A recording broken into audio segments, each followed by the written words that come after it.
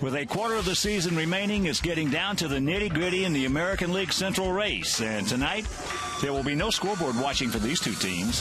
With a game and a half between them, this head-to-head three-game set will decide who commands second place in the division. Who will be on top when all the dust settles? We'll find out as Game 1 begins next on Comcast Sportsnet.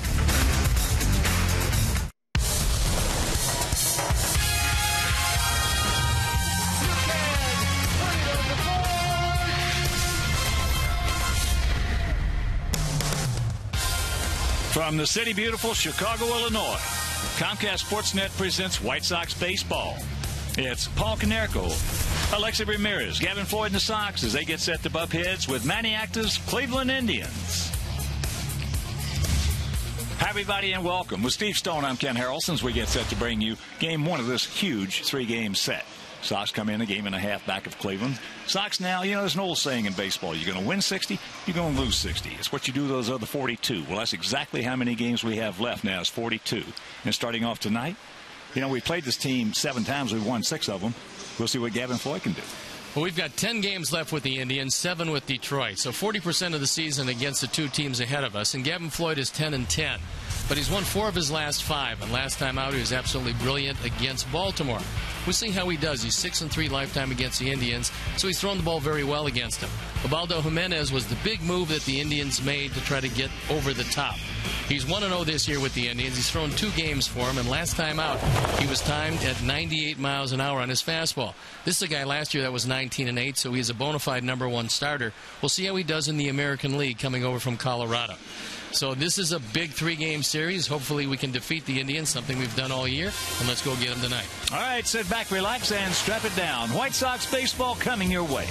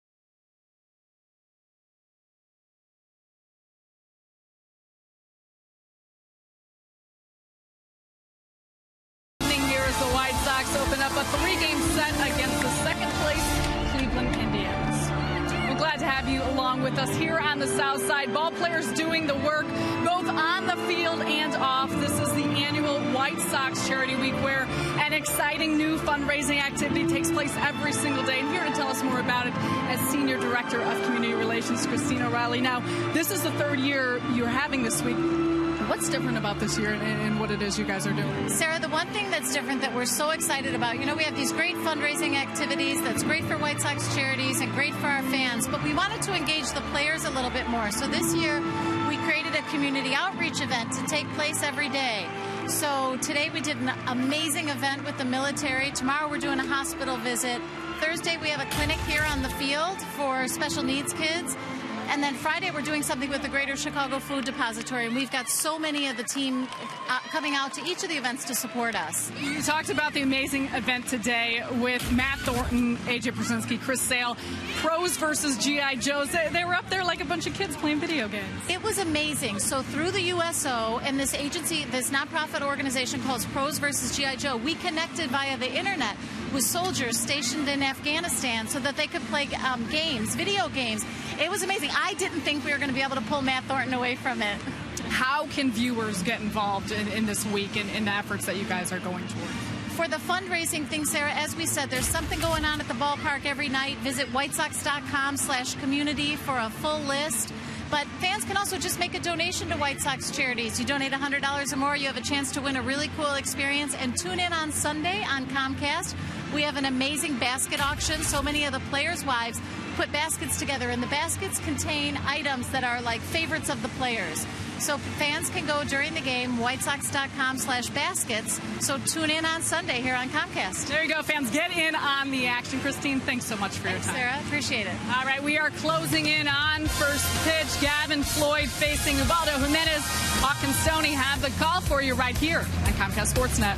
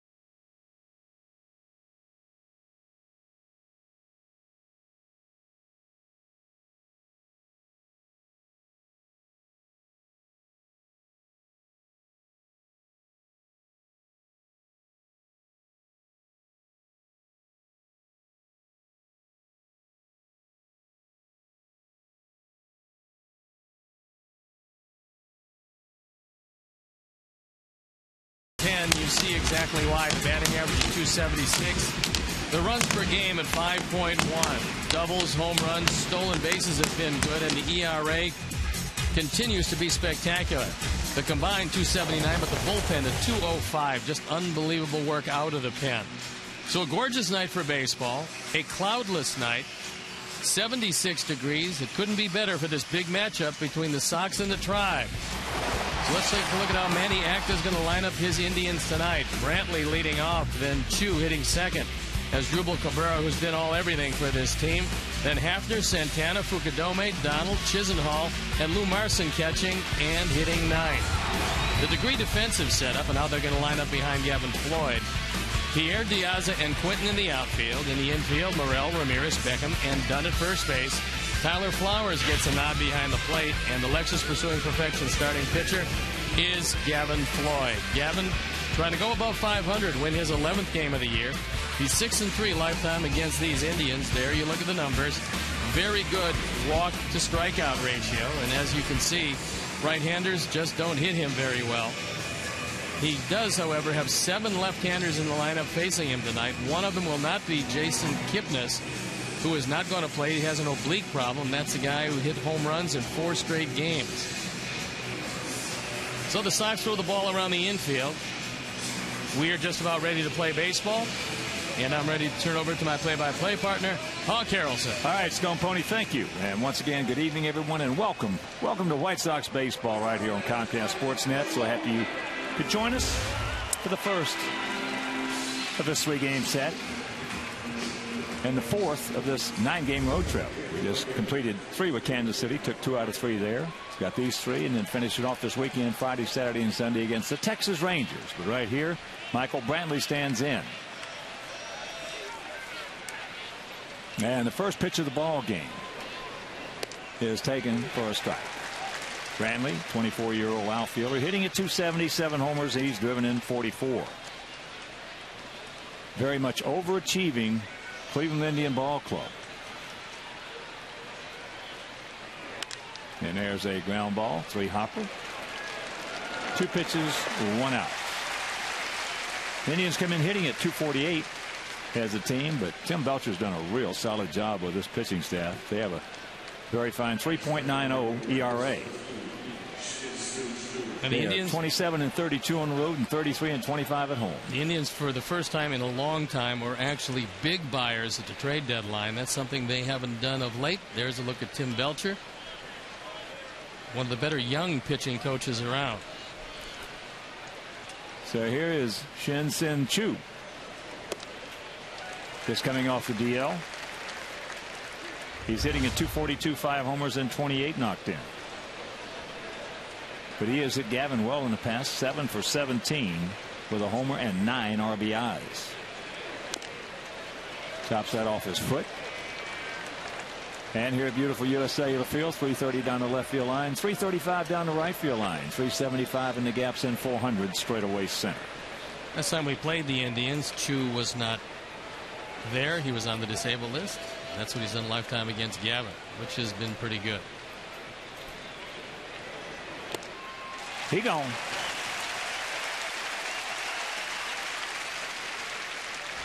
Decided to use a high fastball.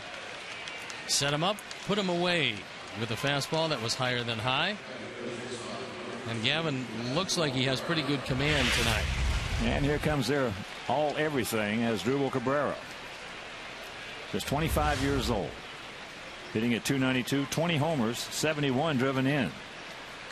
He came into the season, and in his previous years in the major leagues, only had 18 home runs. Last year he had 276 with 3 homers and drove in 29. He's a better hitter from the right side, but most of his power comes as a left-hand hitter. Takes the bunt and takes the ball. And the way he's been hitting the ball out of the ballpark, you might not mind that bunt to third base, which I'd love to see him bunt. Morel is still giving him. 2-1 to count. Cabrera hitting .309 right-handed, .285 left-handed, but 16 of his 20 home runs have come as a left-hand hitter. Has had 52 of his 71 runs batted in. And that's the souvenir left side.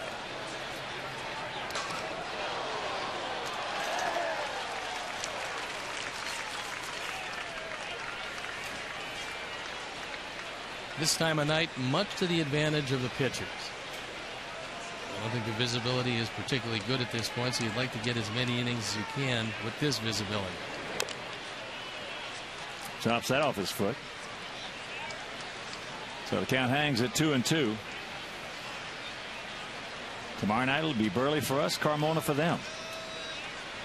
And Thursday, Umber for us, and Masterson for them.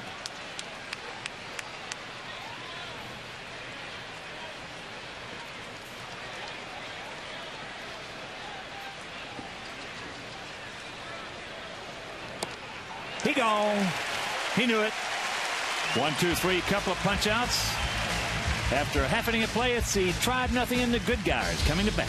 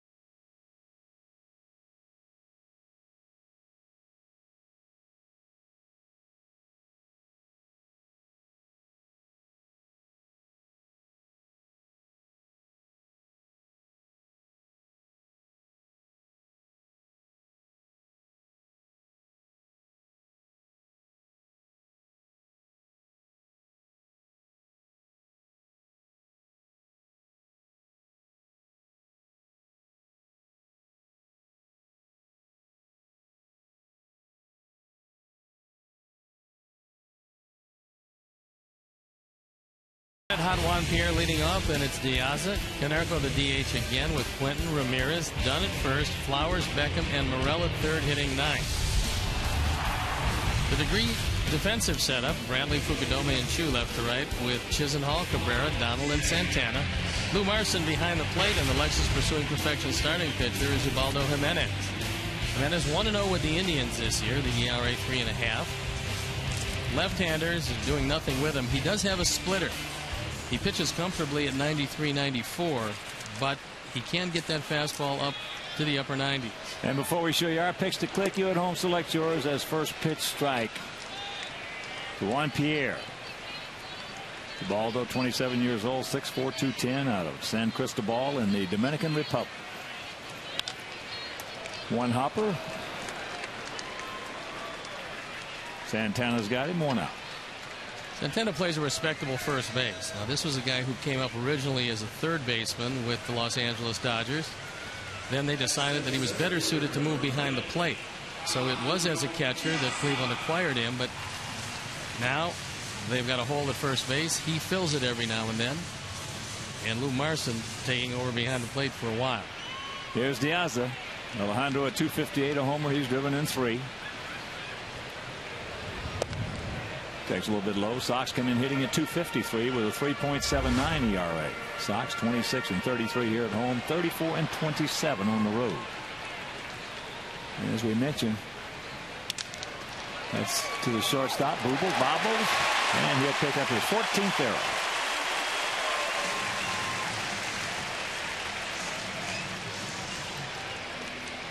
Cabrera got caught on in-between hops. And as that ball just bounces up, bounds away, Diaza runs too well. Once you bobble it, you're not going to get him.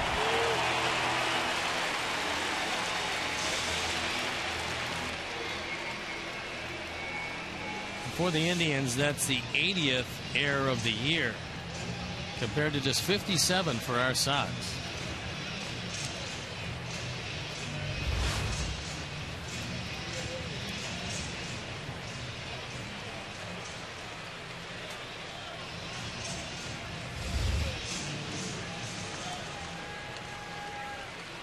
So here's Pauly. Good speed aboard.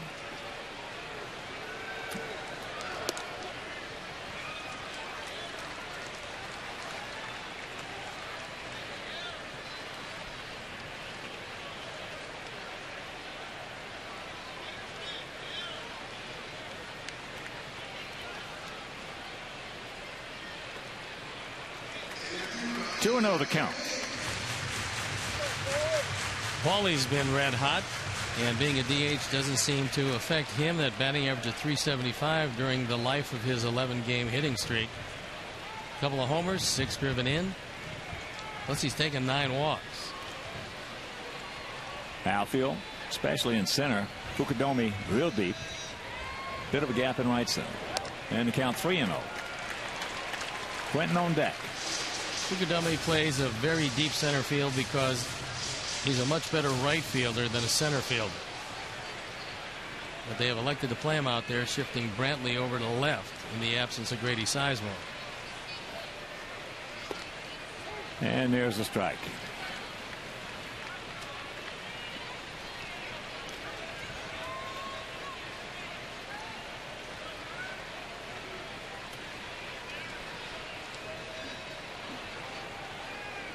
Automatic.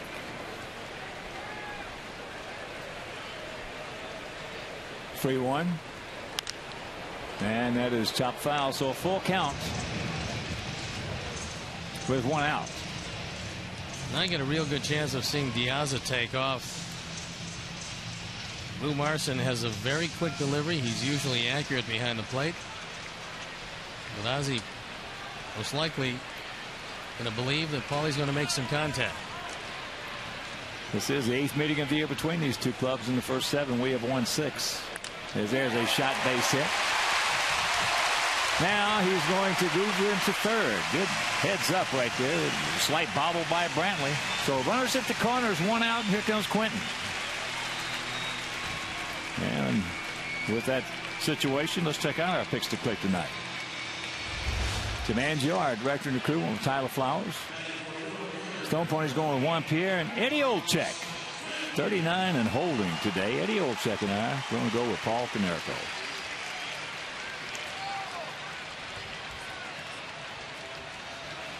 Happy birthday, big guy. Quentin hitting at .259, 24 homers and 75 knocked in.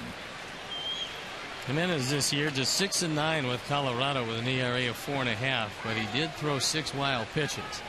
Anytime you have a splitter as part of your arsenal, you're going to throw a lot of pitches in the dirt.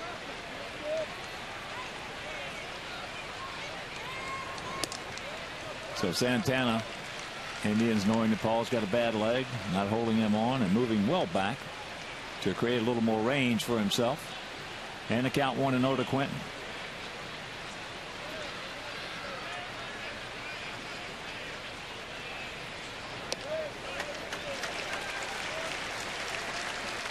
Two and 0.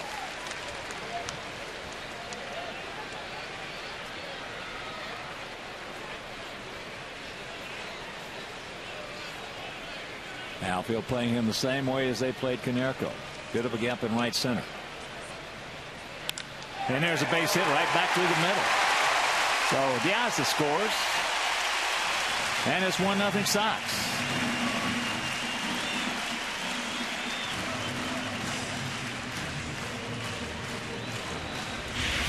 RBI number 76 as Carlos takes a 2-0 fastball. This one on the outside corner. Takes it right back up the middle. Sox break out on top. And Ubaldo Jimenez has been falling behind, and it's been costing him. Well, the era has jumped up. The unearned run, and here is Alexei hitting at .266, 12 homers and 49 knocked in. He has faced Jimenez 3 times, and he's 0 for 3. Breaking ball strike. Talking with Tim Belcher, he said that Jimenez throws both a curveball and a slider, but that the curveball's the better of the 2 breaking pitches.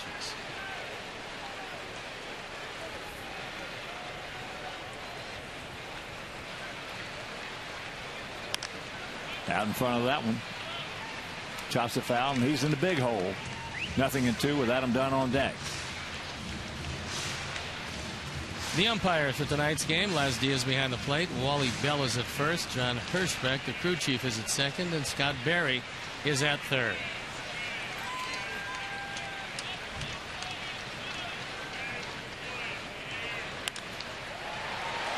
Ball gets by him. Jimenez, they don't get him. Bases loaded.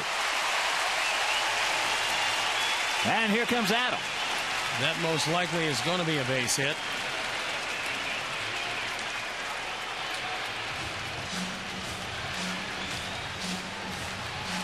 Santana ranging well to his right. He's way off the line. And I'm not sure if he saw this ball very well. He didn't. Nice job of shielding by Carlos Quentin. He did not see it. No, they can't get him at first.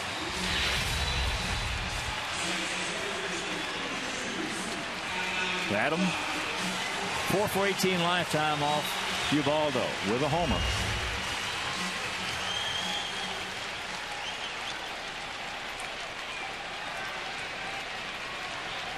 And despite bases loaded, they do have the radical shift, except that Donald is not playing in the outfield.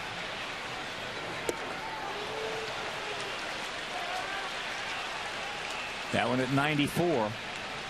You see Cabrera on the first base side of second. But everybody on the skin part of the infield.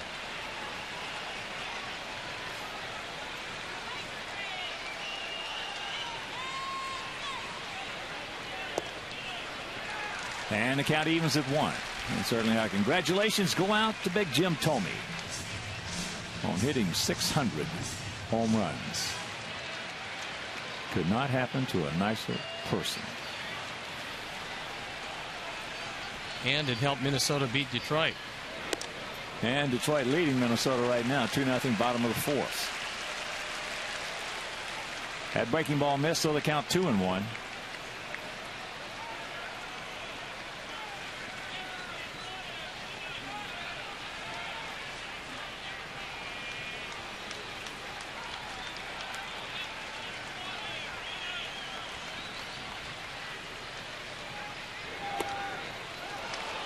And there's the strike.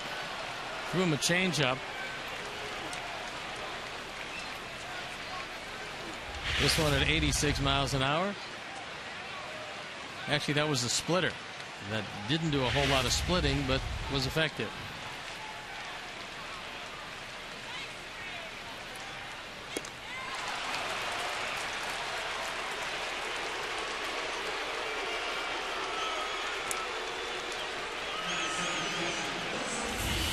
Welcome to 600, Jim Thome. Next in his sights, Sammy Sosa,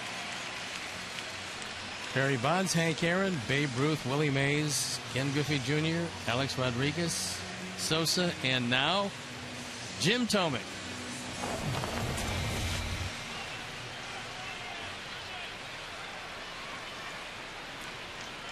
So here is Tyler Flowers with 2 out, bases loaded. He has never faced Jimenez.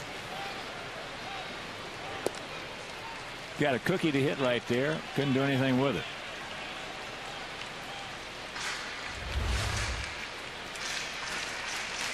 Chisenhall is well back at third, as you would expect with Flowers. That means that Paulie can get a bigger lead. Not that he's going to go anywhere, but if the ball does wind up in the dirt, he's got to be ready.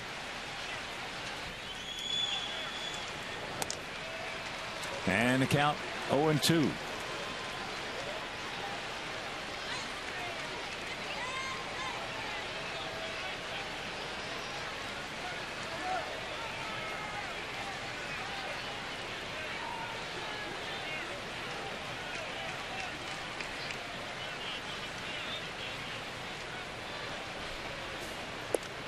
And that's outside.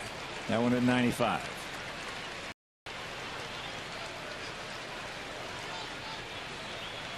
Well, he's got the big fastball in his pocket, but he didn't expect to have to go to it this early. But the air and the 3 singles have put him in a jam.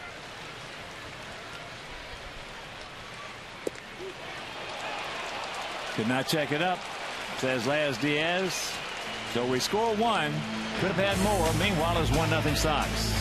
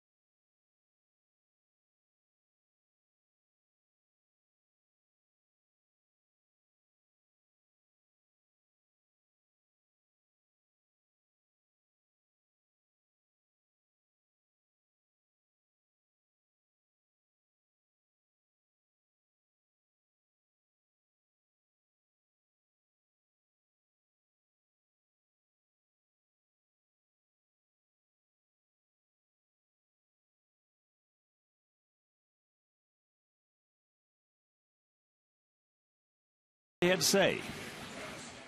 They thought they saw something, and they wanted to see how it was a couple of days, and it's more of a precautionary thing. So we did an MRI yesterday and a CT scan yesterday, and they found I guess I don't even know what to call it, of hairline fracture or something in there, and it's not displaced or anything, so there's no and so it's more of a precautionary thing than anything. Knowing me, I'd try and play today and go, but they're basically doing this to keep me out of my own harm's way, and hopefully we're going to retest in about 10 days, and if it's better, then hopefully I'll be ready to go. All right. We will certainly miss him. There's no question about that. Right here, top of the second inning, 1-0 Sox. Hafner, Santana, and Fukudomi. 34-year-old veteran Hafner hitting at 293, 10 homers and 46 knocked in. Takes first pitch strike. It's retroactive to Friday when AJ got hit. That means if it all heals the way he believes it should, he'll be out about 10 more days or so. 1-1 to count to Hafner. He's 1 for 14 lifetime off Gavin. There, look at what he's done this year. And hit by Bruce Chen.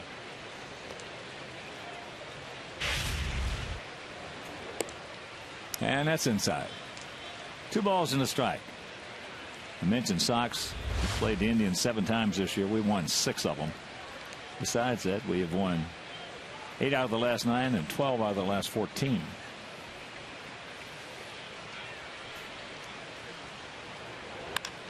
Ball is hammered, and the count is 2-2. But the teams we have to go catch, it's 40% of our season remaining for 17 out of the 42 games against Cleveland and Detroit. 10 against the Indians, 7 against the Tigers, including a split doubleheader in Detroit.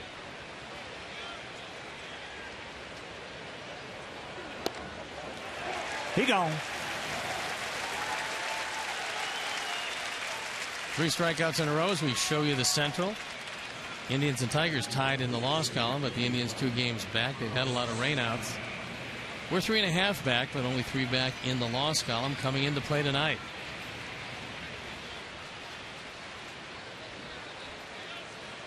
Here's Santana, the other switch hitter in this lineup, besides Asdrubal Cabrera, hitting at 236, 18 homers and 59 knocked in. And he's demonstrated this year and last year that he's not afraid in the 7th, 8th, and 9th inning to get a big base hit for you.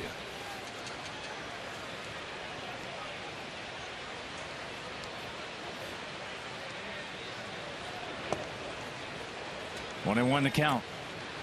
Sox, the only team in the American League with a winning record on the road and a losing record at home.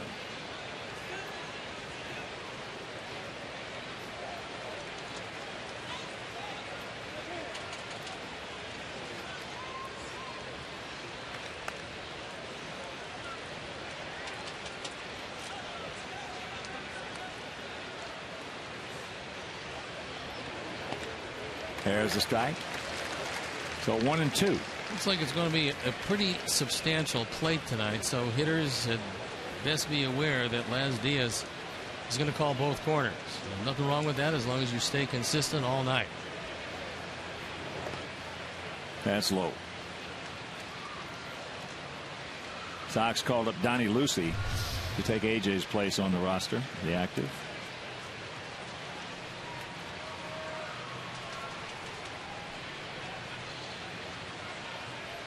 Every time Donnie Lucy comes up and he plays, he does something positive.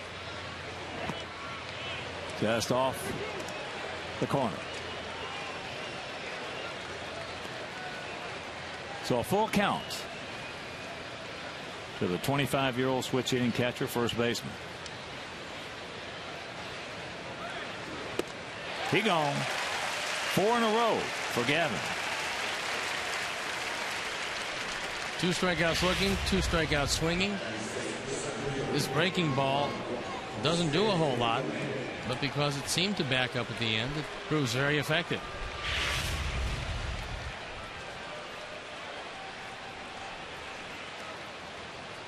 Here's Fukudomi, 34-year-old veteran.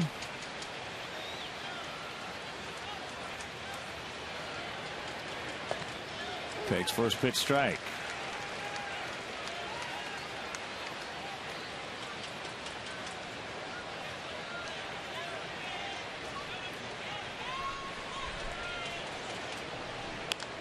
And 0-2 the count.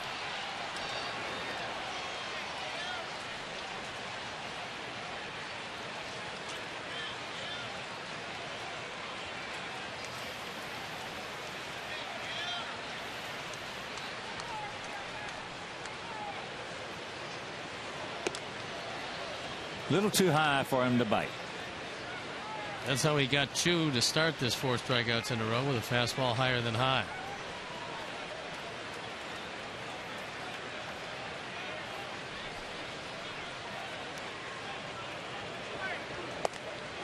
He gone.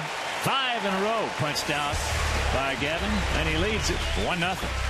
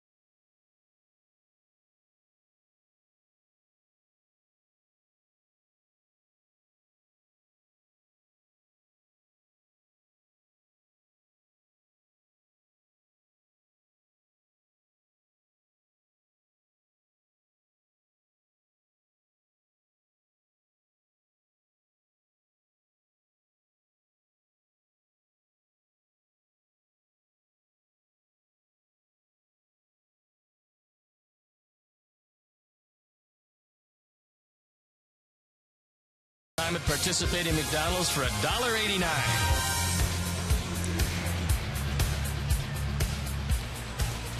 It's a 1-0. Unearned will take it against these Indians, and Gavin Floyd looking very crisp. He's got 5 strikeouts in a row, and 3 of them have been called. So Gavin has very good stuff tonight. He's going to need it because his mound opponent, Ubaldo Jimenez, normally is pretty tough. So here's Beckham. Gordon hitting at .244. Takes up high. He has 9 homers, knocked in 33.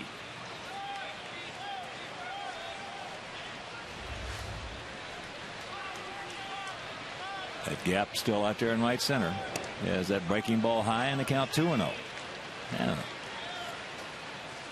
It's only really men that light him up right here. Gordon.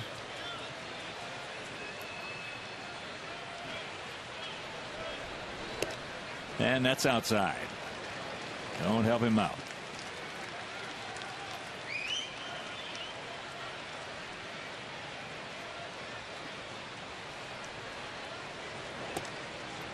And that's 4 in a row. The leadoff man aboard.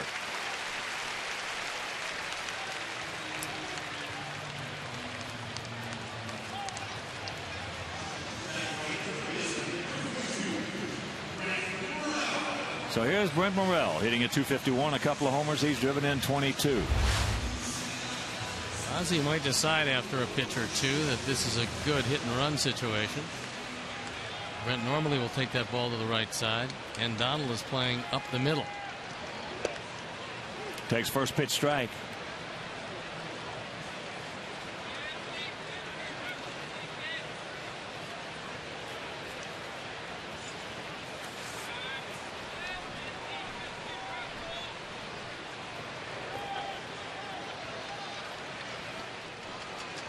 Good stop by Marson. Marson acquired in the Cliff Lee deal when they sent Lee to Philadelphia. Marson, one of the 4 that came back.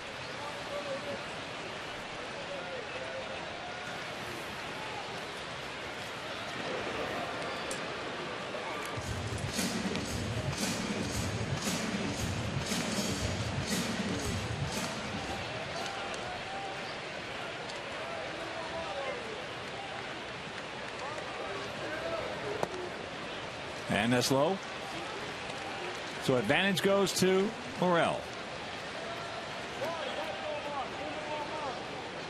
Well, if Ozzie is going to run, it's most likely going to be on this pitch.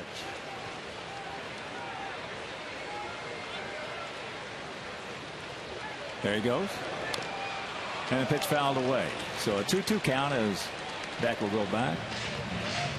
And a look at one of the best in the business right there. Indians longtime radio announcer Tom Hamilton. He's had some rough years with them and still Does a great job.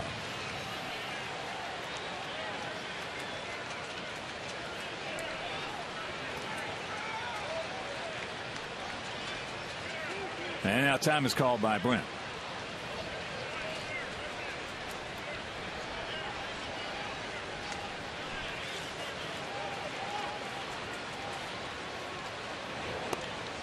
And that's high, so a full count. 4 in a row to Beckham to walk him, and a full count here to Morel. And this next pitch will be number 34, and he's only gone 1 full inning. An inning plus. So even though we only got the 1 run in the first, it was still a productive inning, as there he goes. Safe, but he calls him out on the swing. I don't know about that one. Let's check that one out, Mike Leary.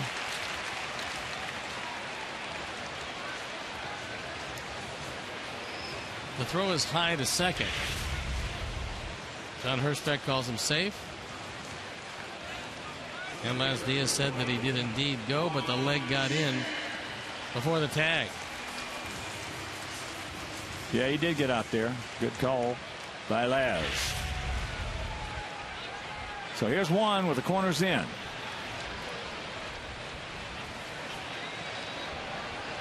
Takes first pitch. Fastball strike.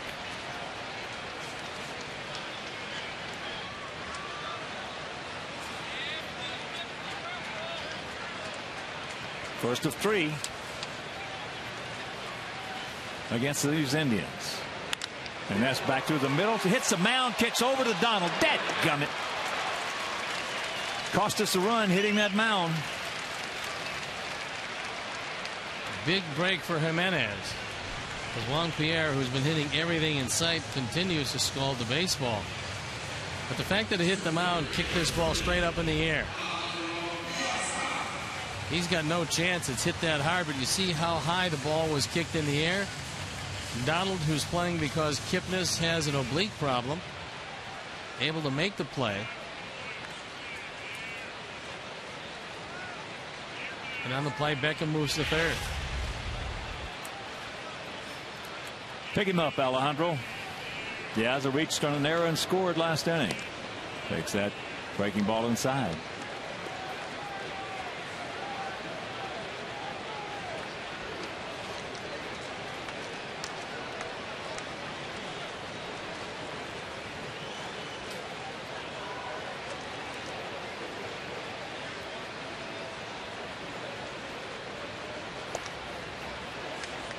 And to count 2-0.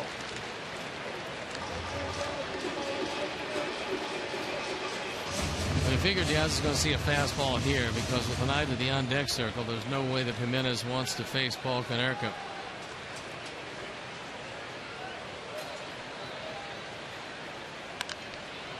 Pops it up. Everybody converging, and nobody's going to get there.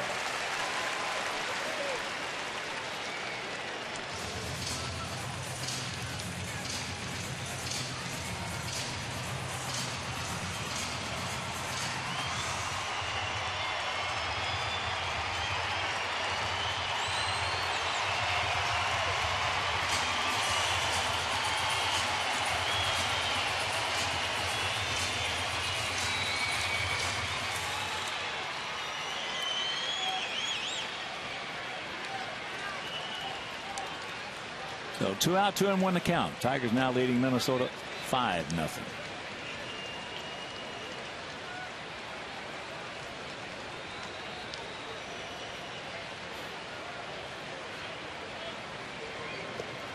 And that's low 3-1.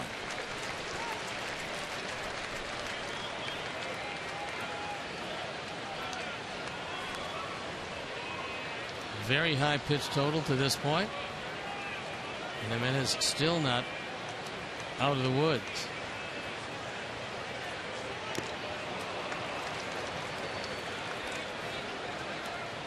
They paid dearly for him. Their 2 best pitching prospects, along with another good arm and a 4th player. White and Pomeranz were the guys that are closest to the major leagues. But the reason they got Jimenez was this year and the fact that they control him for the next 3 years. Payoff. The ball hit hard. stretch. Get up. One hops the fence. Piazza now rounding second base. He's going to get into third, standing up as Beckham scores, and the Sox lead at 2-0. Yes.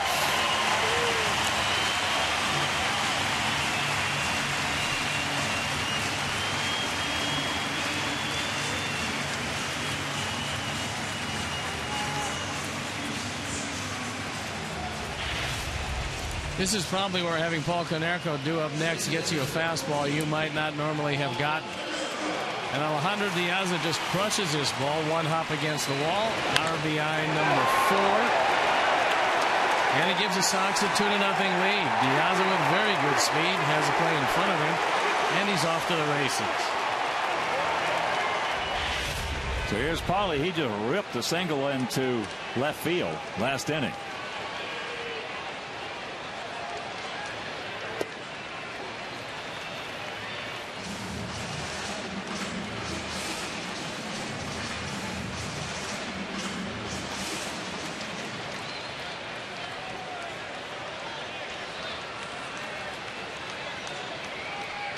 Outfield playing everybody just about the same. That ball, he just stretch. He missed it. Just missed it. Dadgummit. High towering drive. But the triple by Diaz knocks in. Gordon Beckham will go to the third inning leading 2-0.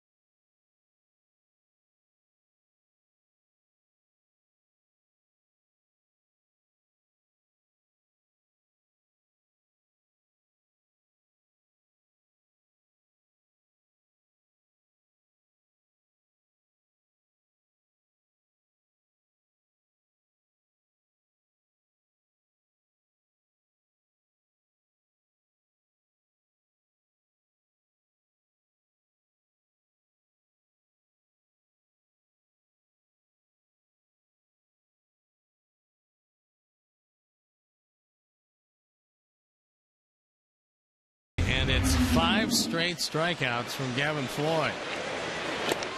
He's had everything going for him. Mostly perfectly placed fastballs. 3 of the 5 on cold strikes. So here's Jason Donald, second baseman, hitting at 278. No homers, no RBIs. Takes first pitch strike.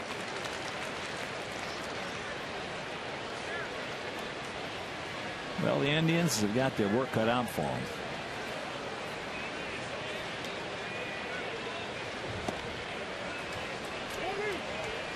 Because over the final 44 days of the season, they will play 45 games. Only have 2 off days the rest of the way.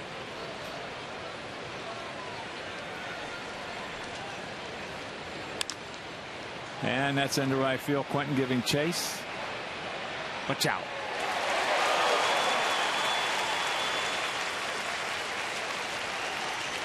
Carlos able to make the catch. Nice play. And a dandy it was.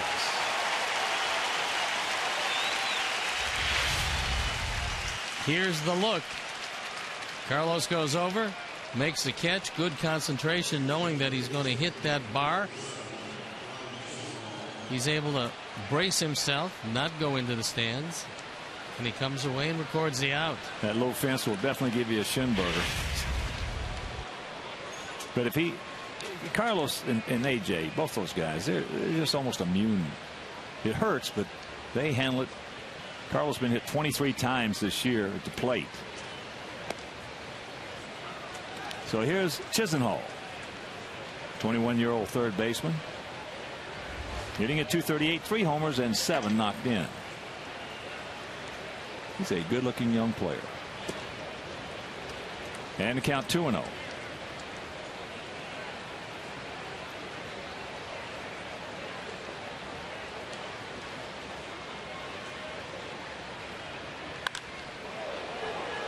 That's right size, wrong shape.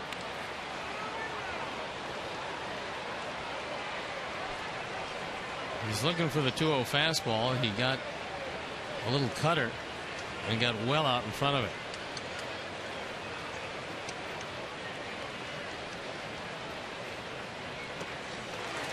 Good hook, and the count evens at 2. When Gavin's curveball is that good as it was on the last pitch, doesn't matter right or left-hander, they've got no chance. That's a Bank of America pitch track, and that was a good one. He gone. 6 punch outs. The fourth one looking, and they've all been fastballs, and that one had the whole plate. Pinpoint control so far, and 8 in a row set down. Here's the catcher, Lou Marson, hitting at .219, a homer. He's driven in 9.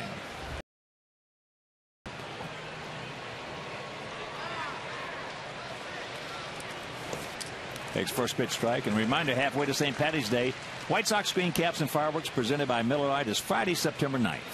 First 20,000 adults ages 21 and over will receive a White Sox green cap presented by Miller Lite.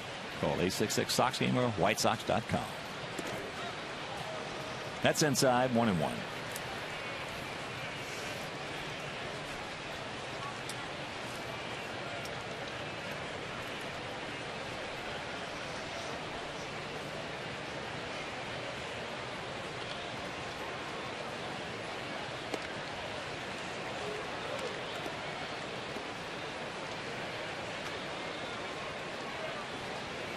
Bit of a late arriving crowd, not a bad crowd.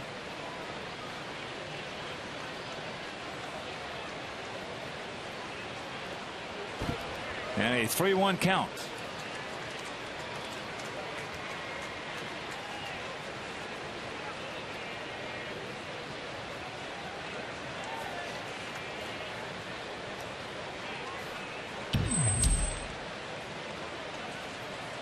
Michael Brantley in the on-deck circle if Marson can keep it alive. And a full count to Marson.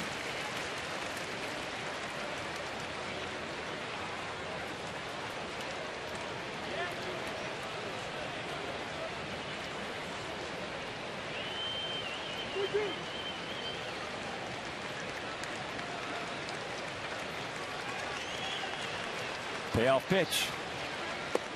He gone. He knew it. Hook. 7 strikeouts in the first 3 innings for Gavin Floyd.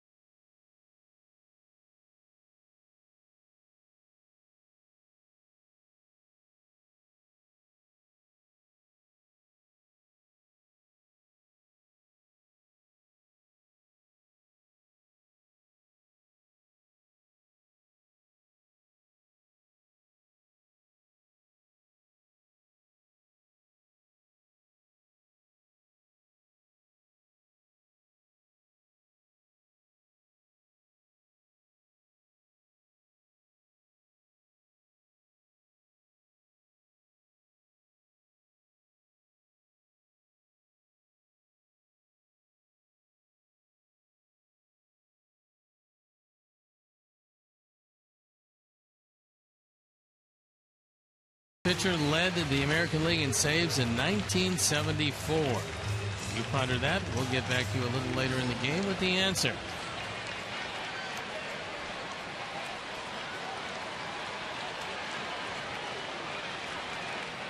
Carlos Quentin will lead it off. It'll be Quentin, Ramirez, and Dunn. Quentin, an RBI single back in the first inning.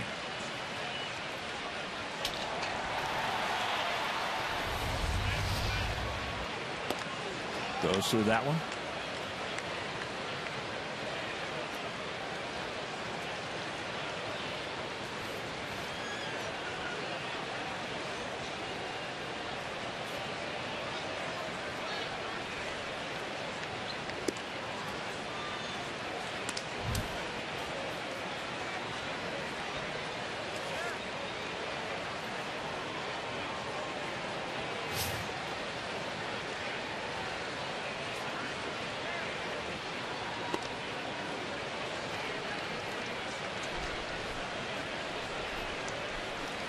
Two and one to count.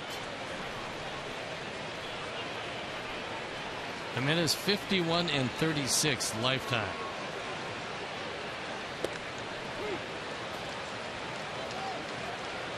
He just kept getting better with Colorado. 09, 15 and 12, and last year 19 and 8 with a 2.88 ERA.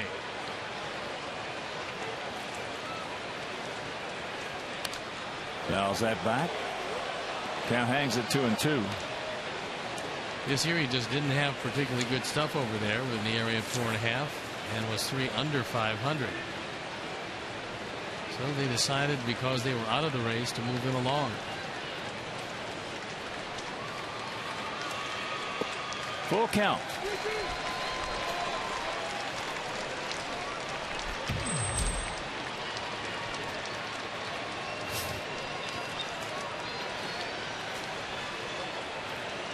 All four base hit right here. And another souvenir. I want to give a big White Sox shout out to a huge Sox fan who just won a big tournament in the Dakotas tour. Josh Essler. My buddy, he got some of my money in his pocket. He beats me out there at Golf Club Scottsdale.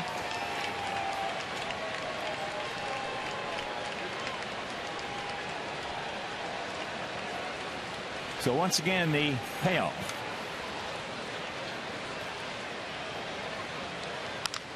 Chopper to Hopper. Chisenhall. One out. The Indians were very happy with the bat of Chisenhall in the minor leagues, but they kept him down there as long as they did because of the footwork around third, which is slowly starting to come around. And he's got a chance of being a good one.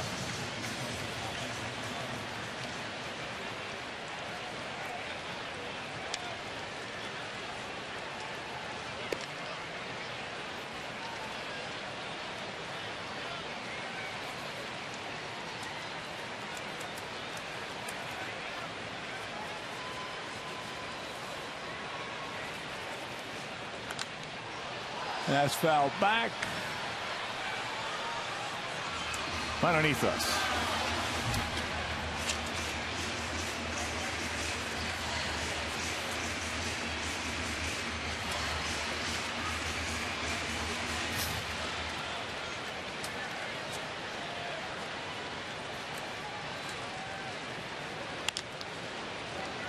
Little backhand play by Chisenhall. 2 down.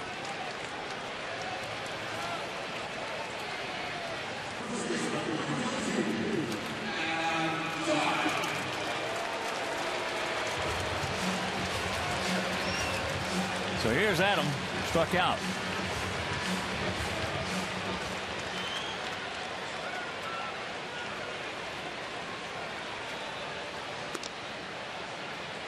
Takes ball 1.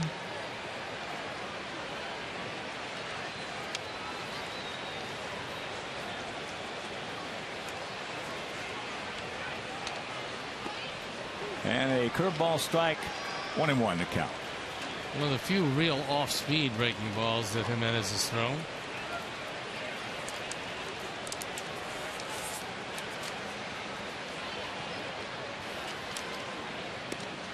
too high. And a reminder, join the Chi Sox mobile group by texting Comiskey, COMISKEY, to 244-769 for a chance to win $100 in Comiskey cash and 4 premium lower box tickets to the game on September 9th. So text Comiskey to 244-769. 3-1.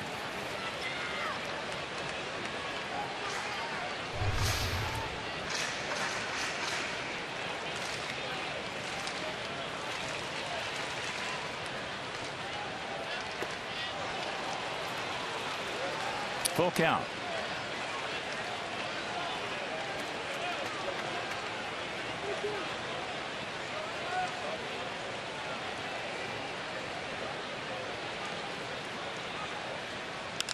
And there's a base hit. No third baseman anywhere in the area. Got a fastball away and vacated the left side. So reached out and took it right through. Place where they shifted away from. As you can see, there's nobody home on the left side. Ground ball, base hit. And here's Tyler. He also struck out in the first inning. 2-5-0 for our guys. No runs, no hits, 1 error for their guys. And that 1 error led to our run. Our first one.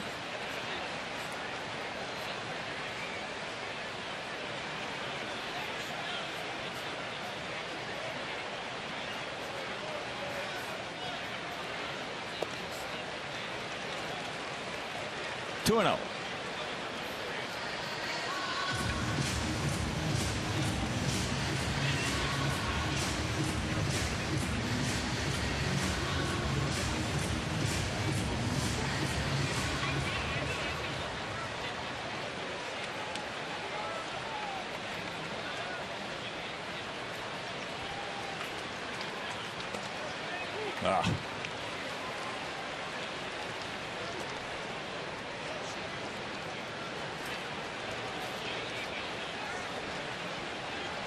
Made a good pitch on it.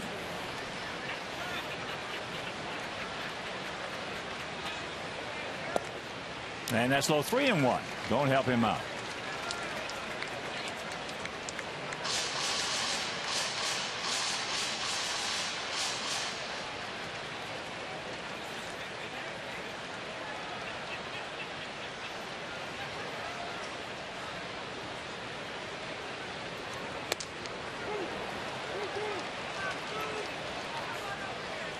Another pitch on 3-1. Tough pitch to swing at. Made a good pitch on 2-0. Now 3-1.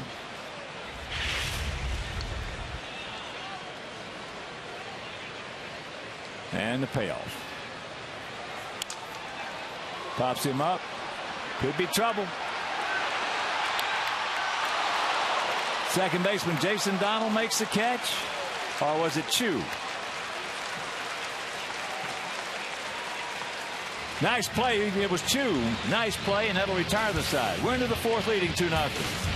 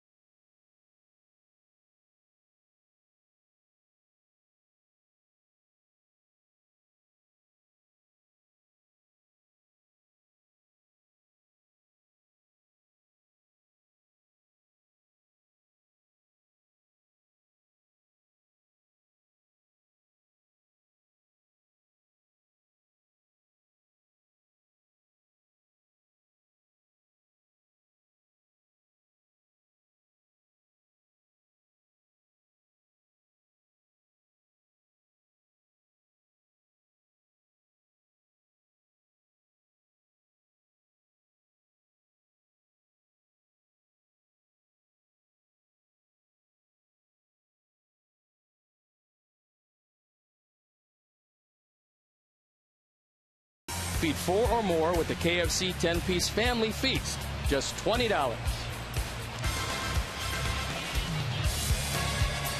On the look, we'll show you just an outstanding piece of concentration by Shin-Soo Choo. He has to take a slide because Donald is coming over and he wants to avoid the collision, make the catch. That ball clearly fair. Big effort. And saved a run at least.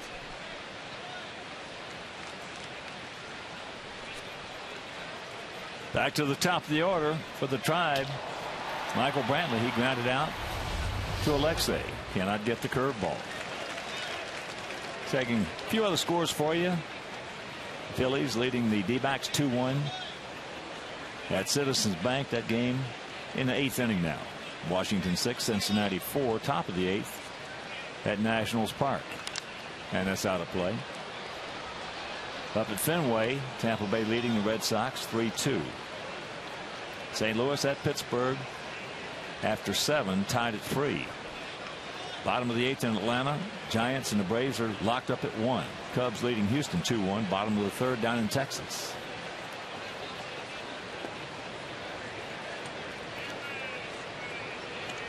Brewers hosting the Dodgers at Miller Park, tied at 1.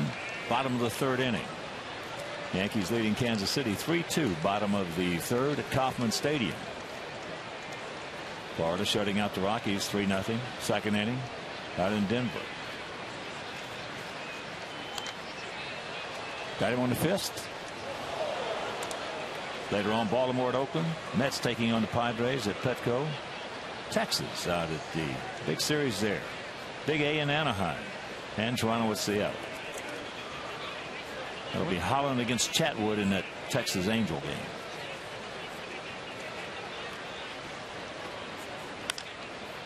Ball hit hard but foul. If you want to keep this 2-0 lead, this is a good man to keep off base. He's one of the speed burners on this team. Brantley with 13 stolen bases. He caught 5 times. Cabrera 16 stolen bases, been caught 3 times. Just got a piece of it.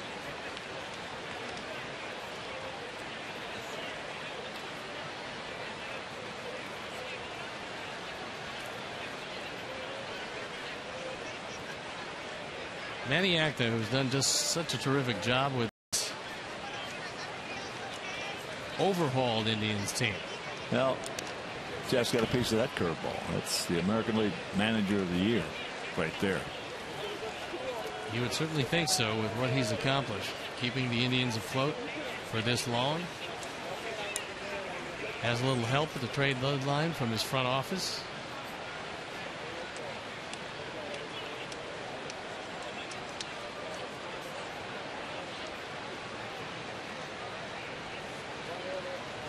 And once again, the 1-2. A little too high. Brantley, along with Laporta, who's not playing tonight, the remnants of the trade that sent CC Sabathia to the Milwaukee Brewers, where he was very good for them.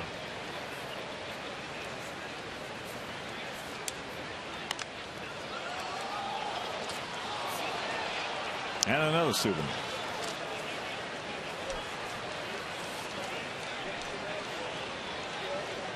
Laporta has 10 homers, 41 RBIs, 17 doubles, 1 triple, hitting at .243.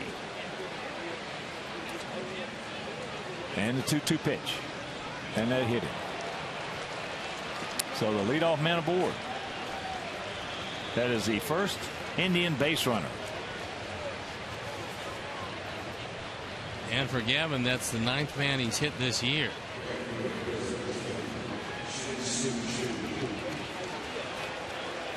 So here's Chu. He struck out on a high fastball. See that bandaged thumb? That's what put him on the disabled list, the thumb problem.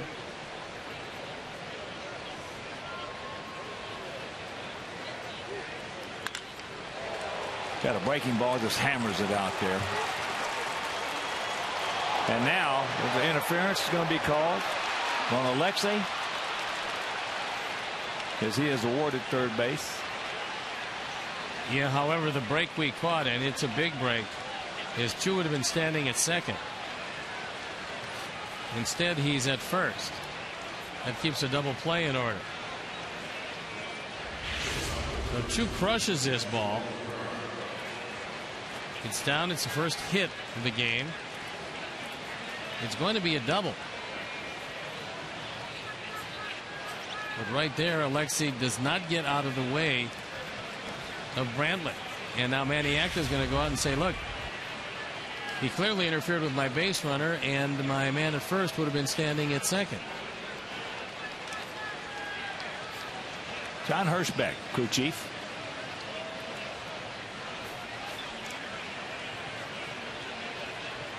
And Wally Bell talking with Sandy Alomar.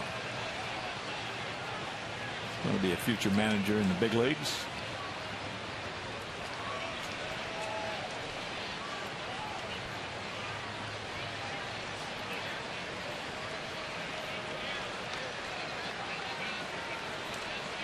Now he's going to have a little conference with Wally, which is not good for us. Evidently Manny got his point across. Now they're going to have a full confab. Well, the reality of it is that Chu would have been on second. Now the question becomes, is he entitled to second if there's interference in front of him? And that's what the four umpires are trying to decide. That ball was hit so hard, Carlos got to it, and Carl's got a pretty strong arm. So I mean, as far as that being a conceded double, I don't know. I don't think it's a conceded double, but you brought it up. Is he entitled to it with interference? And the way Maniacta is looking, he's not entitled to it. So we win that.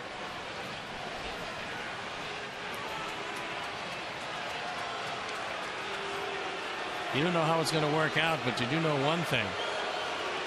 It's looking like it's a tremendous break. Not having runners at second and third and nobody out.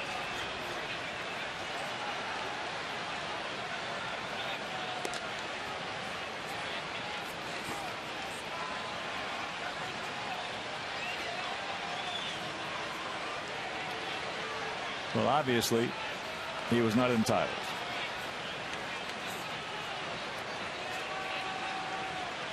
Umpire's judgment.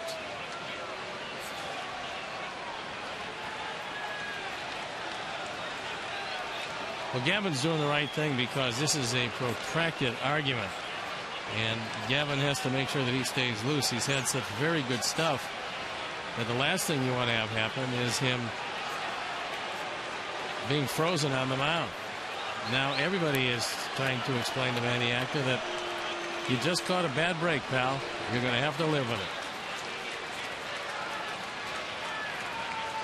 So that'll bring up their top gun as Drupal Cabrera. He struck out, called out on a fastball his first trip.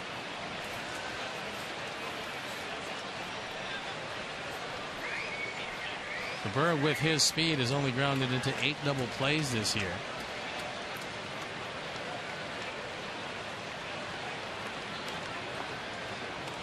And Chu, 11 for 15 in stolen bases.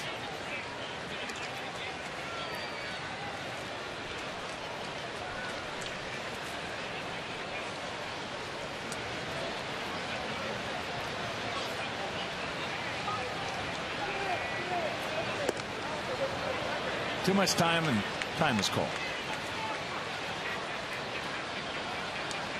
Chu has swiped 11 bases, been caught 4 times.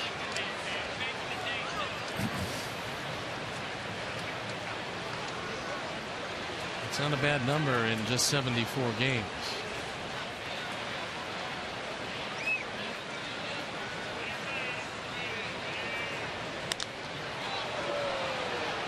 That's into center field. Get it into second. There you go. So the hit batsman scores, and it's a 2-1 ball game.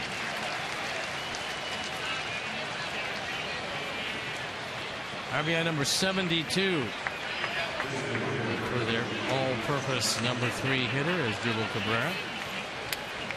That cuts the lead in half.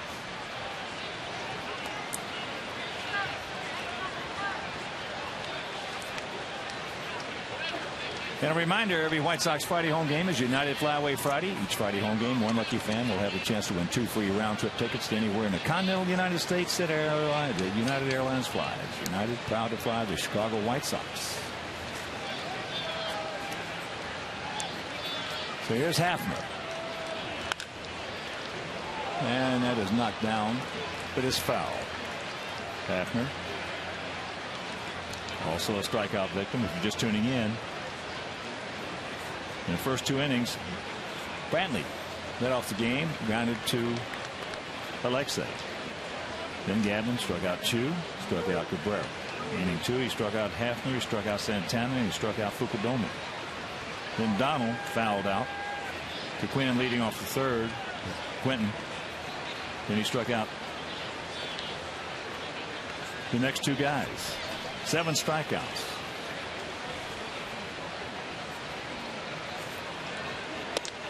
And that's inside. 1-1 to count. Gavin's done a pretty good job this year of varying his times to first base, using slide steps, trying to combat the base runner. He used to be very easy to steal against. Not saying they won't run against him, but he's just a whole lot better this year than he's ever been.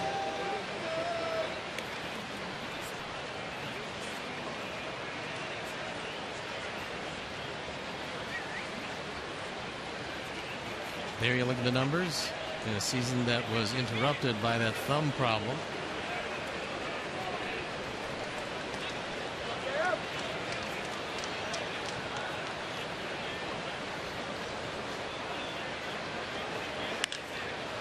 Done.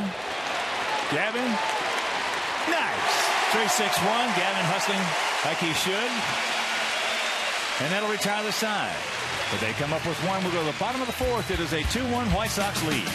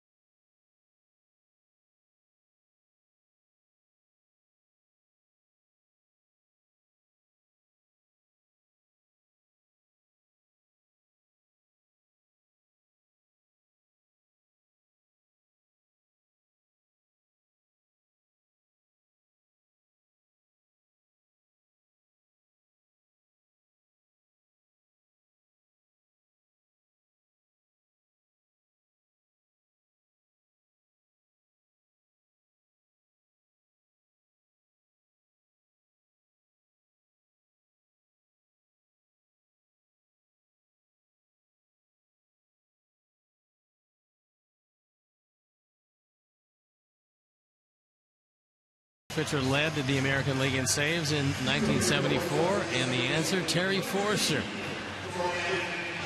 Heck, the White Sox at the same time brought up perhaps the 2 best bookend relievers maybe ever brought to the major leagues, right and left-handed, in Terry Forster and Goose Gossett. They both had overwhelming stuff. Gordon Beckham will lead it off here in the bottom of the 4th inning in the 2-1 Sox lead. Gordon walked, stole second, and came around to score on Diaz's triple in the 2nd inning.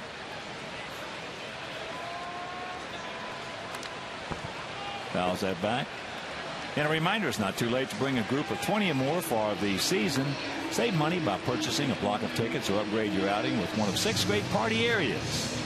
Call 312-674-1000 or visit whitesox.com. Breaking ball high. Here's our AT&T Universe Multi-View. We'll give you a shot from the center field camera, as well as both side and back view of Gordon Beckham.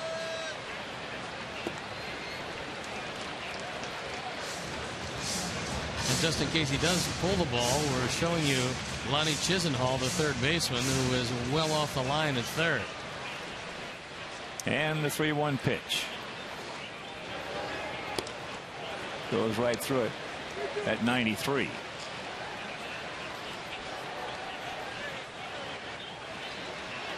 Kansas City has come back to lead the Yankees 5-3 after 3 at Kauffman Stadium. So down goes Beckham, 1 out.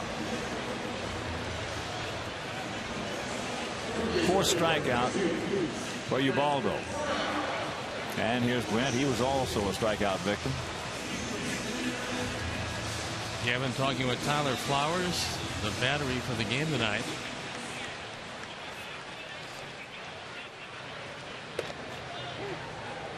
Brent takes first pitch, strike.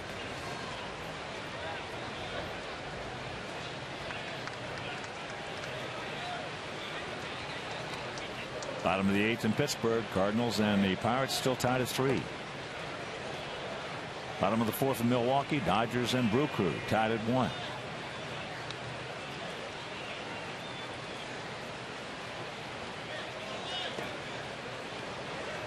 Two and 1 to count.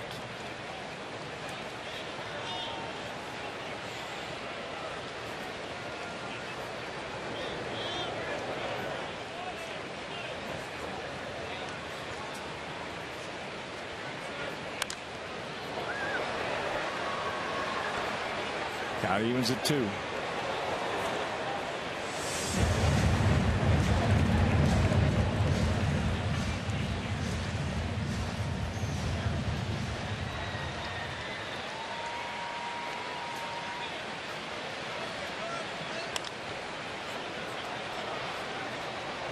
Fought off a tough pitch there. That was a good splitter by Jimenez.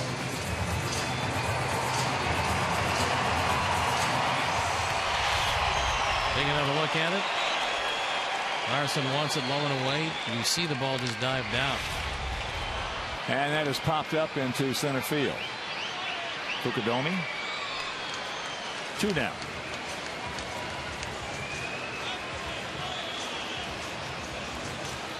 So they'll bring up Juan Pierre. 1. 0 for 2. Last time up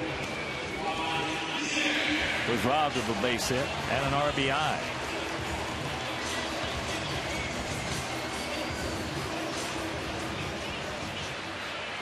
Hit a bullet back through the middle, hit the mound, bounced over, giving Donald a play, and he made it. And that ball hit deep into right field. Stretch! Stretch! He looks up. You can put it on the board. Yes!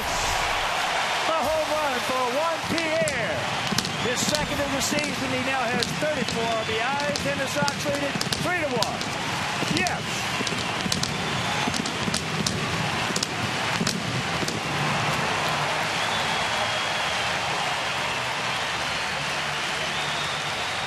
Sixteenth home run in the career of Juan Pierre.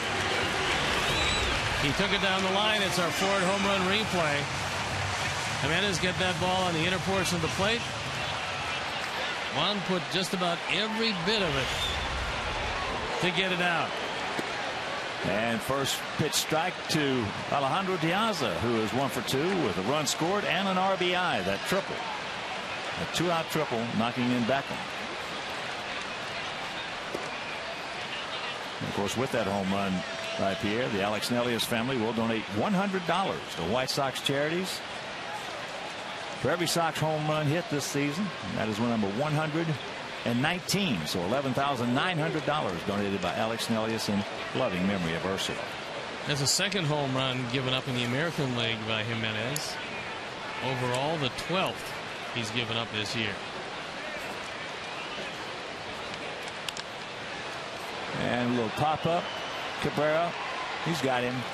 But the Sox put another one on the board. We'll go to the 5th, leading by 2.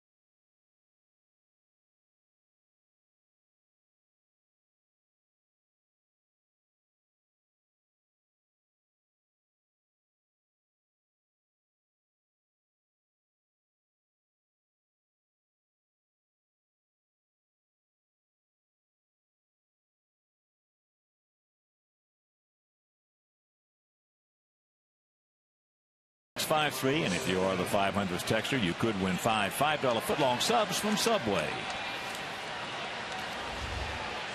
Top of the 5th inning. 3-6-0 for our guys. 1-1-1 for their guys. It'll be Santana, Fukudomi, and Donald to face our 28-year-old 6'6", 240-pound right-hander, Gavin Floyd. There's a bunt, and it's a good one. You can let that roll forever, but it's not going foul. Not on the third base line. Terrific bunt. The only play that Brent had, because he was playing deep, was to let it roll, but we know which way it's going to rotate. Once it gets down that line, it's not going foul. So here's Fukudomi. He struck out, called out his first trip.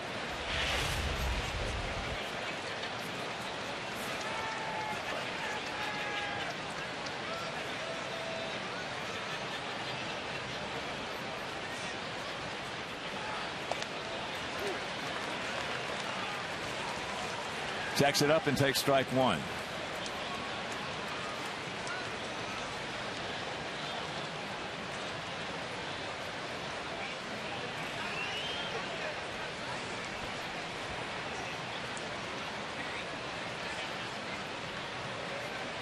Justin Verlander with a 7-0 lead.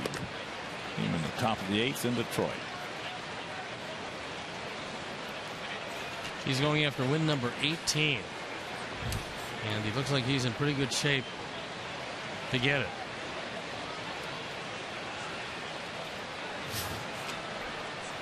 Outfield spread out slightly to the left.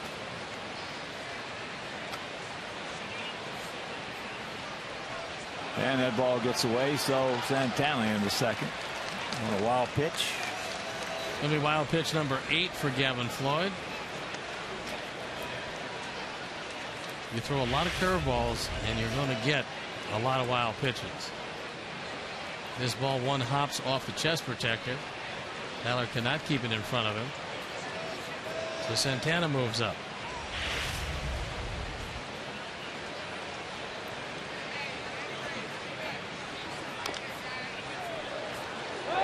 And the count 2-2. And you're in extra innings in Atlanta. Giants and the Braves. Couple of pretty good pitching staffs right there. Tied at 1.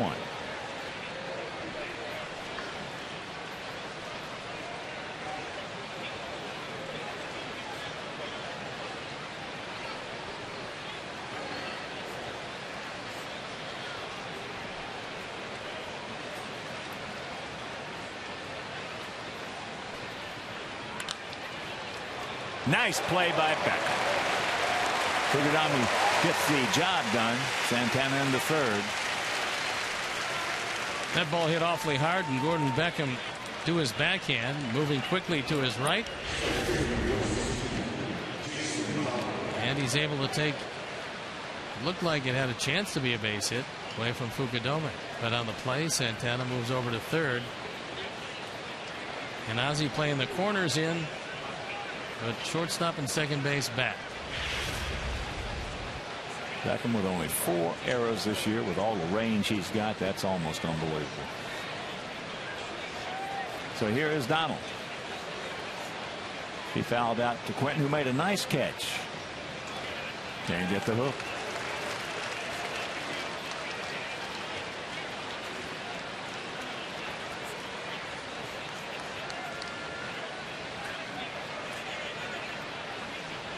Donald was another of the players to come over from Philadelphia in the Cliff Lee deal.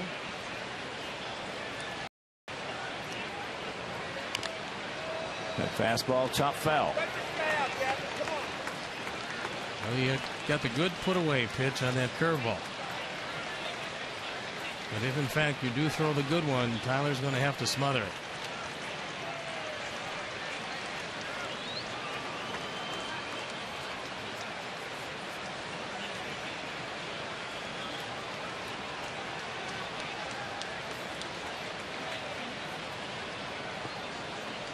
Did a nice job there.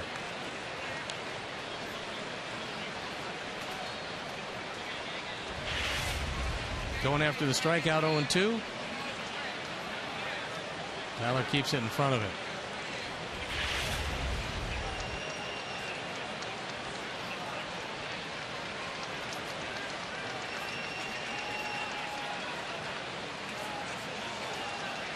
So 1-2 the count. And that's lined hard into right field. Santana's going to tag, and he's going to score. So good job by Donald. The wild pitch jumps up and hurts. Meanwhile, it is a 3-2 Sox lead now. First run batted in for Jason Donald.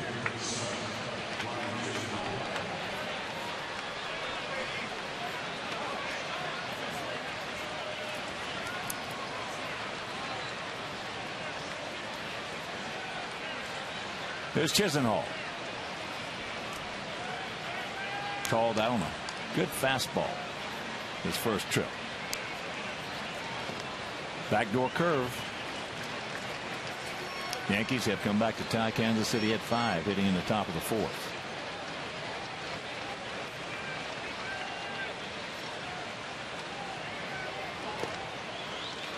Can't get that one. And count 0-2.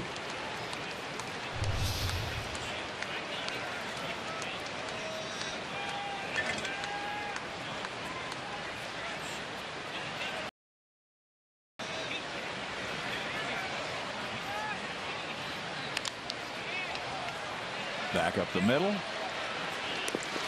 And that'll do it. But the bunt single, the wild pitch, sacrifice fly. We're halfway home, leading 3-2.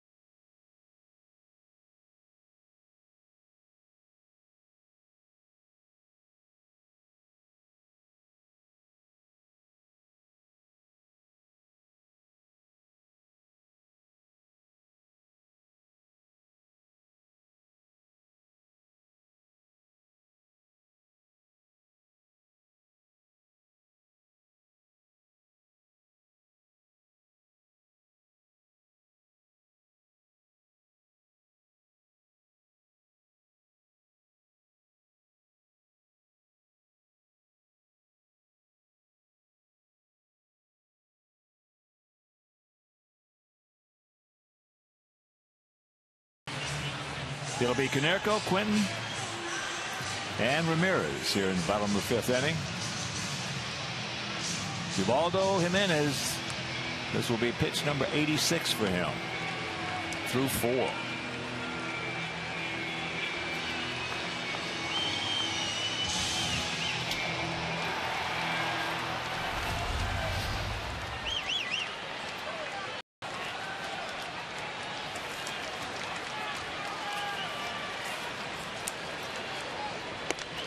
Takes it right there. Paulie singled hard into left field back in the 1st inning. Then in the 2nd, he just missed hitting one out of here. A bomb. He was just underneath it. High towering drive into left field. And a reminder, Friday is Elvis night. Be here as the Sox take on the Rangers at 7:10. And you can enjoy Elvis night and post-game fireworks presented by Frito-Lay. For tickets, call 866-SOX-GAME or visit whitesox.com. Always a good night at the ballpark.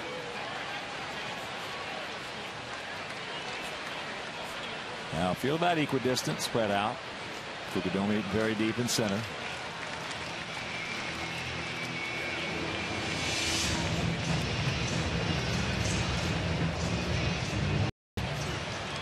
When you're going like Paulie's going, and that's a 12-game hitting streak, it seems like you're always ahead of the pitcher. He's ahead 2-1. That ball hit deep, left field, off the wall. So Paulie is going to amble into second base with his 20th double.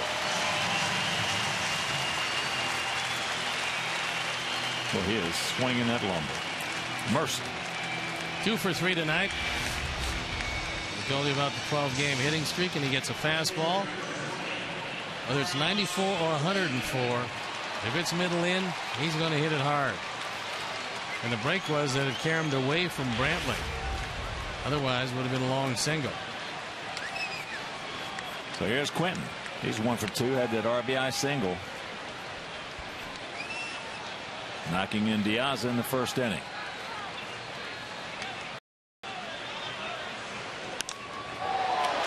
And that is deep into center field. Paulie's going to tag. And he's going to go. And here's the throw by Fukudome. Not in time. So Paulie tags up. Fans giving him a big ovation for that bad leg of his.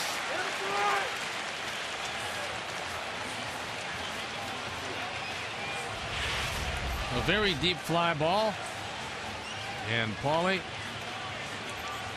able to beat the play easily as the throw is off the mark. Well, he made sure he's winning that slide on his right leg. So now infield up the middle halfway. Chisenhall halfway. Santana in.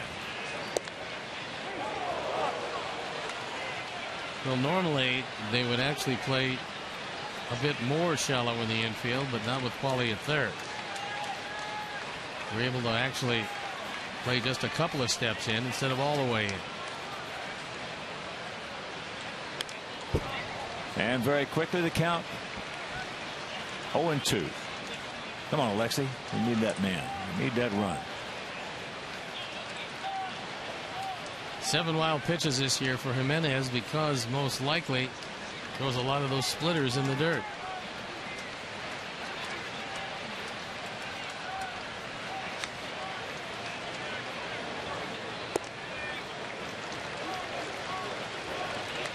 One and 2 the count. Adam Dunn, who is 1 for 2 on deck.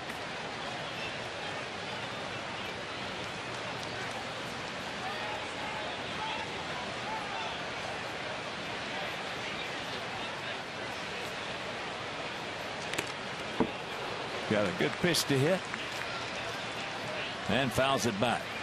We've got a good piece of the mass of Marson.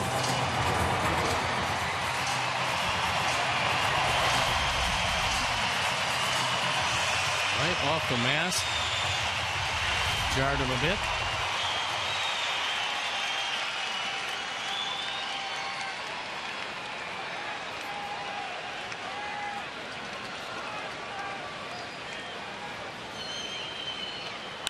That gets the job done. That ball hit deep. Stretch. It's off his glove. So Alexei now makes a turn at second. He will go into third as Pinerco scores. And it's a 4-2 ball game. Yes.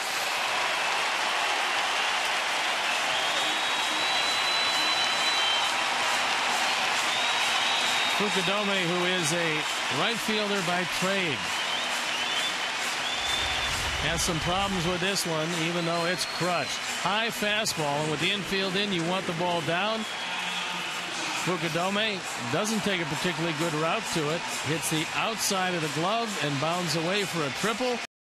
A big run batted in, number 50, and a 2-run lead. Now they're going to put the shift on for Adam. He struck out his first time up. Then in the third inning, got a ground ball single into left field when they had the shift on. Just a very, very slight as Cabrera almost maybe about 8 feet from the bag at second.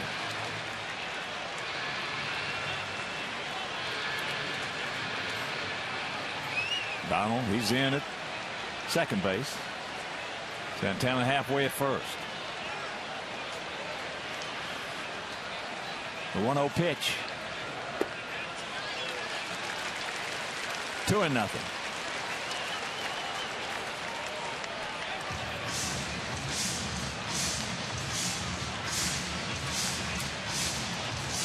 Now Marson wants to talk with Jimenez,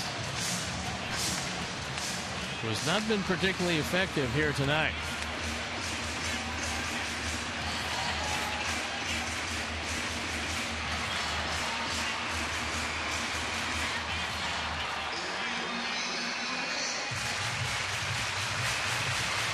And the bullpen up and going. Herman.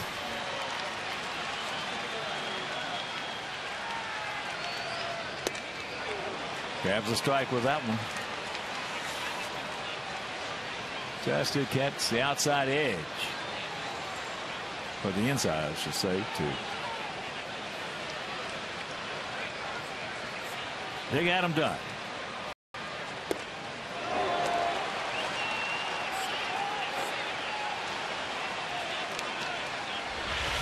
Two and two. This ball comes back. And Diaz has been calling that pitch all night. Called it again.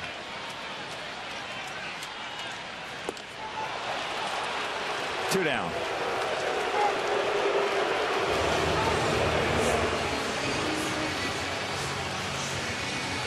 Five strikeouts now for Ubaldo, and here comes Tyler Flowers.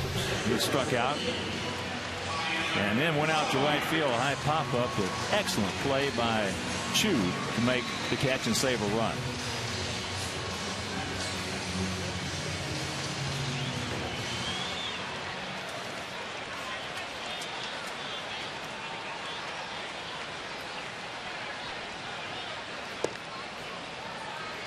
Takes it up and takes ball one.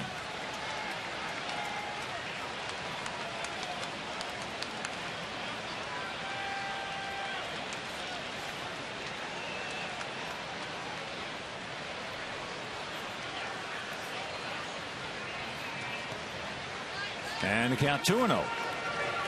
Good stop by Marson as he saved a run that time, smothering a breaking ball in the dirt.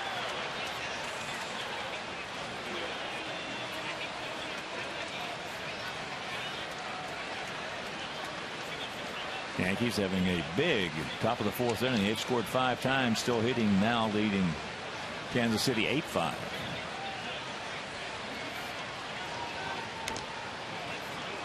And that got Marson.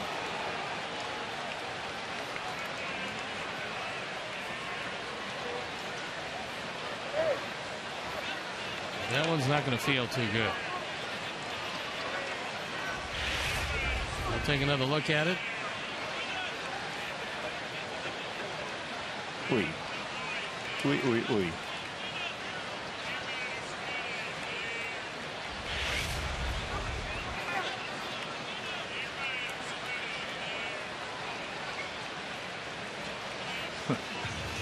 So you want to be a catcher's son, huh?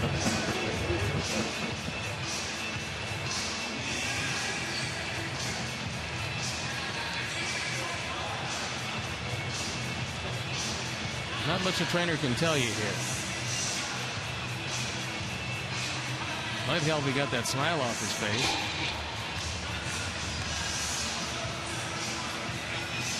Okay.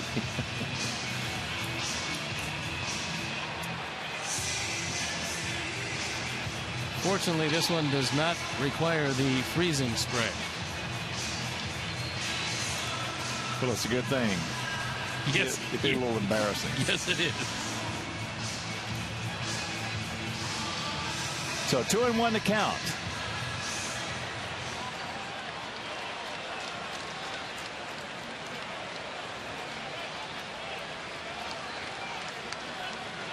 From one catcher to another.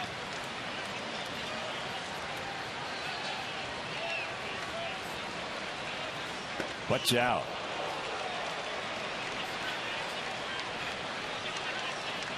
3-1. Gordon Beckham on deck. If Tyler can reach, go ahead and knock him in.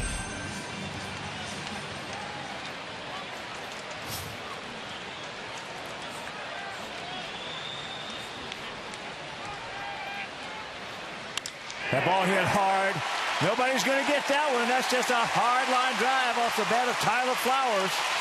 As Alexei scores, and it's a 5-2 on a double by Tyler. Mercy, he crushed it.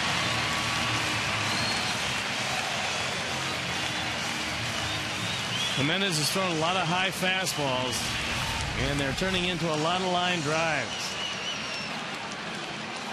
This ball right about thigh high and crushed. Maniacta, I believe, has seen enough, as the Sox bats have come alive for 9 hits, and that's going to be it for Ubaldo Jimenez. So we'll step out and be back after these messages.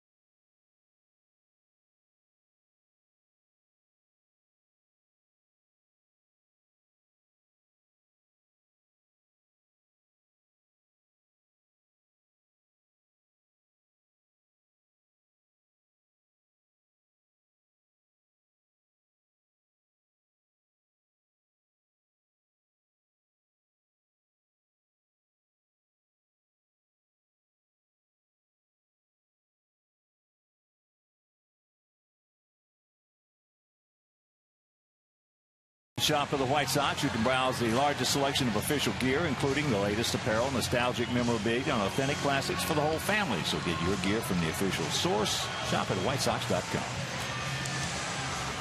On the call to the pen is Frank Herman, who's been at the right place at the right time. He's 3-0 with an ERA of close to 4.5 on for the 27th time.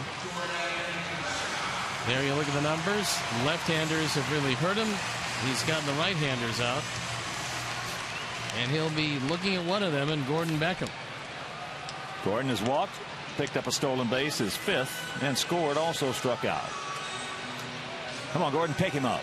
5-2 good guys here in the bottom of the 5th inning.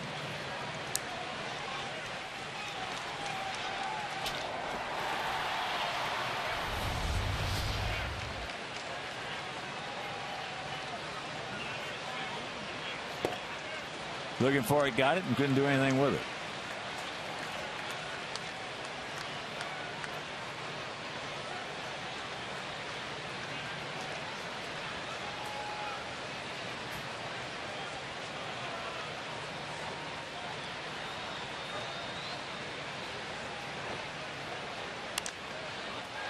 Got in on him, flips it over the Cleveland dugout. And the count 0-2. All right, bow your neck right here, Gordon.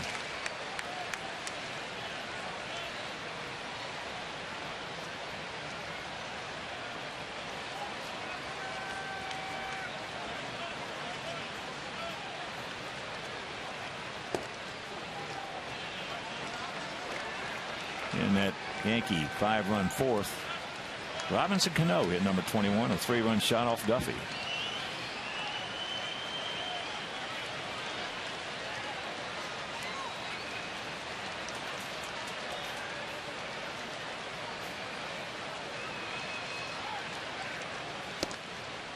And the count 2-2.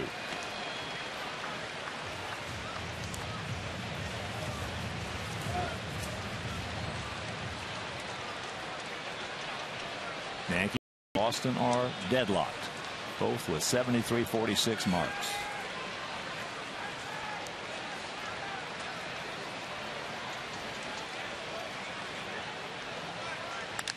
Ball hit hard, sucked up by Chisenhall. Throws him out, and that'll retire the side. But the Sox, a couple of doubles, a triple. They put 2 on the board.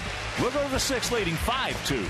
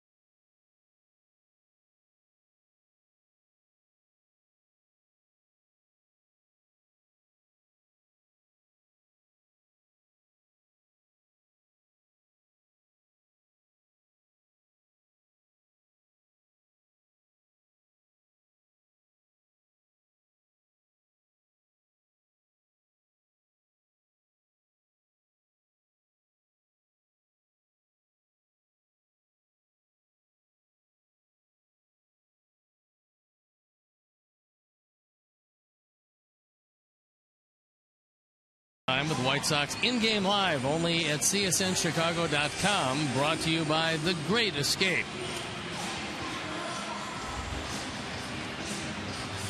Top of the 6th inning. 5 runs on 9 hits, no errors for our Sox. 2 runs on 2 hits, 1 error for their Indians. Lou Marson, the catcher, will lead it off. He'll be followed by Brantley and then Chu. Marson struck out, called out on a good 3-2 curveball back in the 3rd inning. Chopper foul. In Boston, they played a split doubleheader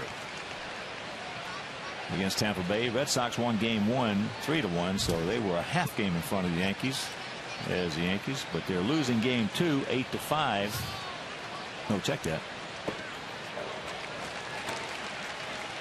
They're losing 6-2 in the 9th inning. Red Sox are down 6-2. Top of the 9th inning at Fenway. 0-2 the count. He gone.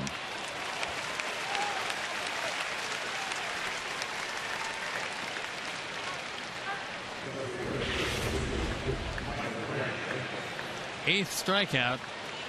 Good cutter away. Out of the zone. But Marson could not check it up. So here's Brantley. He is grounded to short and hit by a pitch and scored. That was back in the 4th inning.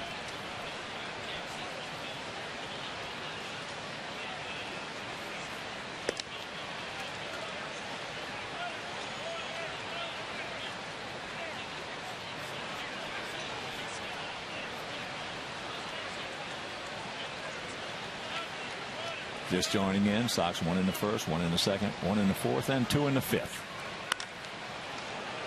And Juan Pierre in the 4th inning hit a home run right down the right field line. 16th of his career, so it's tough to work on that home run trot.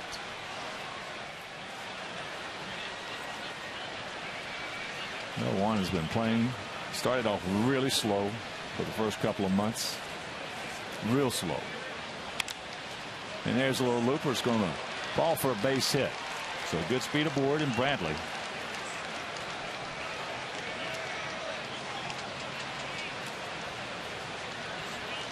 But one, since June 26th, came in hitting at 347. That's the 4th highest average in the American League. Went from 248 to 284.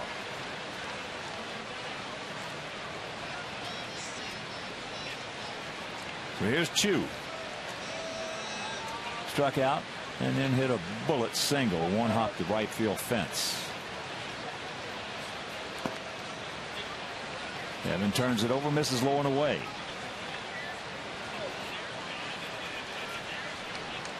This next pitch will be number 76 for Gavin.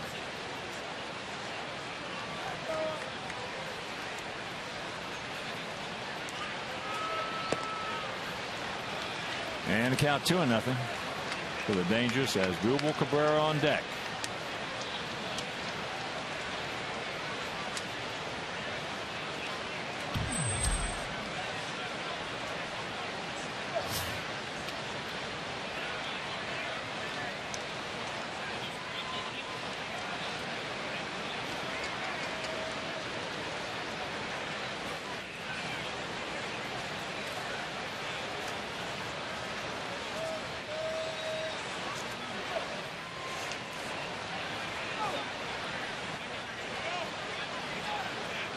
Long set. And the count 3-0. Come on, Gav. Let him swing the bat. No walks, buddy.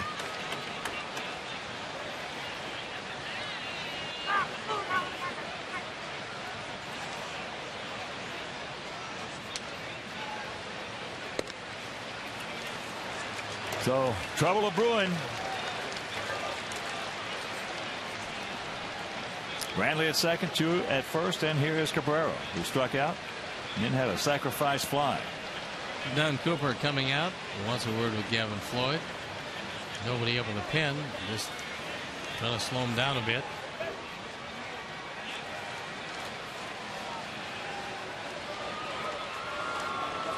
Our United Airlines leaders of the game is Asdrubal Cabrera. He leads all American League shortstops in hits, runs, doubles, and runs batted in. Second in homers. What a year it's been for Asdrubal Cabrera.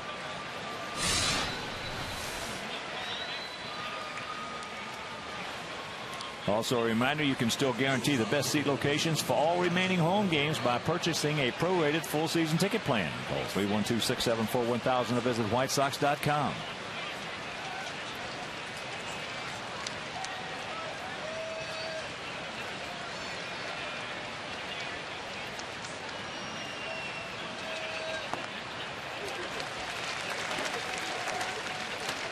Or win the count.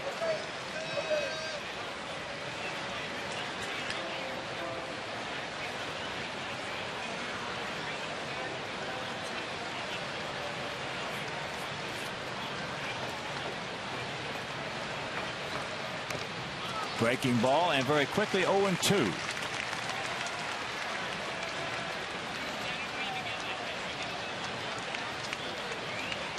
Outfield straight up, spread out, about equidistant.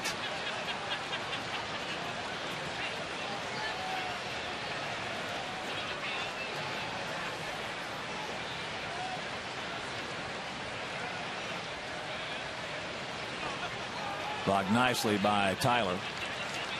That was a terrific block because that ball was in front of the plate when it bounced. It kept the double play in order. That ball was a good 4 feet in front of the plate.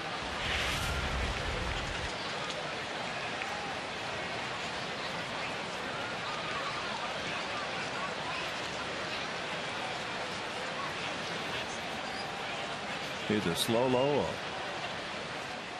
hard high.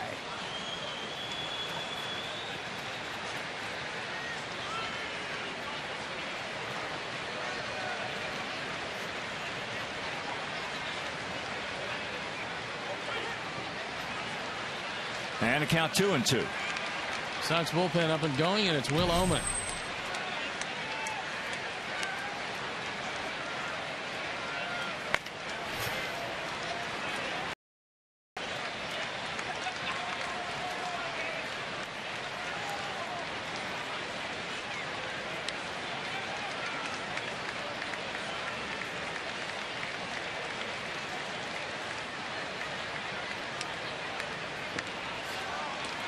And a full count. Added more in 2.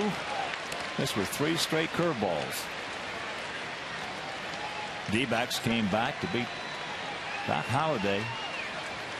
And the Phillies 3-2. They got 2 in the 9th. As Holliday went the distance, but didn't get the win.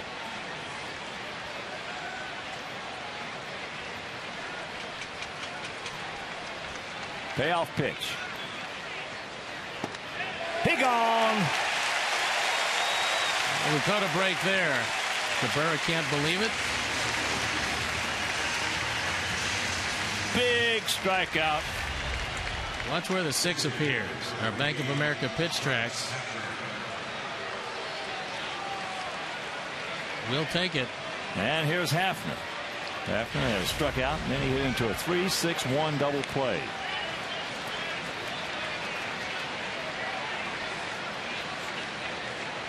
Bottom of the 10th in Pittsburgh, Cardinals and Pirates tied at 4. Bottom of the 11th in Atlanta, Giants and Braves tied at 1. Right here, Sox leading 5-2 in the first of this 3-game series.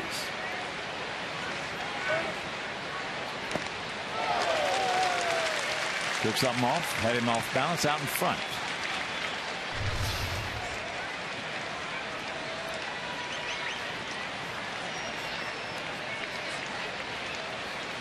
Pitch number 86 on the way for Gavin Floyd.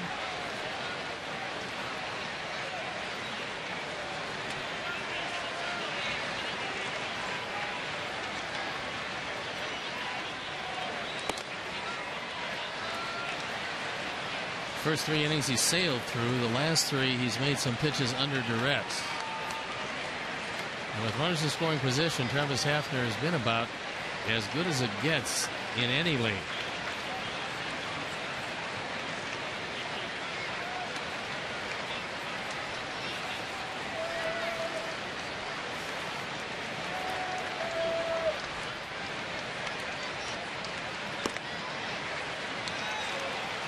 Two balls and a strike to the 34-year-old.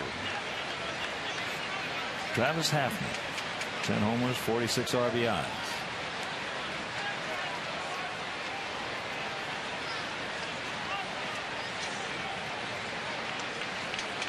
Cleveland in the first of a 6-day road trip. Got 3 with us, then they go from here to Detroit.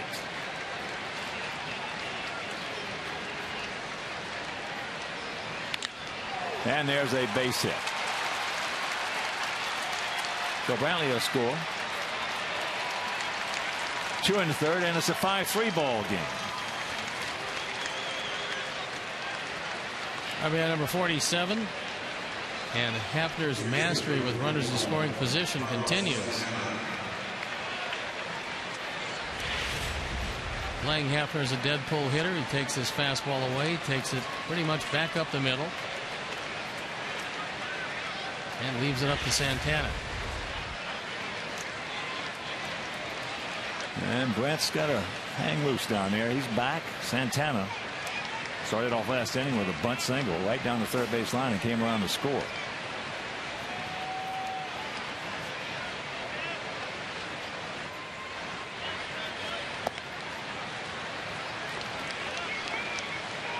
1-0 the count.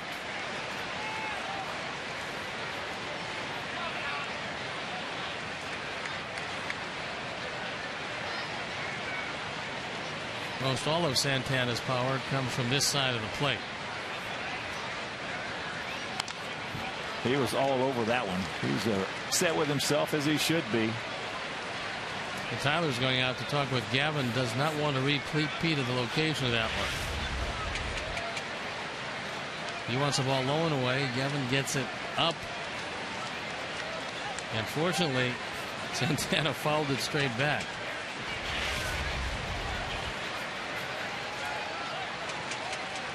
9 Ks, just 1 walk through 5 2/3, but a key situation in the game for Gavin Floyd.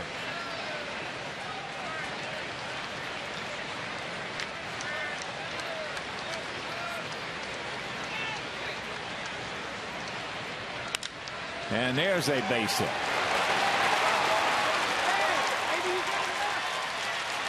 So the walk is going to come around the score, and here comes Ozzie.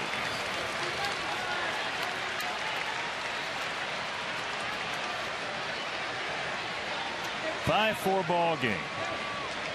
So Gavin just breezed through the first 3 innings, picking up 7 strikeouts. Perfect.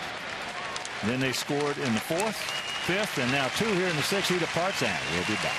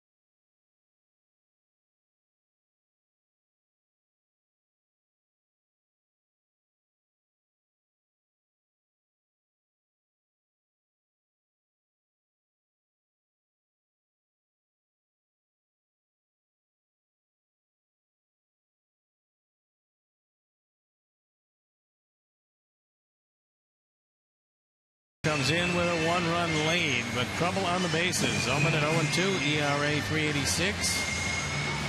There you look at the numbers. Left-handers have had a hard time with him.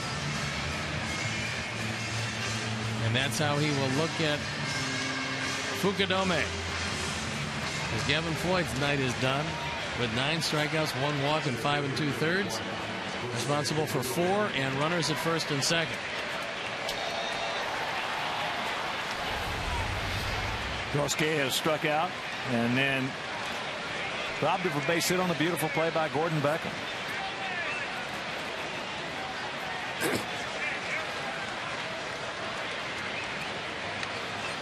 Two on, 2 out, 2 in.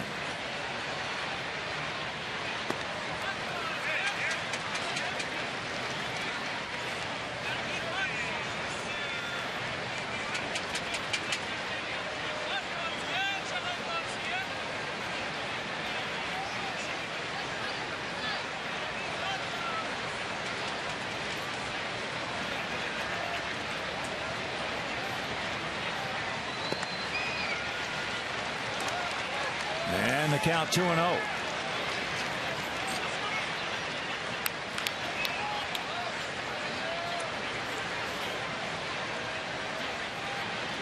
Jason Donald waiting in the on-deck circle.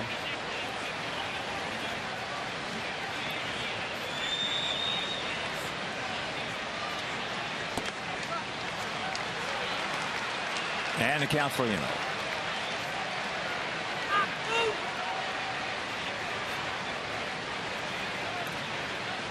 Come back and get him, Will. That's all you got to.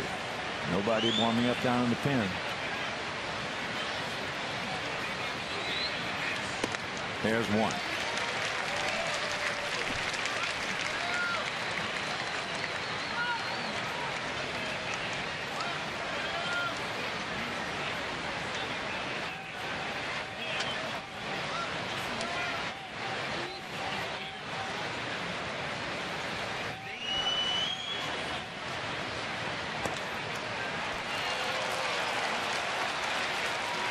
And there was a strike that was called a ball, and that'll load him up.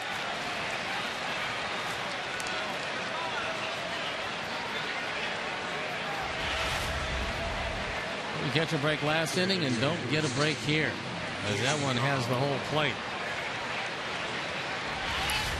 And now it is Jason Donald.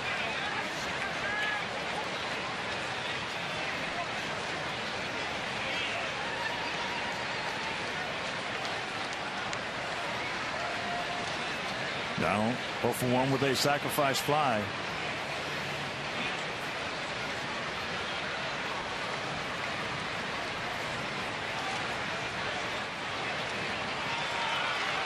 And there's ball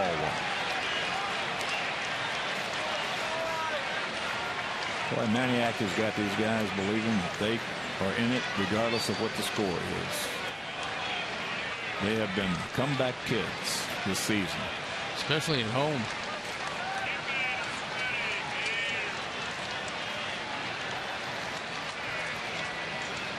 One 0 pitch.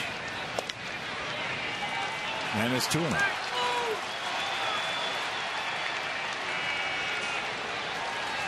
Cooper now making a call to the pen. Juan Nieves will pick it up. If I can read lips, it says get Frazier ready. With that in mind, they send Tyler Flowers out to kill a little time. Let's see who emerges from that pen.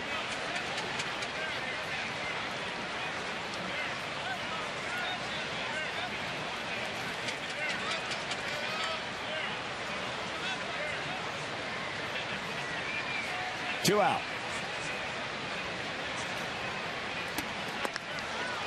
And the count 3-0. So that's Jesse Crain listening in the pen. And a couple of huge pitches to make for Will Oman.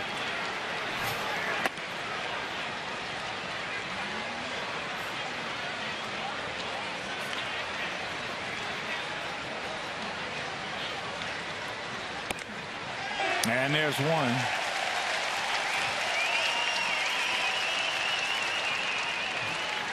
There might have been another break.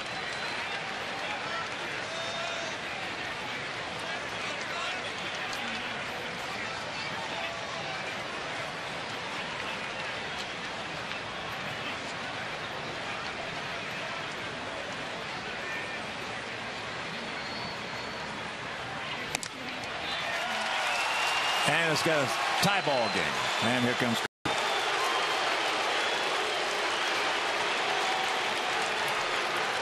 Second run driven in tonight by Donald. Second run of the year. And that will erase any chance that Gavin Floyd has to win it. Bases remain loaded. And Lonnie Chisenhall comes up as Don Cooper has his say. Will Oman has walked 2 in a row. Back to back.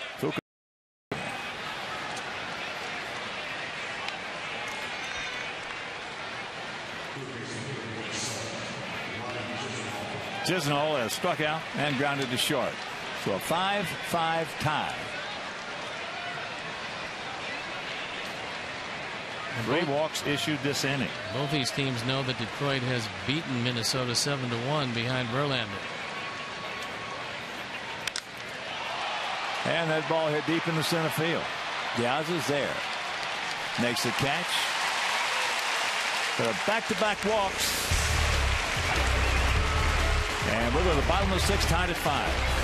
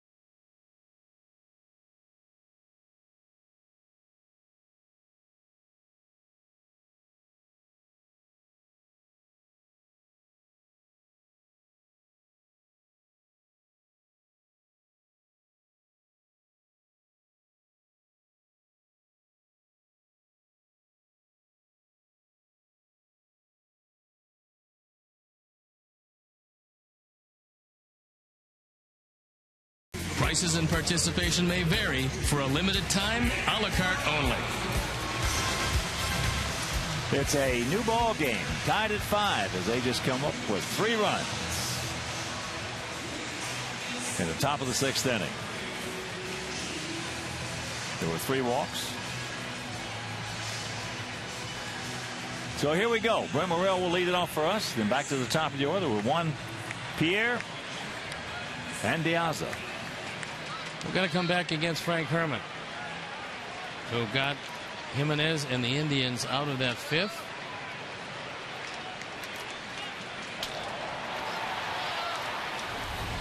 Brent is 0 for 2. A strikeout and a fly out to center takes strike 1. The Indian bullpen has not allowed a run in their last 19 and a third innings.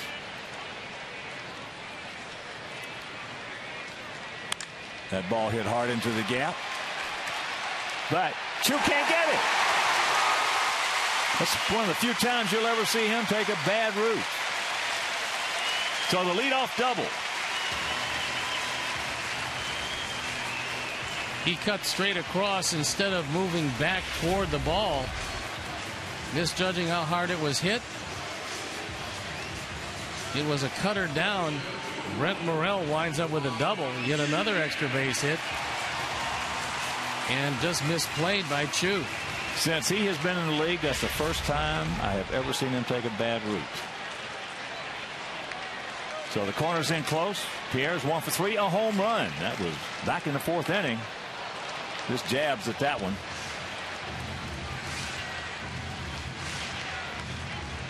If you miss that home run, poof.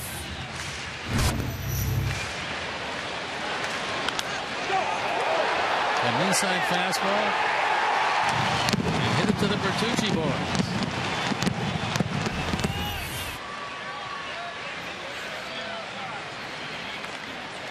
That'll get the job done.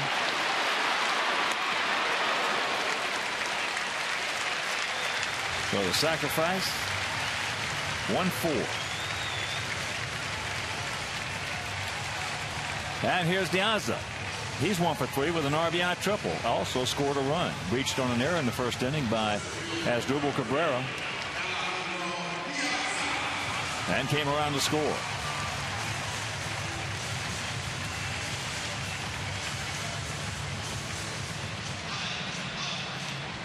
Now the Indians going to bring the infield in.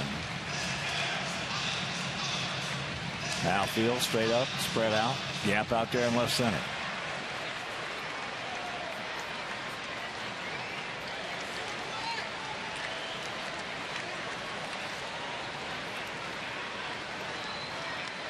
Jacks it up and takes ball 1.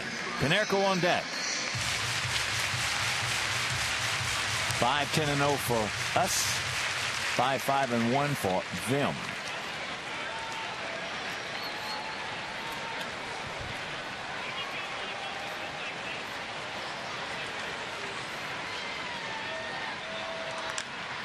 That's a fair ball. Thank you very much. Brent's going to score. He hasn't going to give it a shot. Here's the throw. Save! Sox lead it 6-5. Yeah. Second triple of the game for Alejandro De Aza. De Aza drives in his 2nd run of the game, 5th overall. Chops it right over the head of Santana. Wally Bell right on the call. Herman got the ground ball, except it went over the head of Santana, and then the legs of De Aza just outran the arm of Chu. Look at that throw by Chu. Wow.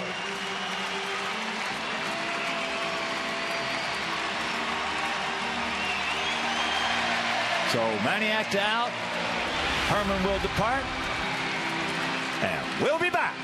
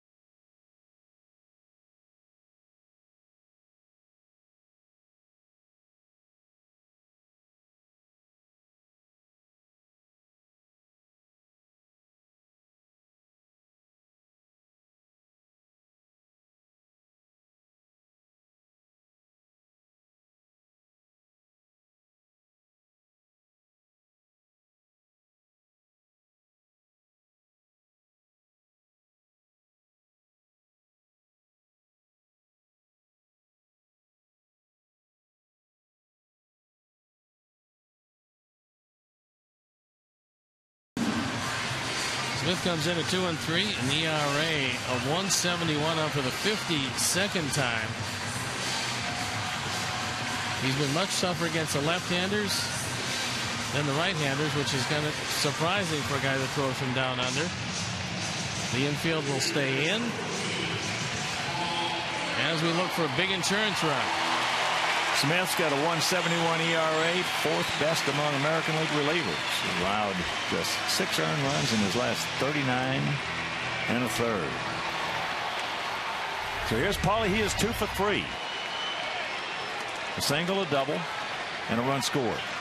That's a good play right there by Marson.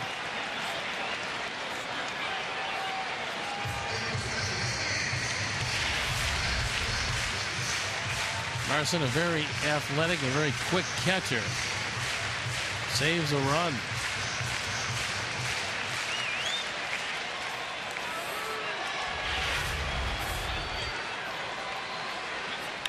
They'll get him in. Paulie. Sweet swinging Paul Konerko. Mercy. It's 7-5.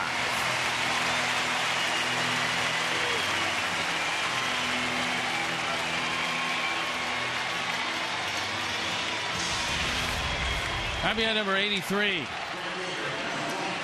As Paulie took that fastball away, through a drawn-in infield, just went that way. And it's a 2-run lead.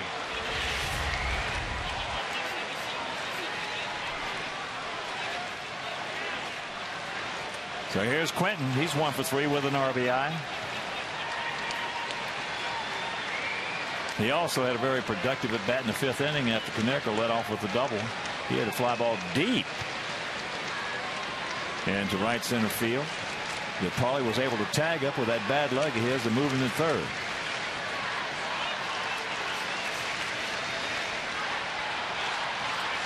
No sooner do the Indians come back with 3 in their half of the 6th, we come back with 2 to take a 2-run lead. Quick breaker and a count 1-1.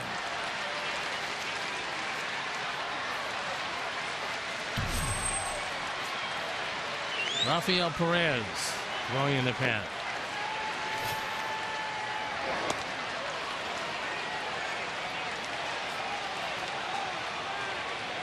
Carlos wanted an appeal to first base, but the problem was Blas Diaz said that he tipped the baseball. Can't really appeal that.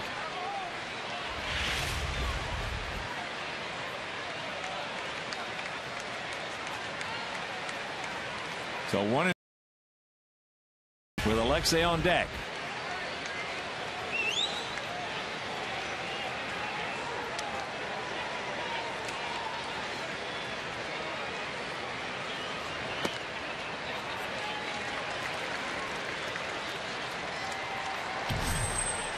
Chris Sale loosening in the pen.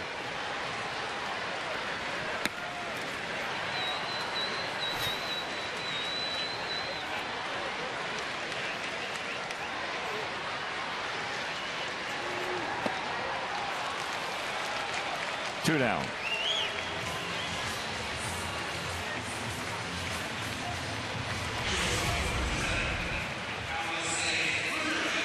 Throws a fastball, keeps it away on the Bank of America pitch tracks.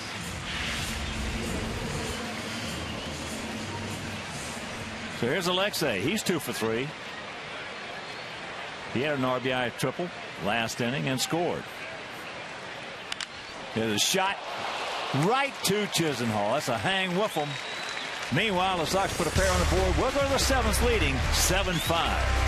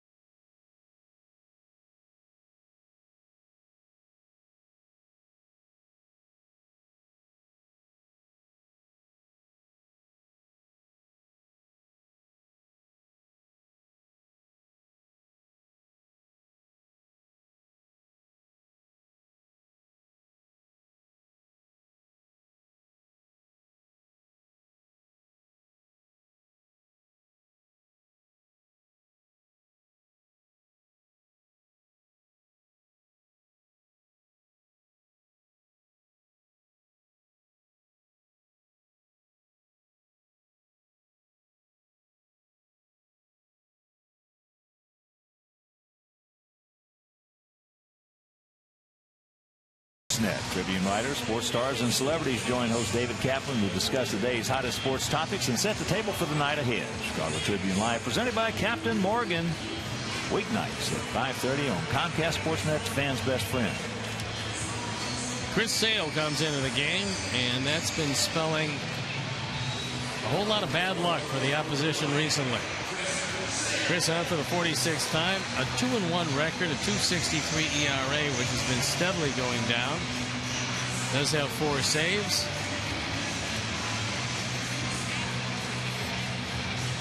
Sale stuff just keeps getting better and better.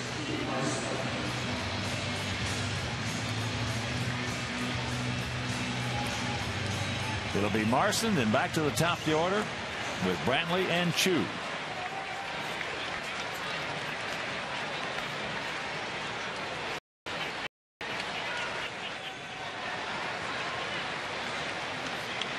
Marson 0 for 2, a couple of strikeouts.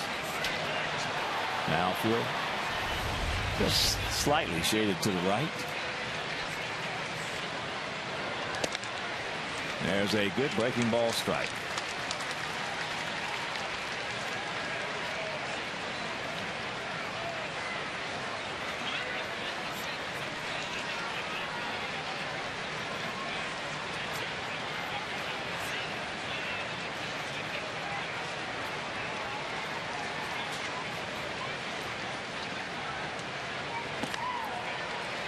One to count. Braves beat the Giants 2-1 in 11 innings. Pirates beat the Cardinals 5-4 in 11 innings. There's another strike. And the count 1-2. Marson can't believe it. And I can understand why he can't believe it. Now, Bank of America pitch tracks. Take a look where a 3 appears.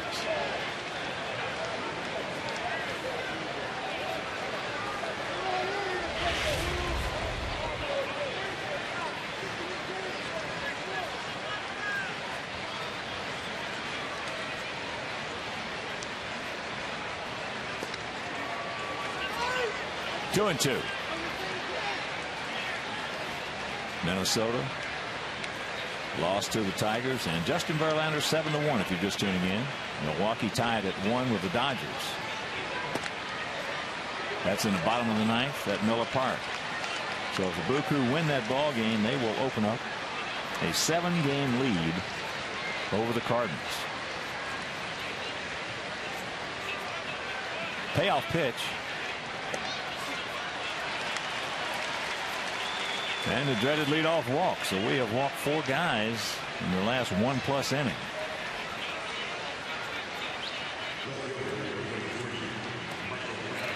And here's Brantley. He's 1 for 2, and he scored twice. Started off the ball game grounding out to Alexei. And in the 4th, he was hit by a pitch, came around to score. In last inning, he started off that 3-run 6 with a 1-out single.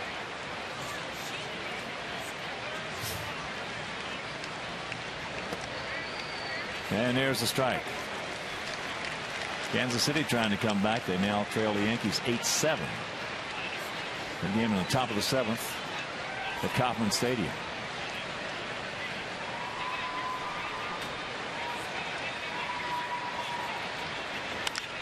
Fastball, a little tardy.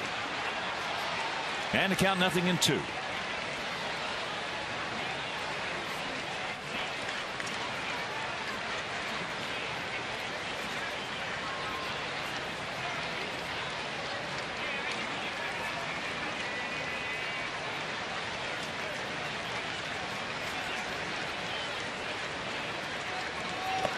He gone. Hook.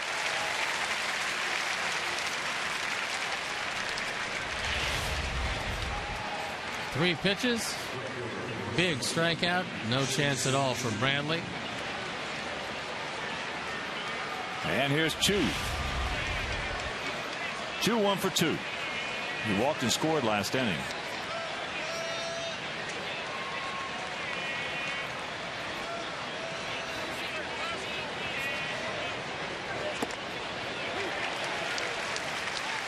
Takes that breaking ball and the count 0-1.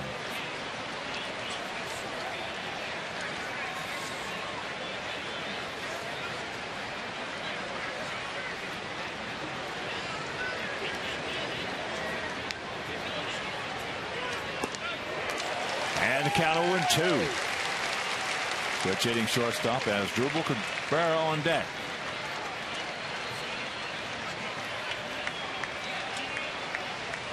Seven 12-0 for our Sox. 5-5-1 for their Indians.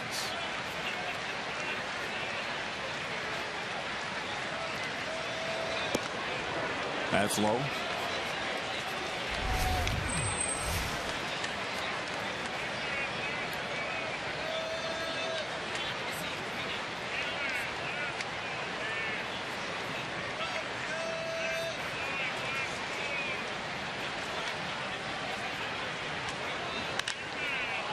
He was looking for it, got it high into center field.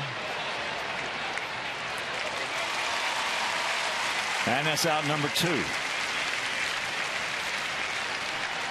Now Cabrera will turn around from the right side where he has been a better hitter, although he doesn't have quite the power that he does as a left-hand hitter.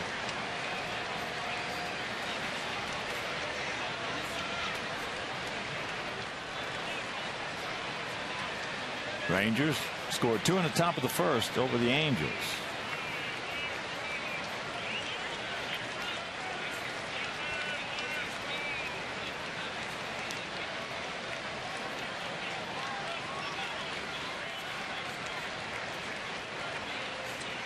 Cabrera 0 for 2, a couple of strikeouts and a sacrifice fly.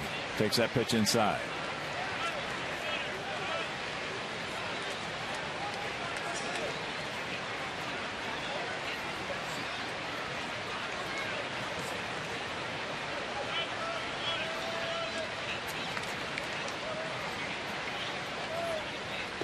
Change up.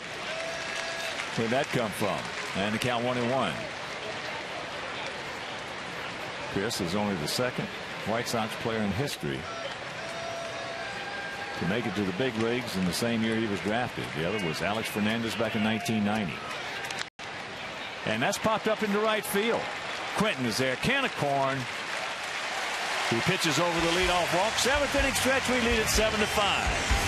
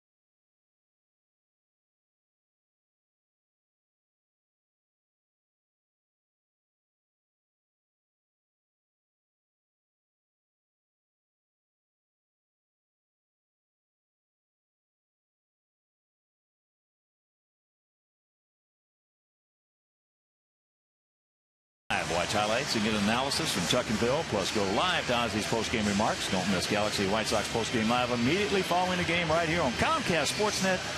Fans' best friend. Rafael Perez comes into the game. He's 5-2 ERA. Just a little above 2.25 on for the 54th time. So was Jimenez, who got a no decision, then Herman, Smith, and now Perez. And we've got a 2-run lead. About hit these Indians 12-5 as we head into the late innings. 7-12-0 for our guys, 5-5-1 for their guys.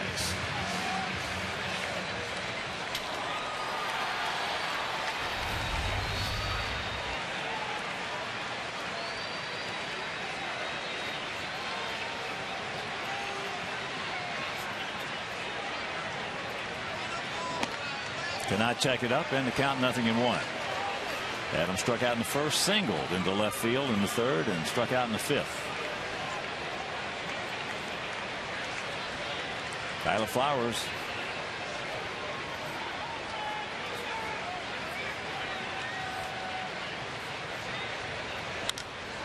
There's a hard one hopper. And one out. And that'll bring up Tyler Flowers, who is 1 for 3. Had a big hit back in the fifth. And if you missed it,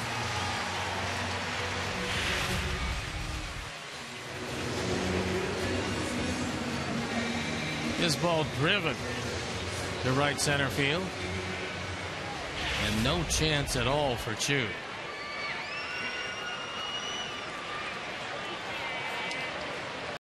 So that knocked in Alexei, who also had come up with an extra base hit in that inning. We had 2 doubles and a triple. As there's first pitch strike to Flowers.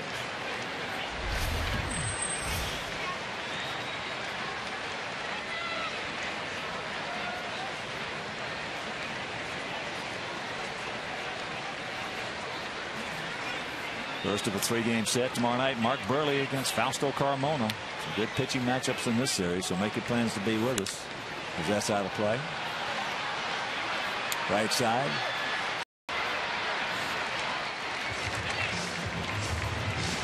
Then on Thursday in the finale, Philip Humber against Justin Masterson.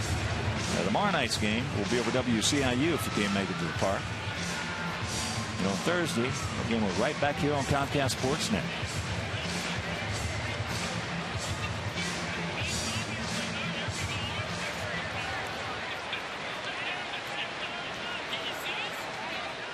Brewers have the bases loaded, nobody out. Bottom of the 9th inning, tied at 1 with the Dodgers. Mike McDougal on for LA. Mark Kotsay is going to be the hitter for the Brew Crew. They score, they open up a 7-game lead over St. Louis. And they've been playing just some unbelievable baseball, getting some great pitching and just enough hitting. Well, they're 9-1 in the last 10 games. They're on the 4-game winning streak, obviously. You got to be 9-1. And if they do win this one, and you would assume that they would, they're going to be 46-15 at home. So pitching in Milwaukee is not good.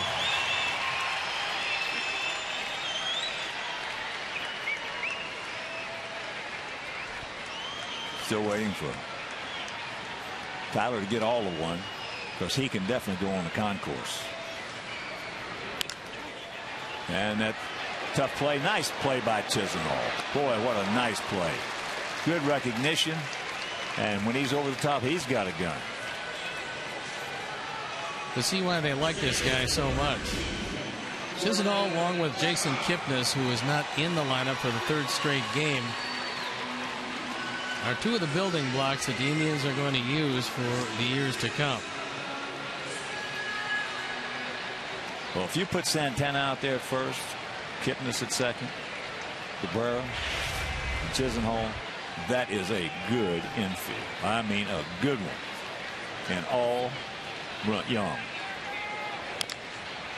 2 25-year-olds. Make that 3 25-year-olds and a 21-year-old. And Kipnis has 25 passes at the game because he's from Northbrook.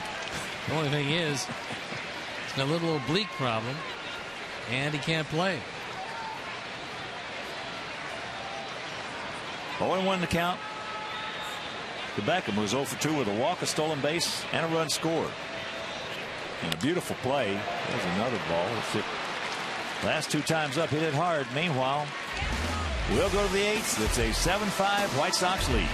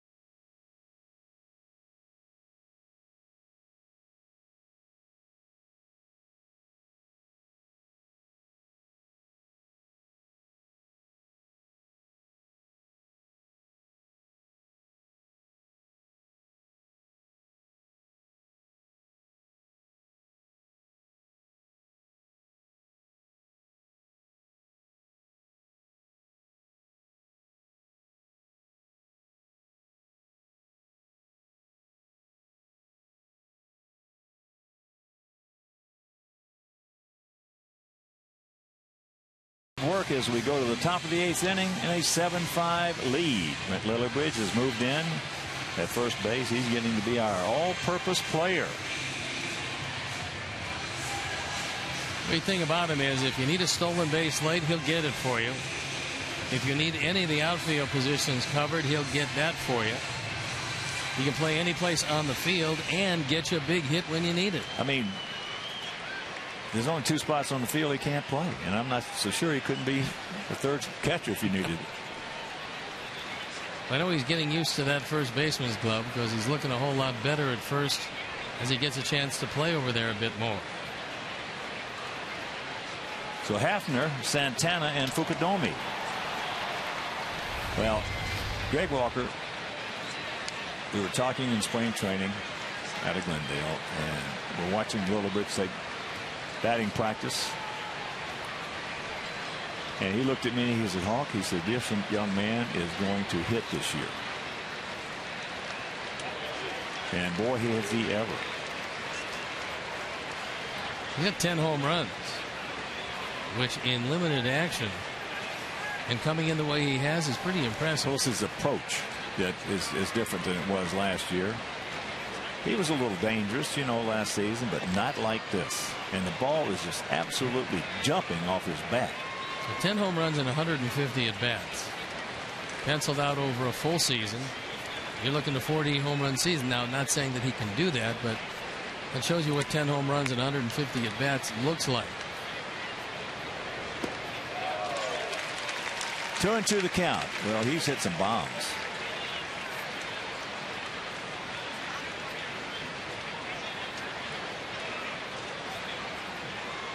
He's done it all.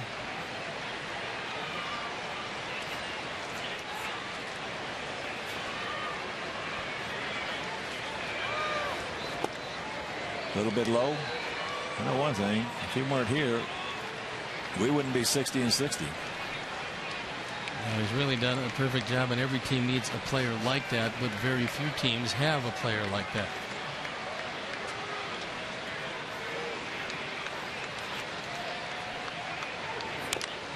Ate him up with that 96-mile-an-hour fastball.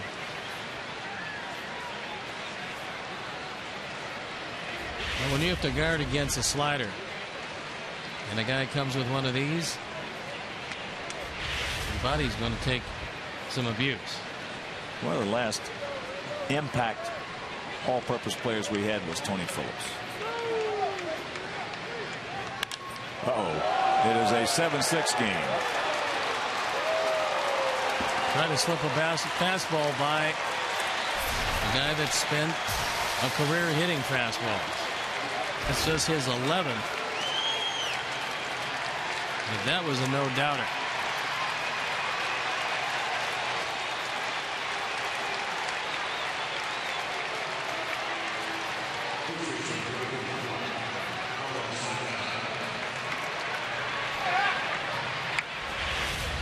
Ford home run replay. 2 fastballs in a row in approximately the same spot. And a short, quick swing from a very strong man. Before he hurt his shoulder, he was a absolute monster. There's a breaking ball strike to Santana, who's 2 for 3 with an RBI and a run scored. Then he hurt his shoulder, and he has never even come close to being what he was. As that's up the middle. Alexei on the move, very quick release. Good play, Ramirez.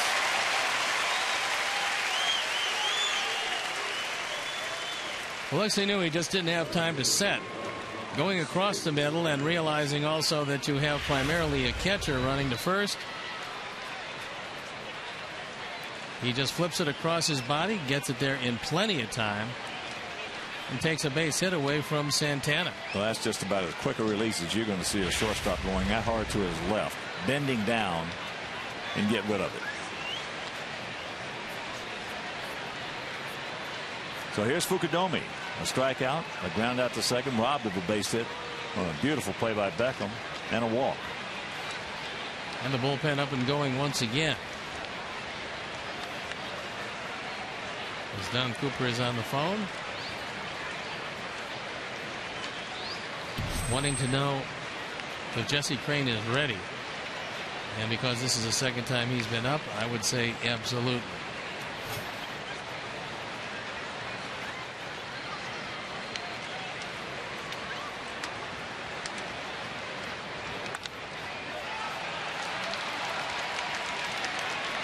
Beckham, 2 down.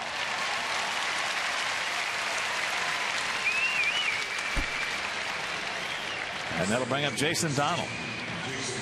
He's 0 for 1 with a sacrifice fly and a bases loaded walk. Picked up RBIs number 1 and 2 on the season.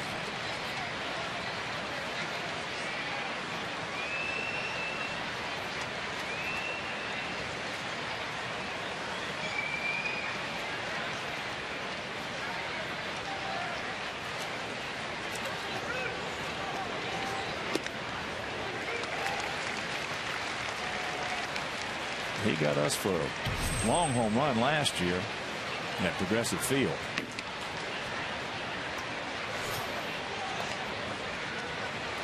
And the count 1-1. So he's got some pop.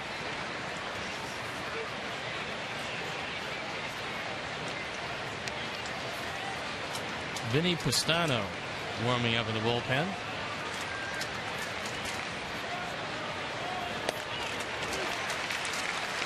And the count 1-2.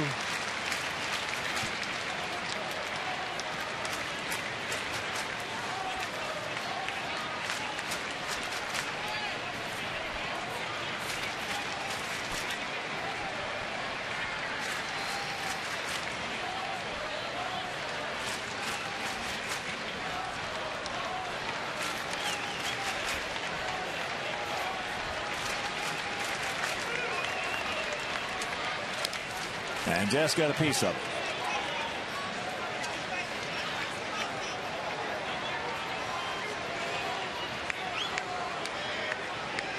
They had 37,083 at Miller Park.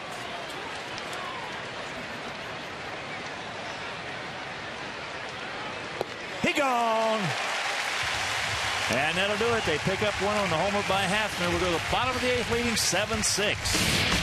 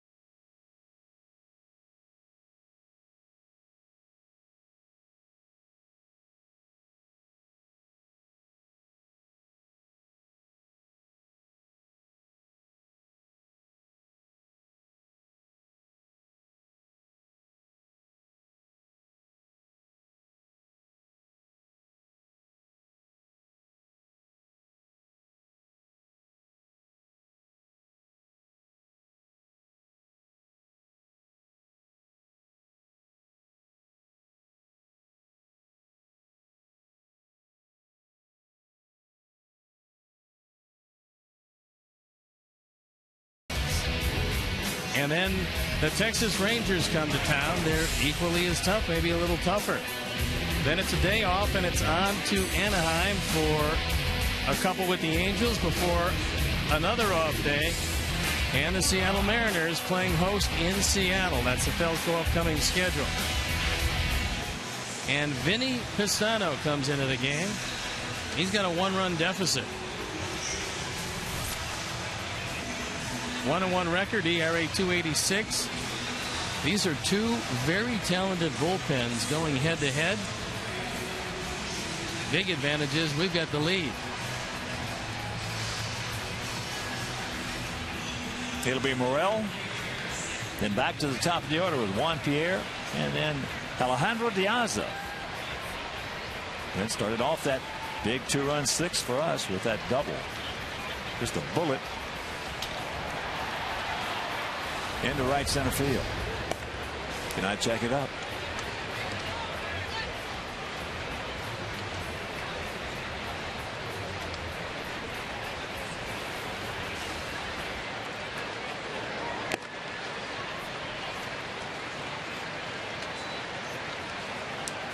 Red Sox split a doubleheader with Tampa Bay. They won 3-1. And Tampa Bay won game 2 6-2.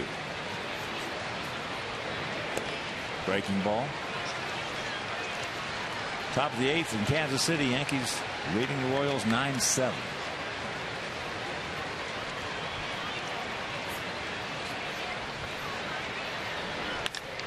There's a shot base hit. Try to sneak one by him.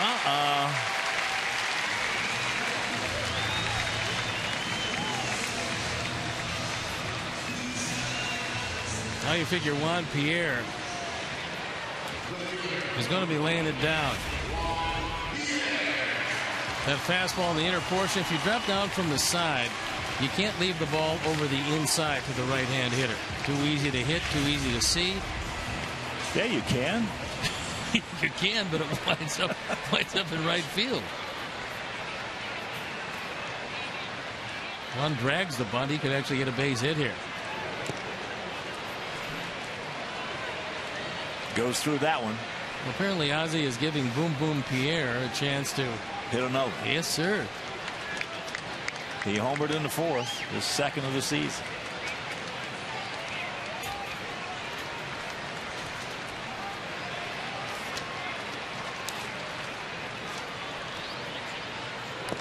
And there's the bunt.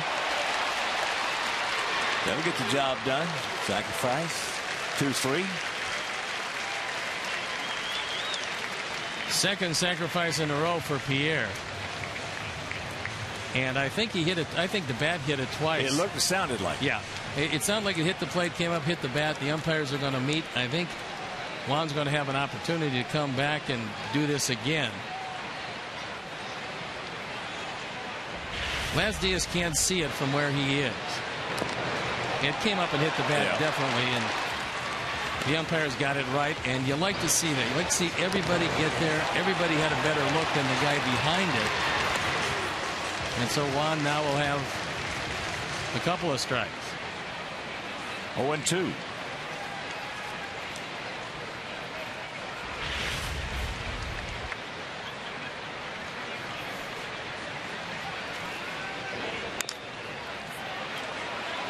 And they'll get the job done.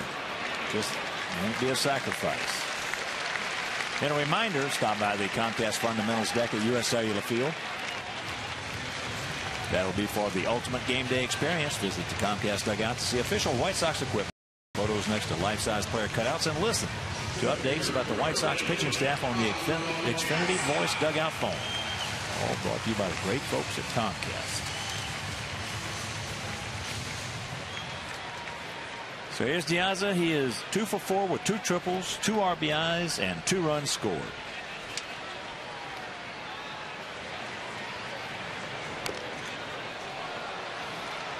Fouls it off him.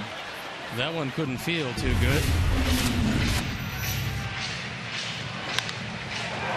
Here's the first triple. Just pure speed that time, because in the gap you usually wind up with 2 bases. And that one down the line, and the ball gets away momentarily from Chu. It's a great throw Beats it by an island.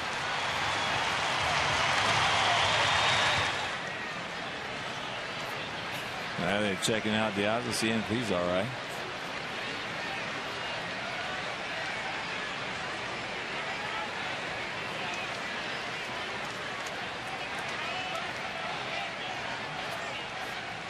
Alejandro hitting at 286 as he stands up to that dish.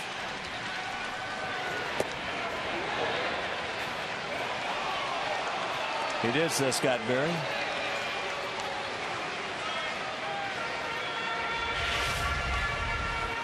We'll take a look from the side. It's close. Well, Scott just called it on his body turn because the bat didn't. He didn't do it with the bat. And he got him. So 2 out, and here comes Paulie. Paulie is 3 for 4. 2 singles, a double, an RBI, a run scored.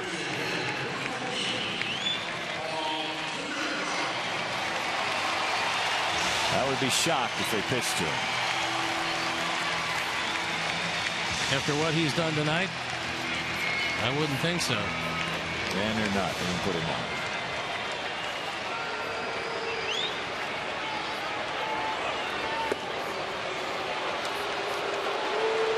Paulie hitting a 316 to go along with those 27 homers and 83 RBIs.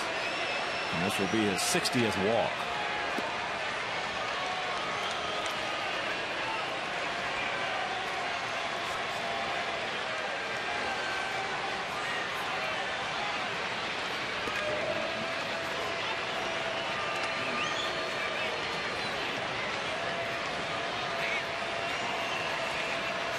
Texas now leading the Angels 5-0. That's in the bottom of the 3rd at the Big A in Anaheim. Washington beat Cincinnati 6-4. D-backs came back with 2 in the 9th to beat the Phillies 3-2. Houston came back to beat the Cubs 6-5 down at the Juice Box.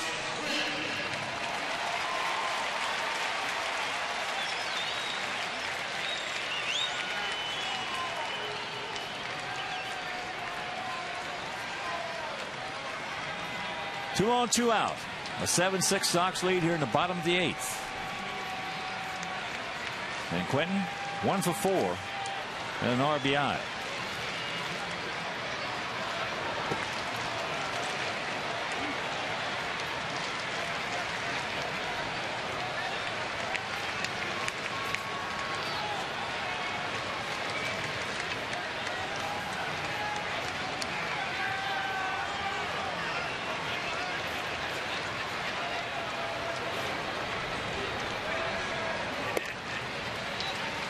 And that's outside. Big pitch coming up. Always the 1-1 in this scenario.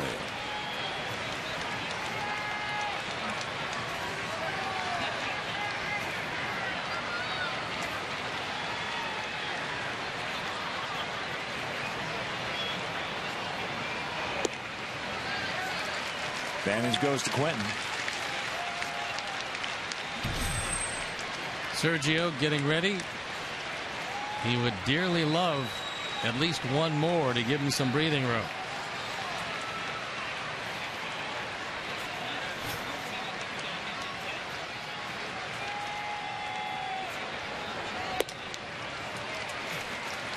He did not go. And the count 3-1.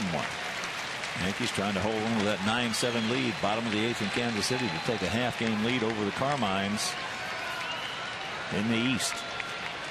Mariano Rivera really struggling for the first time this year.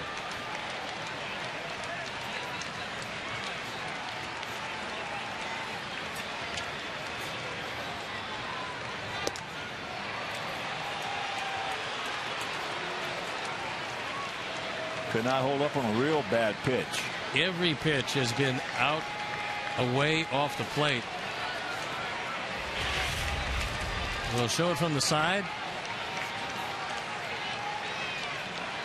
Oh, looked like he checked it up there, but didn't get the benefit. So 2 out, 3-2.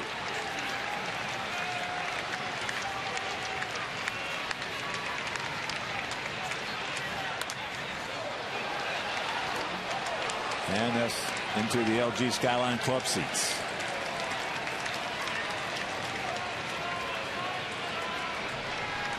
For the Tribe in their half of the ninth, the scheduled hitters are Chisenhall, Marson, and Brandley.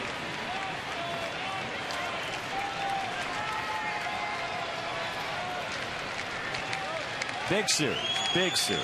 Oh, we got 42, counting this one, 42 games left. And that ball hit hard in the center field, but Kukadomi gets a good read, chases it down. We'll go to the ninth, leading by 1.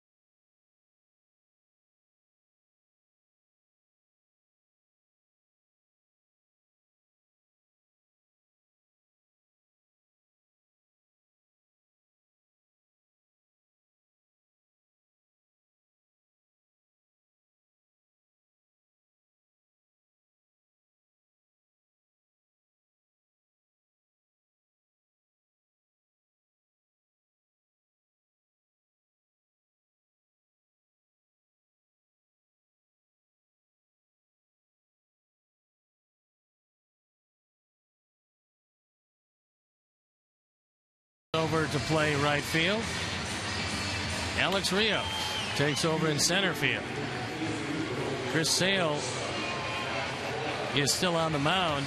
Now they announce Matt Laporta, and Ozzie, who just wanted to force the hand of Manny Acta, has done that. Now he goes to Sergio Santos, who will face the right-handed Laporta.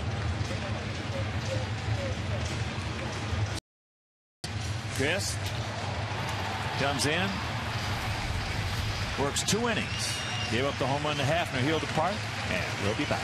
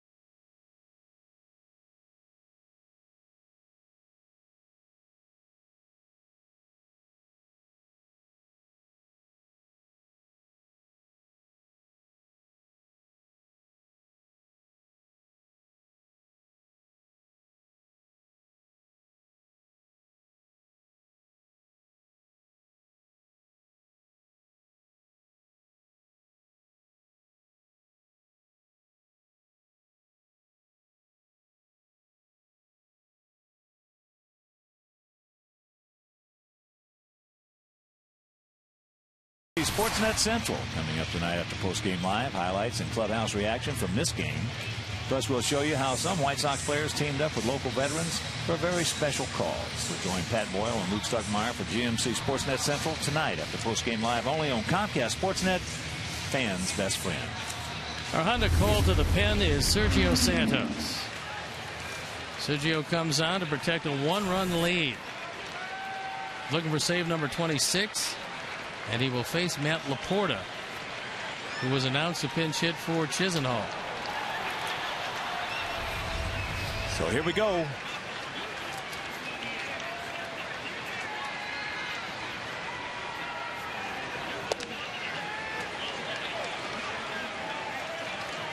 Want to know the count.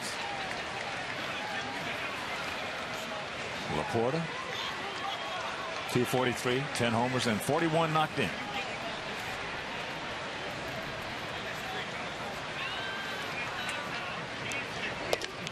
And the count evens at 1 with that 97-mile-an-hour heater.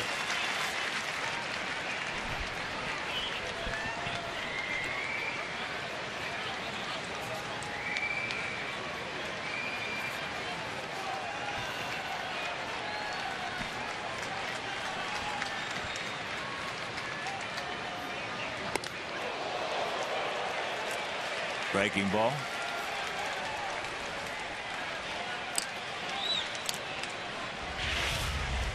This was a slider supposed to be low and away. It slipped out of Sergio's hands.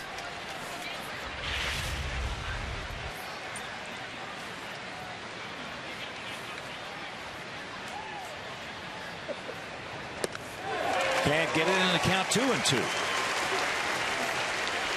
He just reached back and threw that 97 right by him.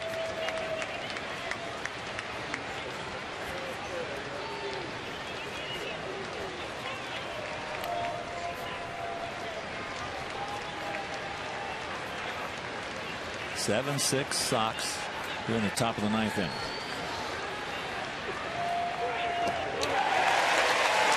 He gone. And Sergio puts you in a position where he can throw that slider to wipe you out. It is unhittable. And there it is, the disappearing slider. Good stop by Tyler Flowers, and he puts the tag on Laporta. So one big out.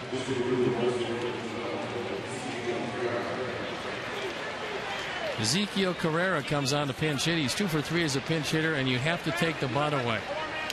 Willa Bridges has to move in at first base, which he's doing now.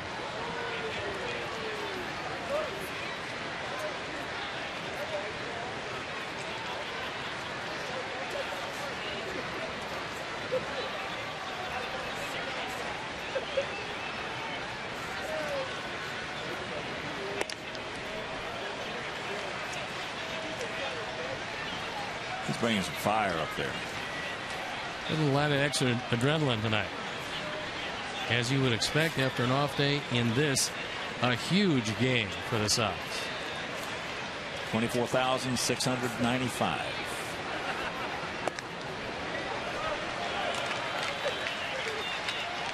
Two and 0 the count.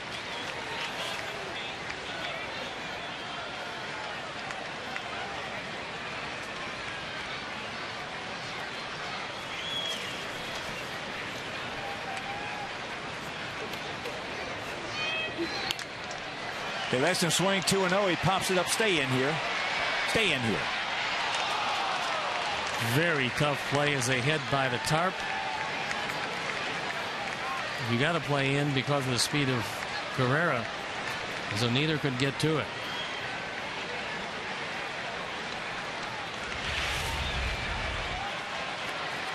This ball drifting away from Morel.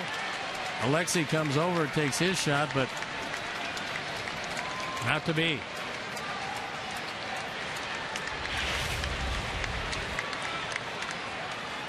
Big pitch right here, the 2-1.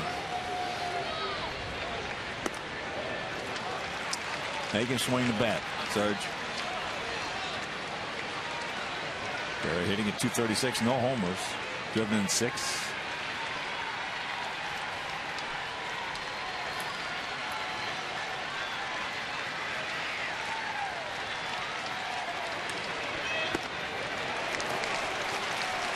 So the walk.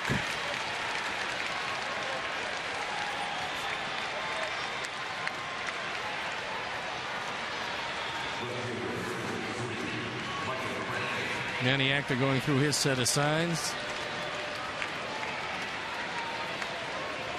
Carrera with very good speed, 4 of 6 in the stolen base department.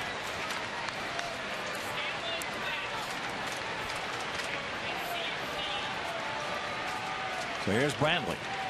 He's grounded to short, was hit by a pitch and scored. That was in the 4th. He singled and scored in the 6th, and he struck out in the 7th.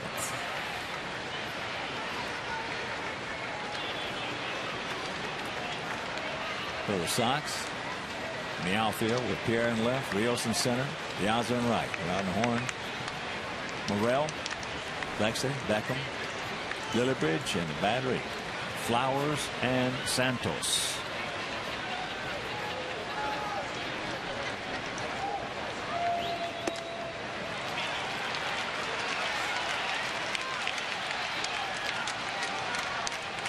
Way high, way wide. 1-0.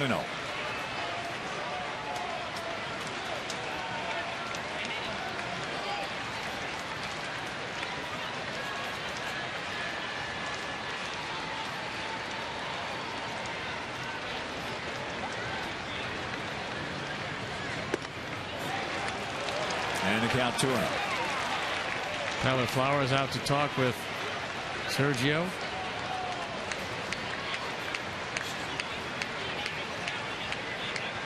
Who at least this inning is trying to throw it through Tyler Flowers instead of to Tyler Flowers. Up out there. Yeah.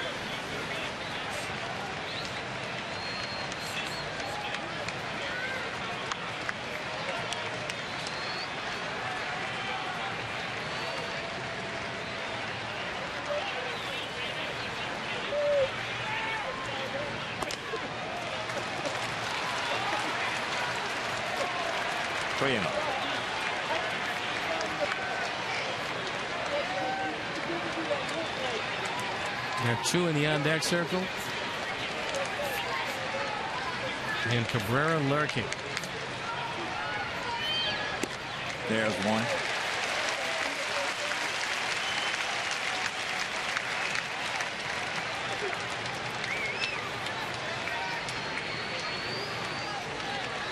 That's a man you just as soon see tomorrow.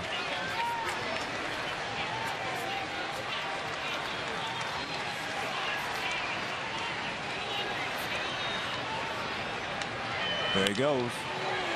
And that ball in the center field. Can't get there. Dadgummit. Well, Carrera did the right thing, because once you're standing close to second, you might as well just take off. If Rios makes the play, it's a double play to end the game anyway. So he just kept on going to third as Brantley didn't get a whole lot of it, didn't get enough of it to get it to Rios. And now Don Cooper comes out with runners at the corners. The tying run 90 feet away. And Shin Soo Choo comes out. Runner going.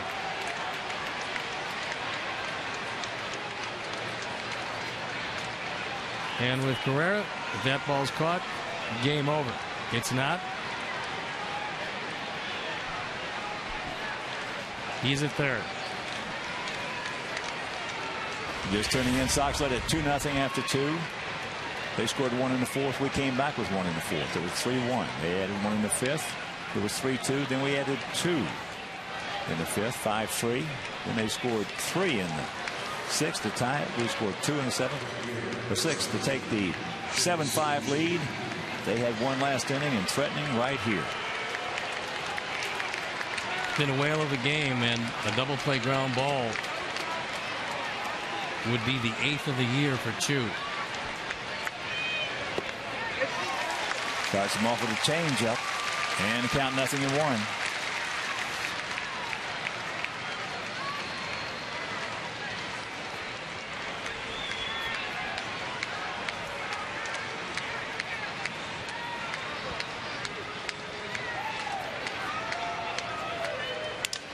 Broken bat. Foul. They're going to get the man a second, but the run scores, and it is tied at 7. The walk comes around the score. And Gordon, knowing that he couldn't get a double play and a broken bat, was coming home with it. He might have had a shot. We'll never know because he didn't hang on to it.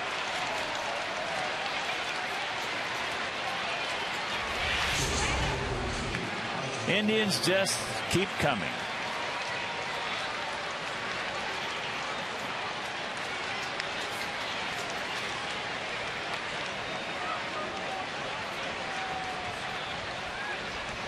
They get the walk.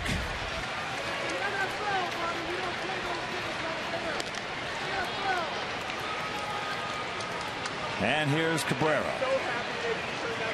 He's 0 for 3 with a sacrifice fly. For our guys in the bottom of the ninth, Ramirez to lead it off.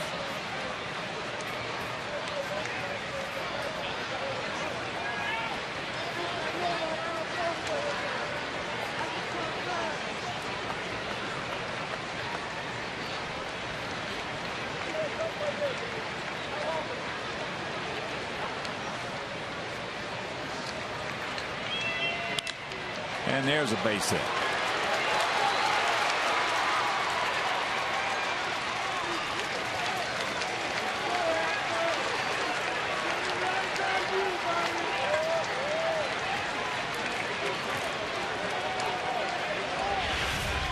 Some real softly hit baseballs this inning, but they're very effective.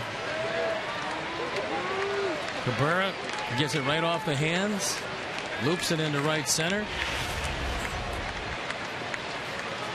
Now you got to get by Hafner, who crushed one from Chris Sale in the 8th. He's 2 for 4, had that RBI single back in the 6th and scored, and then that home run leading off against Chris and his 3-2 fastball.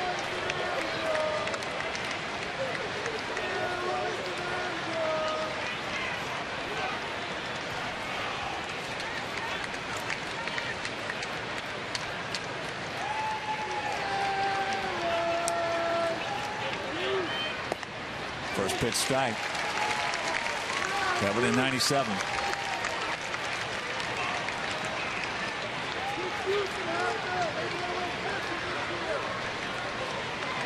Seven 13-0 for us. 7-8-1 for them. Mark Burley tomorrow night against Fausto Carmona. Right here, a jam to get out of. He did go.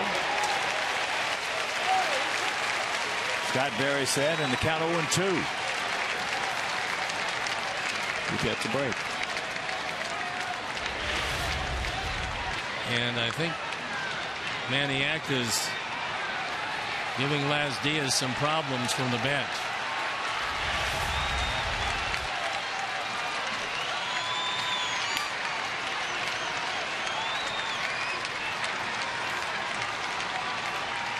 Thing is, it wasn't Las Diaz's call. It was Scott Berry who made the call.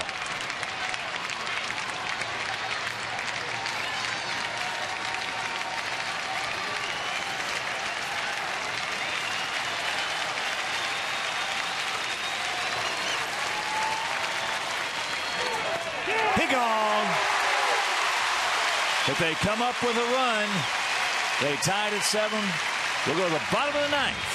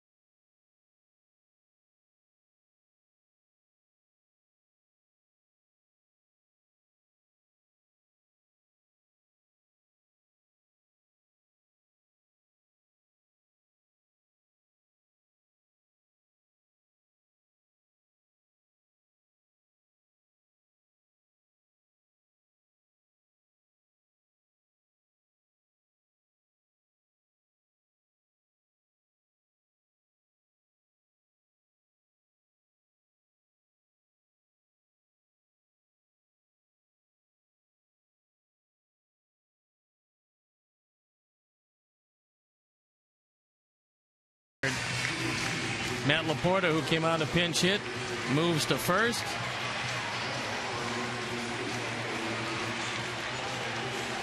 Santana moves behind the plate as Marson was taken down for a pinch hitter.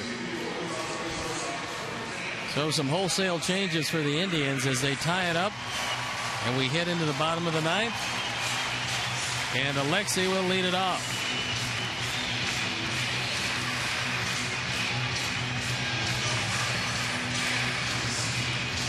Alexei will lead it off. Willowbridge on deck and Flowers in the hole.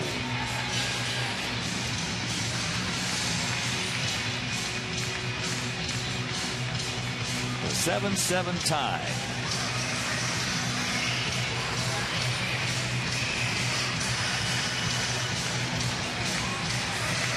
Well, if this one ends the right way, it's going to be a whale of a ball game. Seesaw, seesaw, seesaw.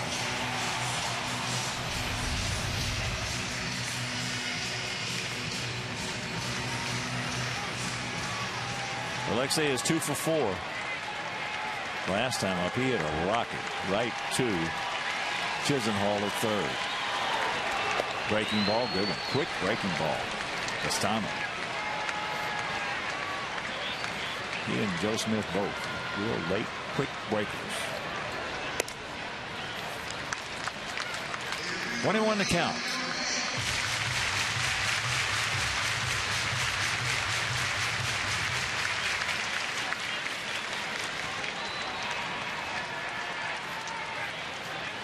Come on, Alexei, right here. Hanahan sucks it up and throws him out. One down. So that'll bring up Brent Willowbridge, making his first plate appearance.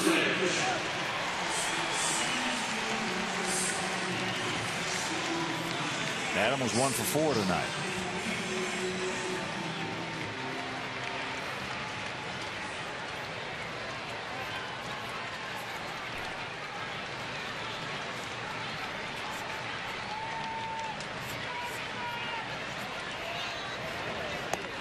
Jacks it up and takes a strike.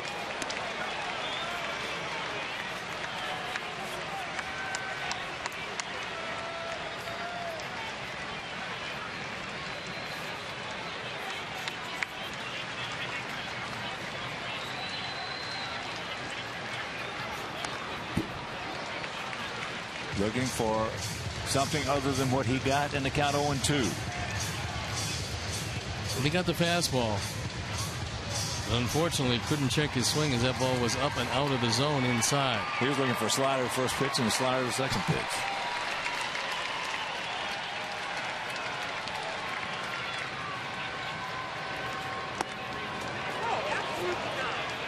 He did not go. So the count 1-2.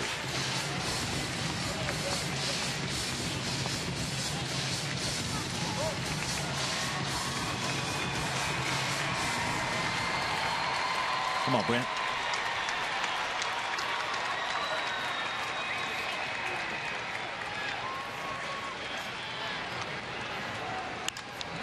High pop up.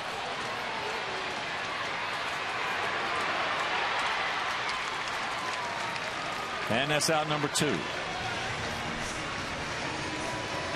That'll bring up Tyler Flowers, who is 1 for 4 with an RBI double. He just crushed one in the right center field. Castano out of Newport Beach, California.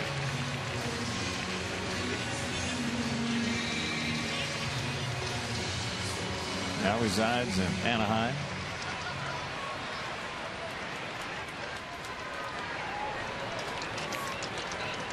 Breaking ball strike.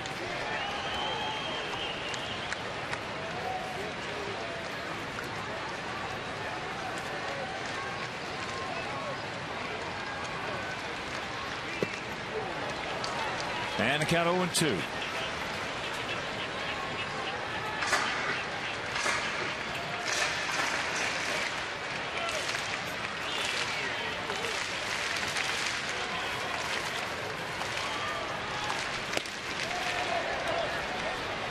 He did not go.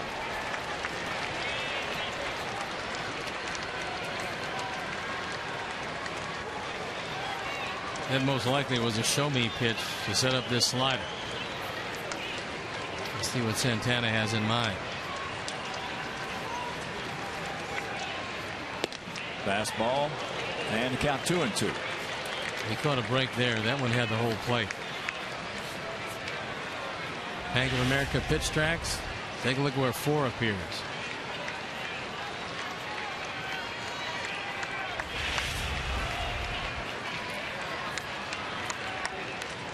Just did get a piece of it. Might behoove us to try to get something going with a 2-2 count and 2 out here in the bottom of the ninth, because the next innings we're 5-10. 1-5 here at home, and Indians are 5-5 in the next innings. That's trouble if it's fair. And it's fair. Kicks away, so that will be a double. Now he's going to turn it on, going around. Here he is into third, and he will get there. Well, Chu's had a bad night defensively in right field. That was probably going to be a double, but it kicked away. And Tyler Flowers, not taking anything for granted, scampers all the way to third. There's a slider. He catches it off the end of the bat. And this ball hits off the sidewall and goes right by Chu. So the winning run 90 feet away.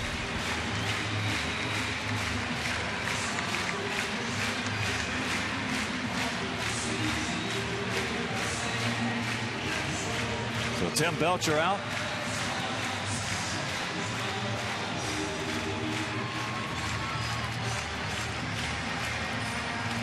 I don't know how many triples Tyler Flowers is going to get during the course of his career, but there was one of them. That is 4 triples for us in this game. I don't know how long it's been since. That's the first. I can remember 4 triples. And the first career triple for Tyler Flowers. Might be a while till he gets the next one. No, I can't remember 4 triples. No. Well, the record is 6, Dave Ross just told me, and that was a real long time ago. How long? How long ago, Dave? 1920. That's a while ago. I didn't remember those then either. But here we go. Bounce one of those sliders in the dirt here. Here's Gordon. Slider low. He was trying. Get one for Sully right here. Castano with no wild pitches this year.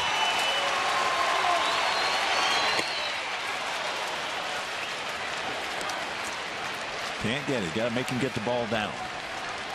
Make him get the fastball down. Can't chase it upstairs. Big pitch right here.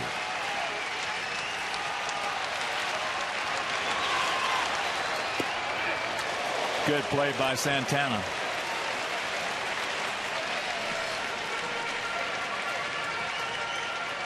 Boy, he has got a quick breaking ball. And this is a move of a former third baseman as opposed to a current catcher.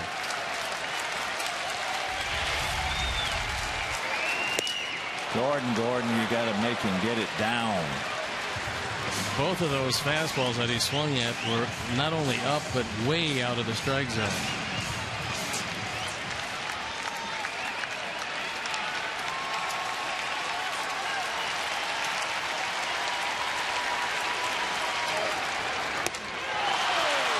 Extra innings, tied at 7.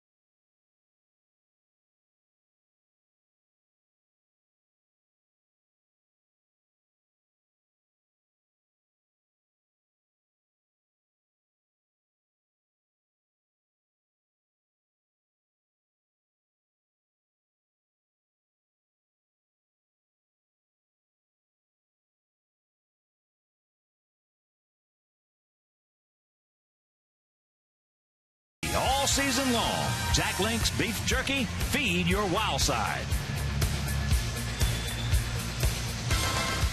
There's the extra inning look so far. The Indians at 500. Our Sox at 333. And it's Matt Thornton that comes into the game. Thornton at 0-4 this year. The ERA 370 and for the 47th time.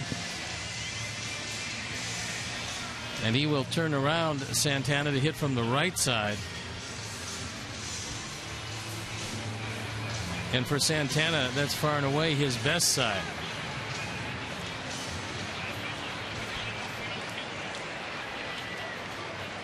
As I mentioned, this is the 11th extra inning game for Cleveland. They're 5-5.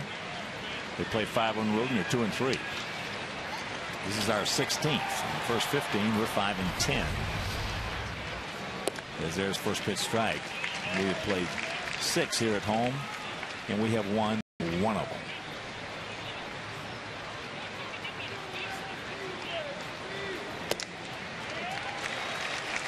And the count 0-2.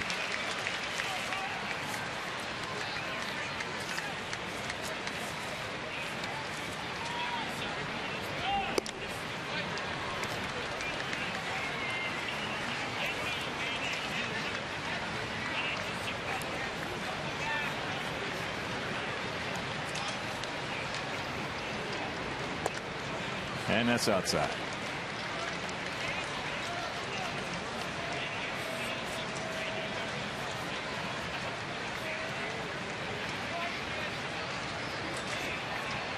And 85 points higher from the right side.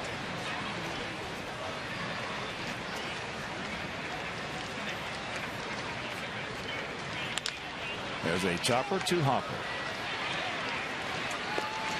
And big out, always the first out.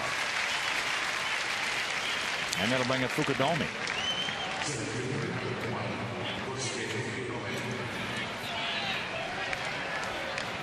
Fukudome has struck out, grounded to second. Beautiful play by Beckham. Walked. And he also popped up to Beckham.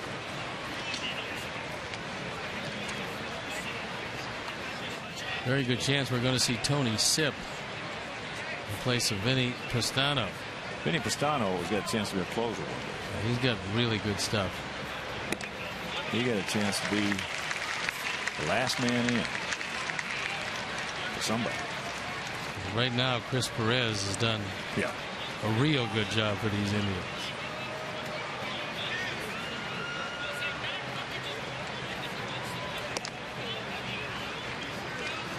When they win the count to the 34-year-old veteran outfielder Kosuke Fukudome. There is Tony Sipp.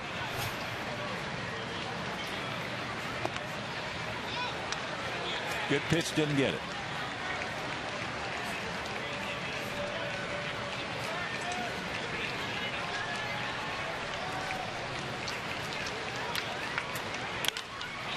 And that's into right field. There's it back right in front of the track. 2 down.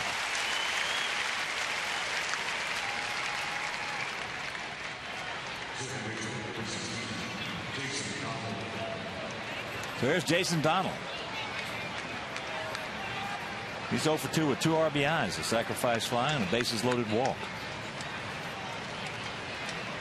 That was a real good at bat on that sacrifice fly back in the 5th.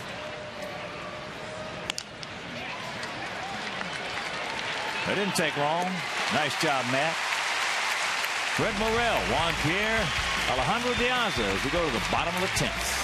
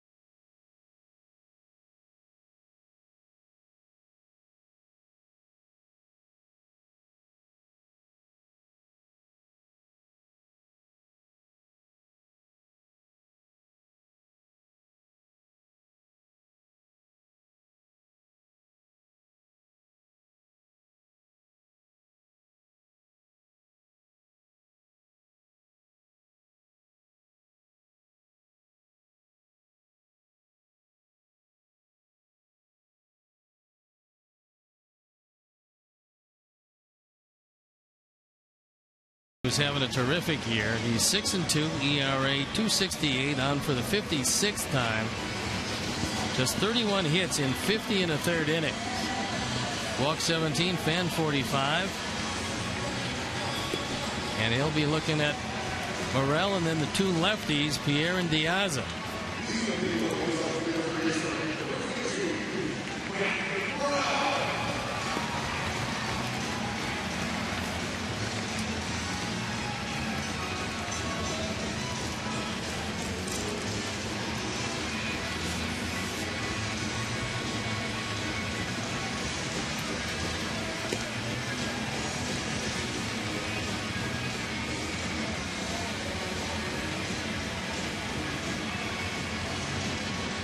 So here we go.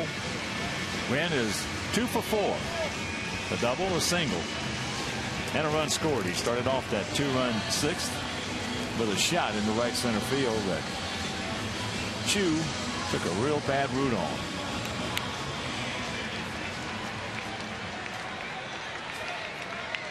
Start us off right here, 22. Outfield straight up, bunched a little bit, about equidistant.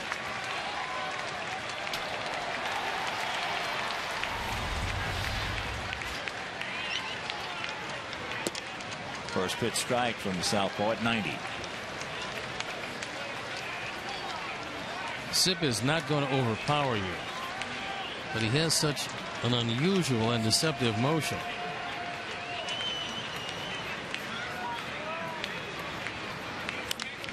That ball hit high into left center field, caught it towards the end of the bat. And that is out number 1.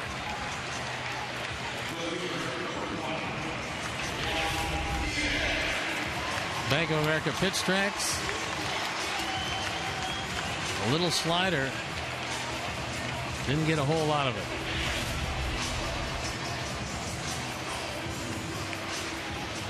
So here's Juan Pierre. He's 1 for 3, a home run. Coming back in the 4th inning. And he also has had 2 sacrifice bunts. Takes that fastball at 91. Hanahan in close at third at the cut of the grass, but Laporta deep at first. With a left-hander, that's a drag bunt waiting to happen. And there's a base hit. So good speed aboard.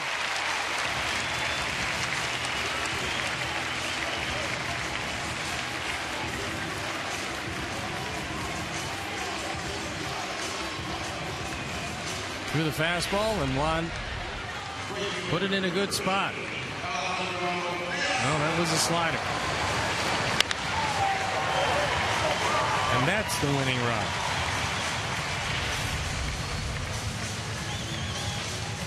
So here's Diaz.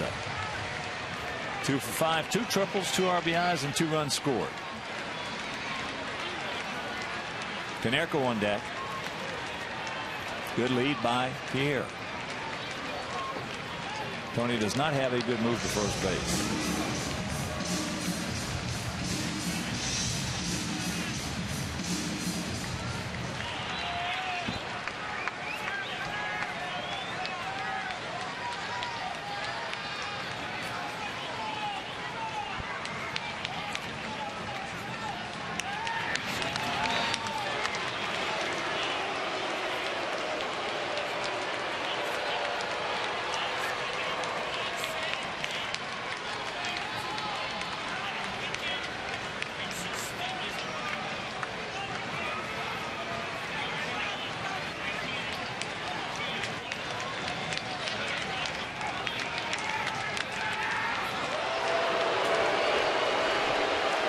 And the D-backs with that win coming back over the Phillies now a 3.5 game lead over the Giants. Surprise team of the National League. No doubt.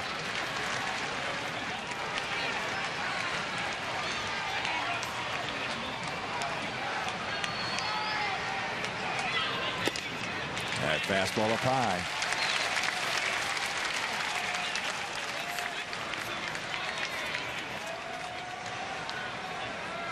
Milwaukee now a 7-game lead over the Cardinals with that win. Markatse in the bottom of the ninth.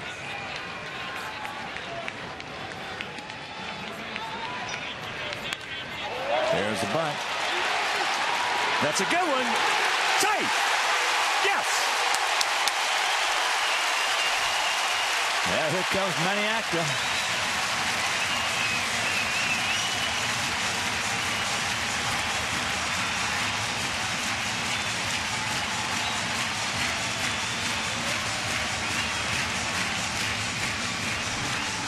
We'll take another look at it as Maniacta goes out once again.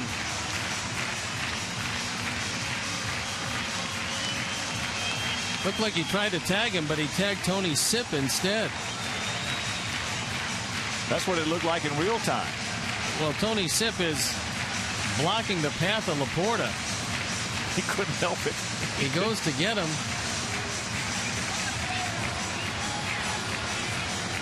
Now, if he got him on the left arm, it's tough from that angle to tell.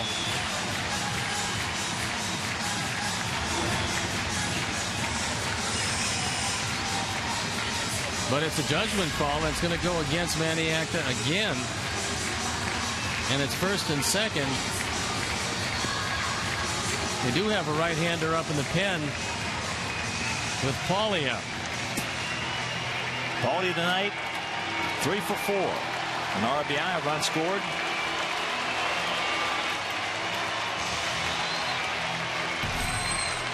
It is Chris Perez.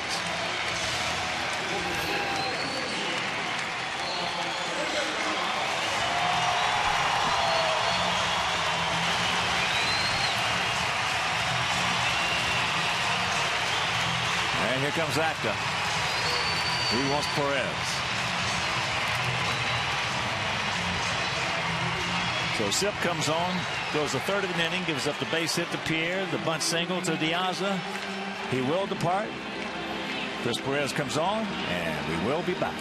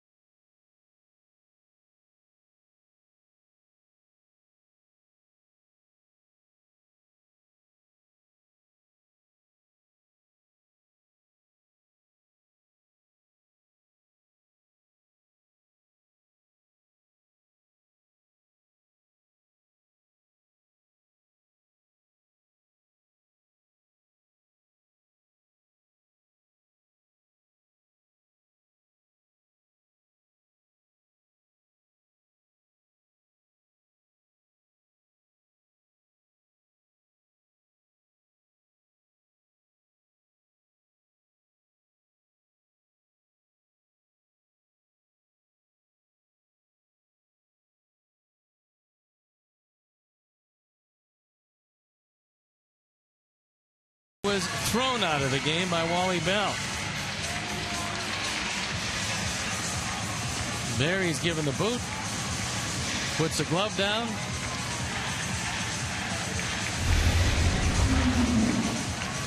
And now our Honda call to the pen is Chris Perez. Talked about him earlier. There you look at the numbers, 2-5, but ERA 3.30. He inherits the game on the bases. First and second. 1 out. And our biggest run producer, Paul Konerko, with an RBI and 3 hits tonight. Perez, 26 years old, 6'4", 230 pounds, coming over from the Cardinals.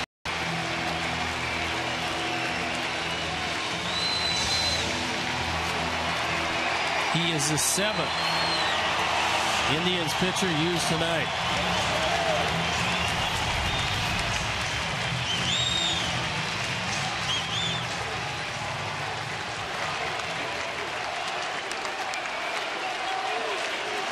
So here we go. 1 out, 2 on.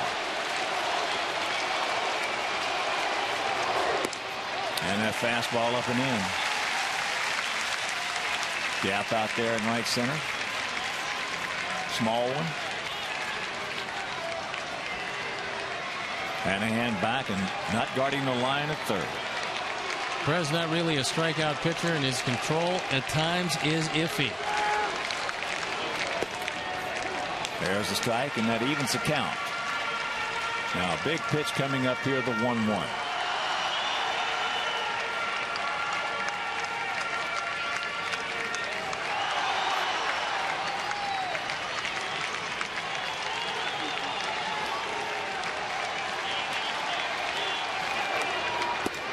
Breaking ball hangs well inside. The outfield advantage goes to Konerko. Outfield very shallow in left and center.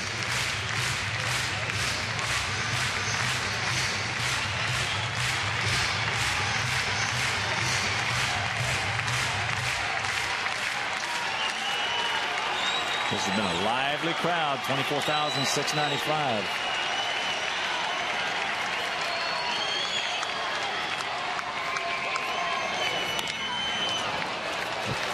Bounces over in our dugout. So 2-2 the count.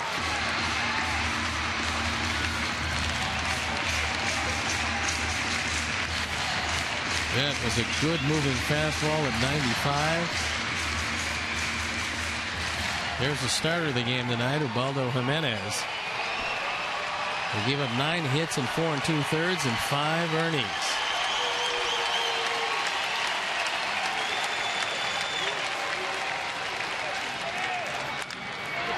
Slowly hit up the middle, and they're going to turn the double play.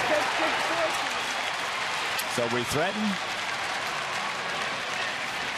can't score, and we'll go to the 11th.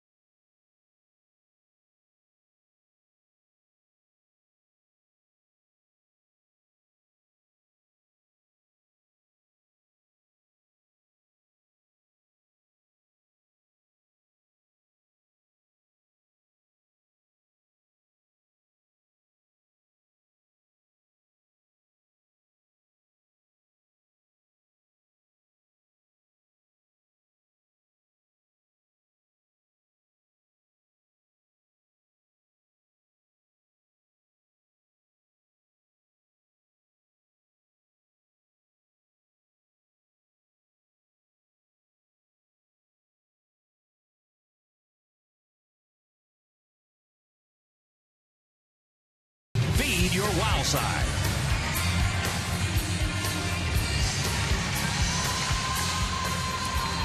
It's the top of the 11th inning. 7-7 tie. 7-16-0 for us. We have stranded 11. 7-8-1 for them. They have stranded 6. Matt Thornton had a quick 1-2-3 inning in the 10th.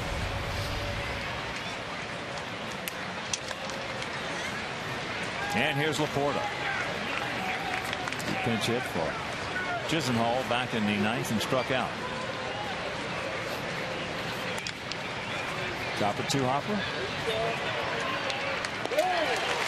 And a big out.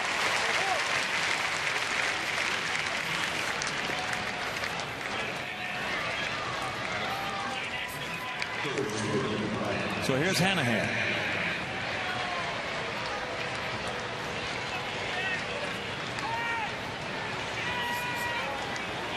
Hanahan hitting at .214, 5 homers and 23 RBIs. Well, he got off to a fast start for the Tribe.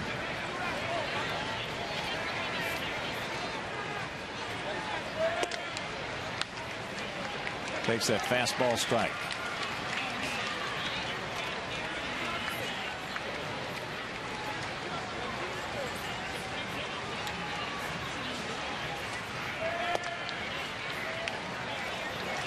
Good pitch, didn't get it.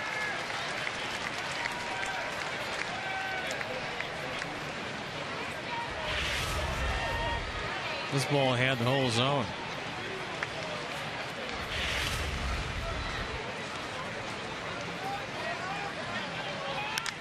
And that's out of play in the count, 1-2.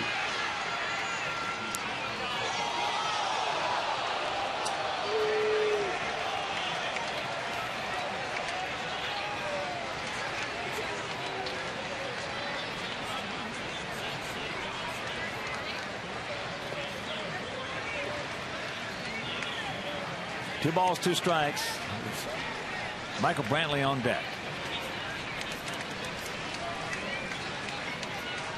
Check that, 1-2.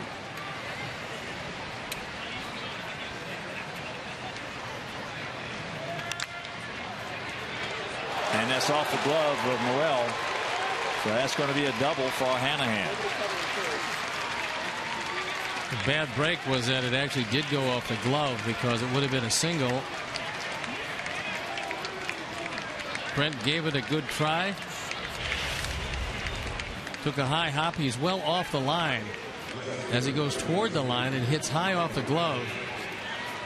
And then there's no chance to stop him from going to second. So here's Brantley. He's 2 for 4 with a couple of runs scored.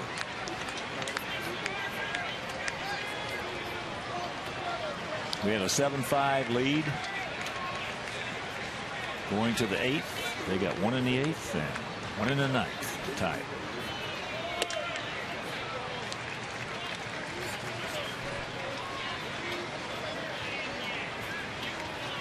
Want to know the count to the 24-year-old outfielder.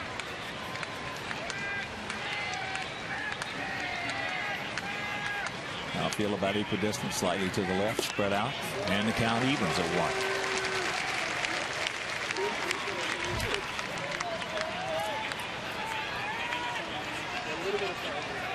Just tuning in, we get off to a quick start. We've got a 2-0. Into the 4th. Gavin Floyd retired the first 9. He's faced 7 strikeouts. And that's out of play.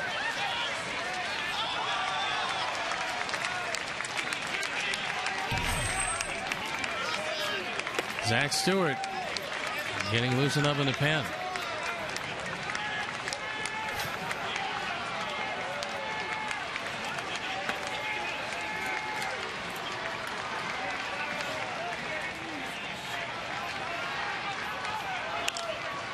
Ate him up, pops him up, 2 down.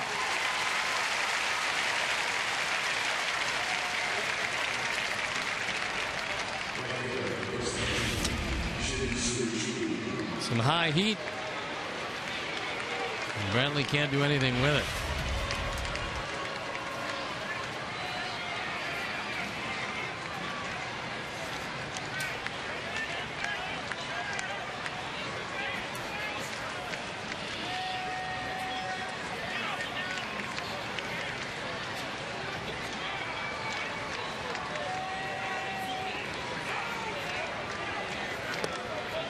Chu takes it inside.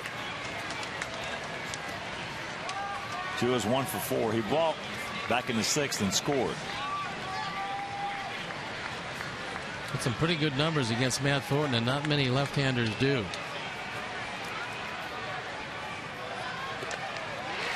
Matt just threw that one right by him. 1-1 to count. To the 29-year-old, the right fielder.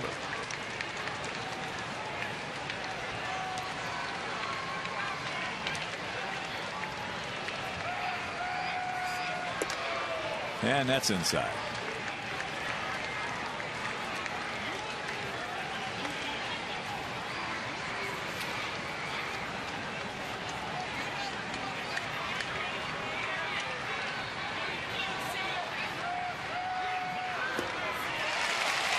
Two and two. Leave Cabrera right on deck, right where he is. You don't want to get him up there. And make your plans to be with us tomorrow night. Mark Burley against Fausto Carmona in game 2 of this big 3-game set. In Umber against Masterson on Thursday. Just got a piece of it.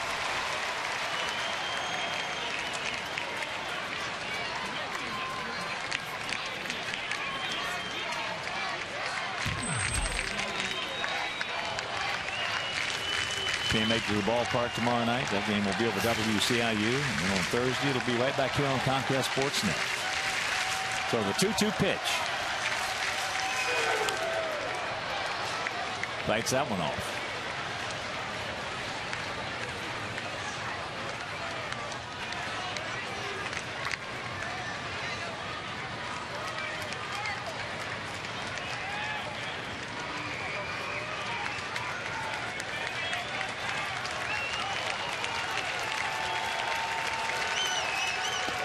He gone. And that'll do it. We go to the bottom of the 11th. Rios, Ramirez, and Lillibridge.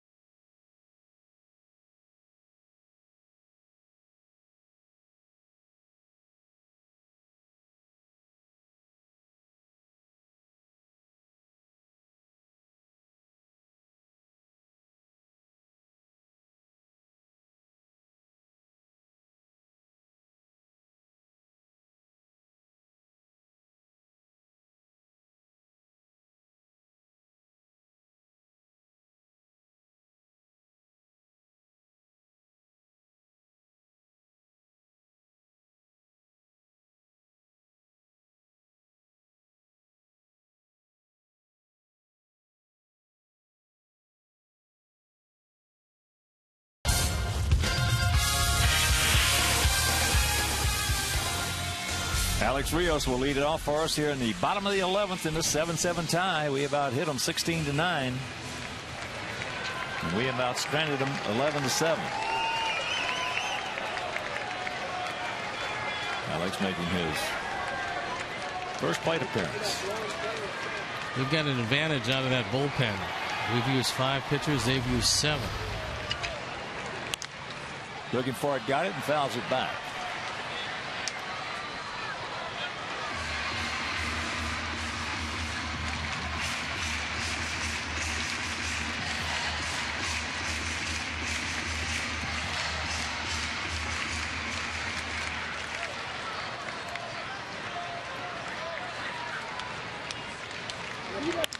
There's a base hit, getting that gap.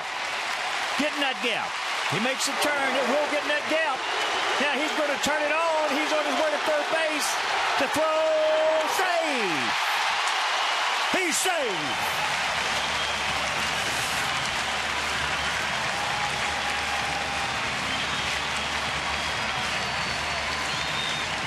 The winning run on third. Nobody out. Our 5th triple of the game.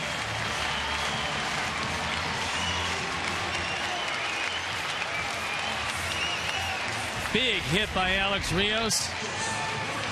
A high fastball hitting the gap, and when it got by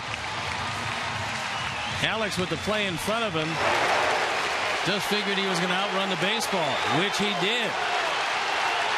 Infield in. Breaking ball low and away to Alexei. Come on, Alexei!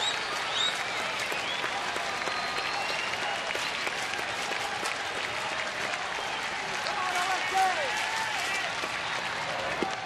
And the count 2-0.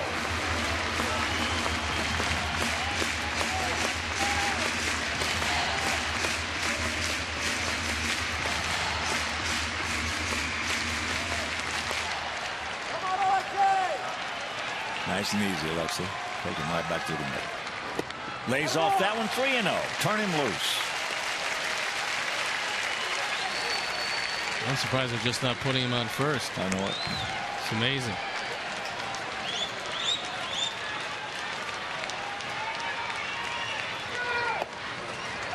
What? There's the strike.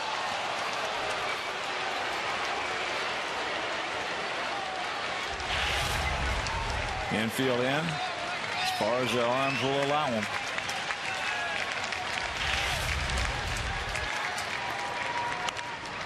Breaking ball, got a good pitch to hit right there, a cookie, and missed it. Little spinner right over the middle of the plate.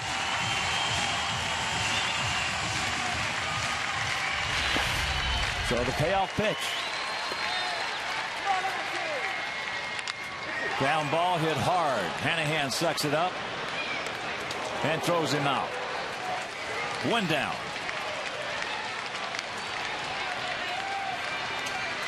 So here's Lillibridge. He's been in the plate once. He popped up the second.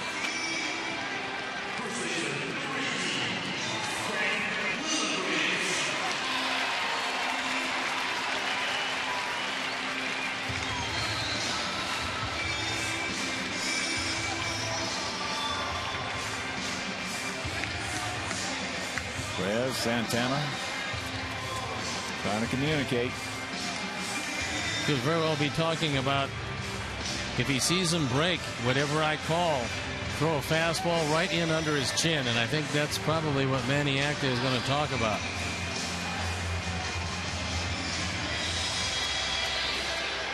Lillibridge can handle the bat. He's got 4 sacrifices. He is a bunt possibility. The saying with us used to be, throw it right at his head. Yep. Get him out of there.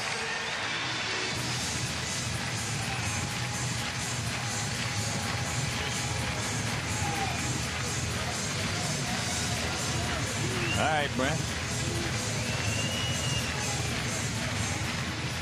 They're going to put him on.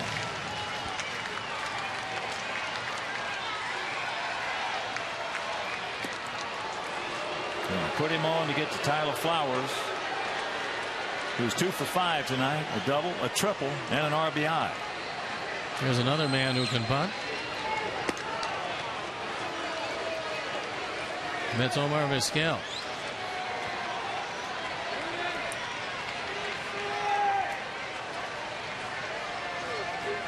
Oh, almost got away. He threw that one almost to the on-deck circle. He had some giddy up on it as well. This would have been a nice way to end it. Well, we've had a balk off. Yes, we have. It could have been a pitch out off.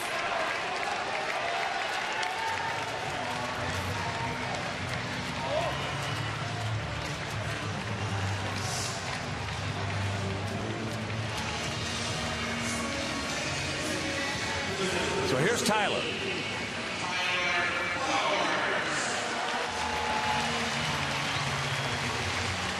That double he had back in the 5th was absolutely just crushed to right center field.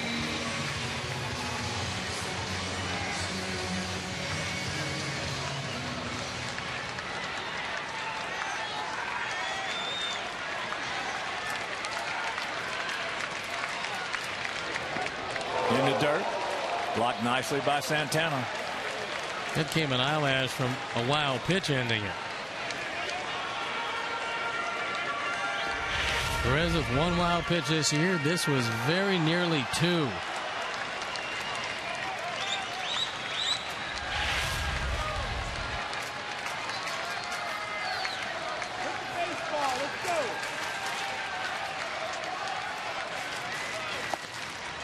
And the count 2-0. Beckham on deck.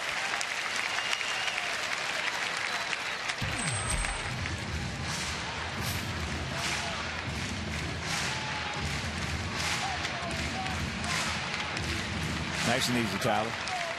Just like BP, buddy. Just like BP. Short and quick. There's a line shot caught, and they're going to double him up. Willie Bridge, you cannot get doubled up on that.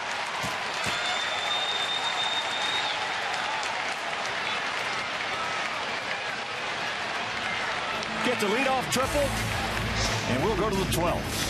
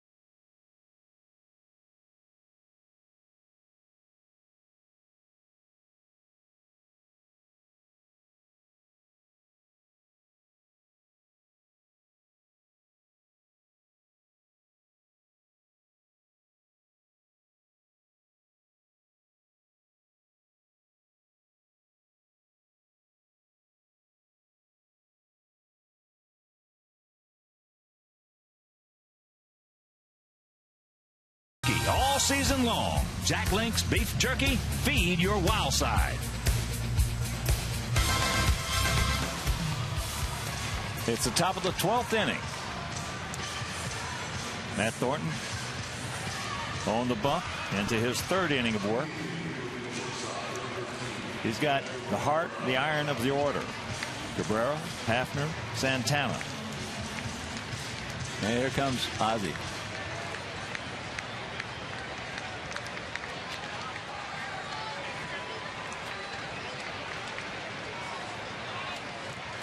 And he's going to make the move.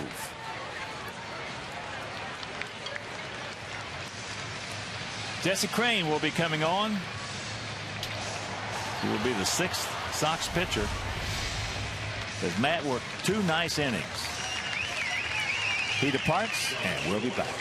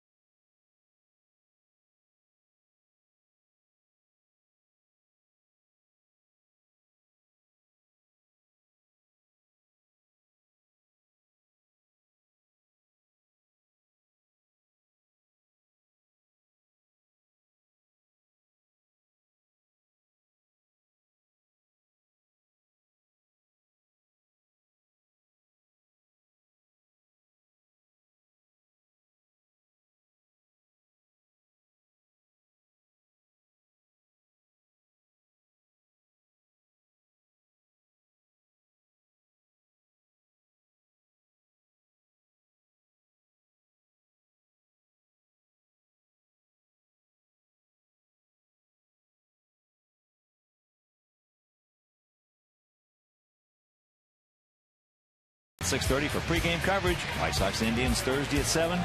Only on your home for White Sox baseball, Comcast Sportsnet, fans' best friend. The Honda call to the pen is Jesse Crain. Comes into this one for the 53rd time, 7-3, 3.55 ERA, and as Rubel Cabrera, the switch hitter, going to hit anyway. First pitch strike.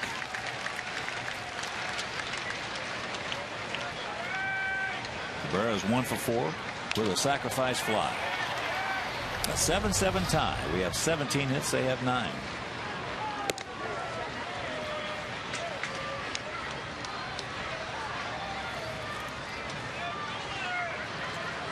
The way Cabrera runs, this becomes about the biggest out in the game.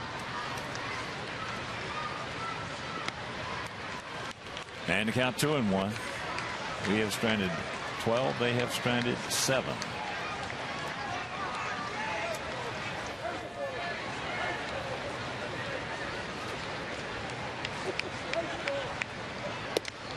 And the count 3-1. Cabrera 16 for 19 in stolen bases. Besides that, the walks tonight have just absolutely killed us.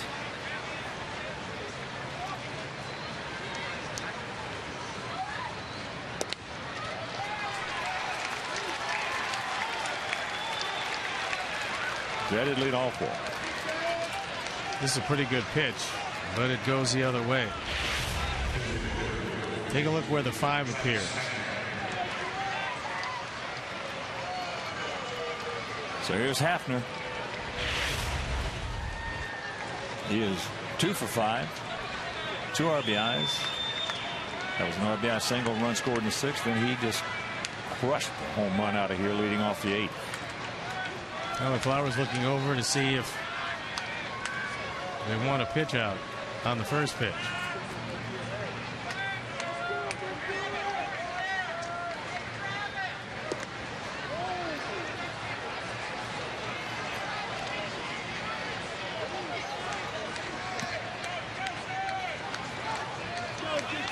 Want to know the count.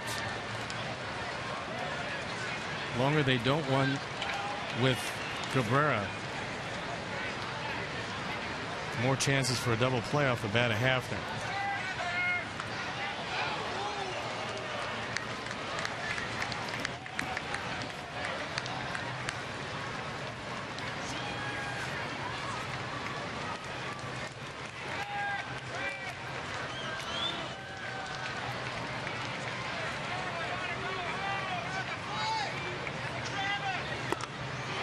Got that one by him. If you're just tuning in, we had a 2-run lead going to the 4th inning. They scored 1. Made it 2-1. We scored another one in the 4th. Made it 3-1. That was a home run by Juan Pierre. Yep, home run by Juan Pierre, 2nd of the season.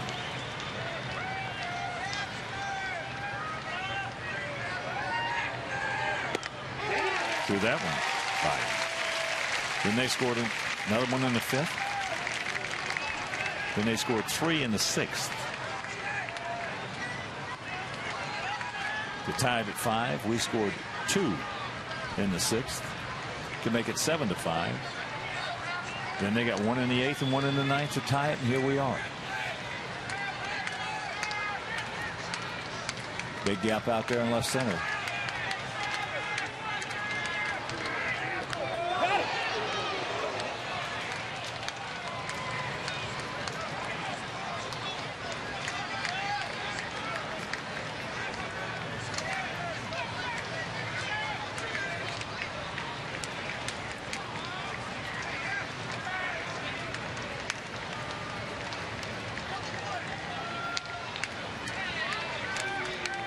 And the 1-2 pitch. He gone.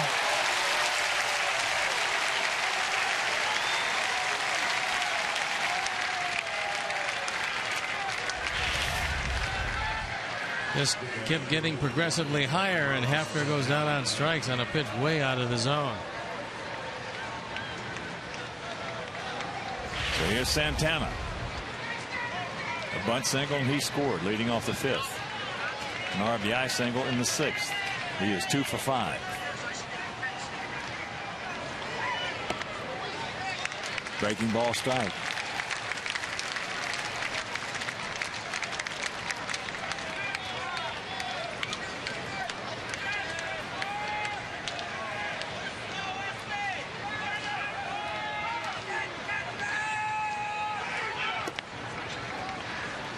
One and one to count for the 25-year-old switch hitting catcher, first baseman. And once again, a reminder: Mark Burley tomorrow night. Mark has been pitching great against Fausto Carmona. Make your plans to be with us here at beautiful U.S. Cellular Field. And on Thursday evening, Philip Umber against Justin Masterson. And that game right back here on Comcast Sportsnet.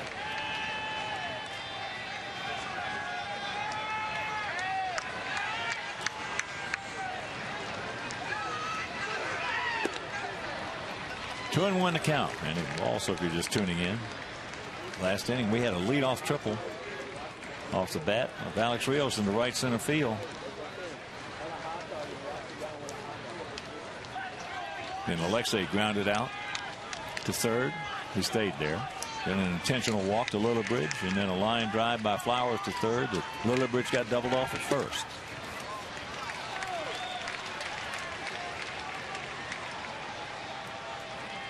Three and one to count.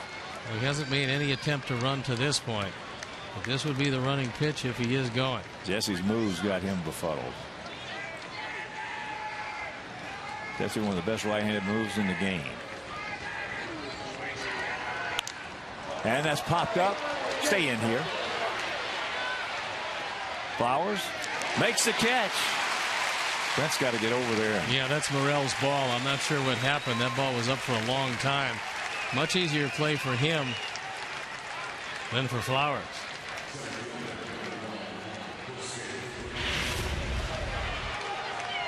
This ball popped way up there.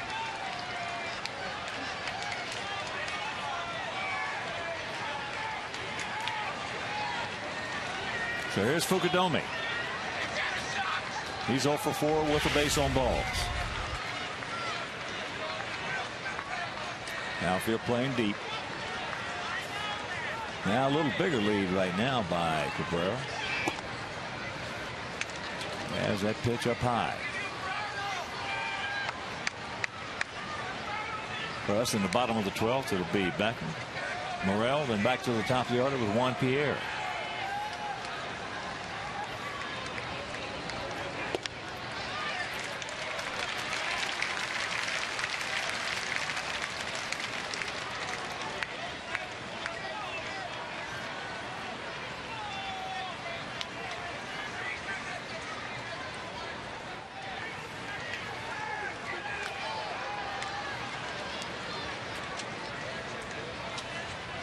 Yankees have taken a half-game lead over the Red Sox in the East. Boston split a doubleheader. And the Yankees beat Kansas City 9-7. Oh, he had a cookie to hit right there and couldn't do anything with it.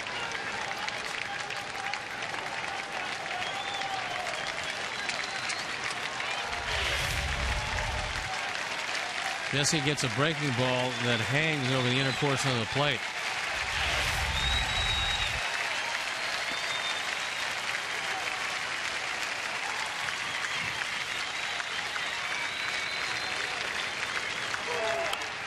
And that's out of play.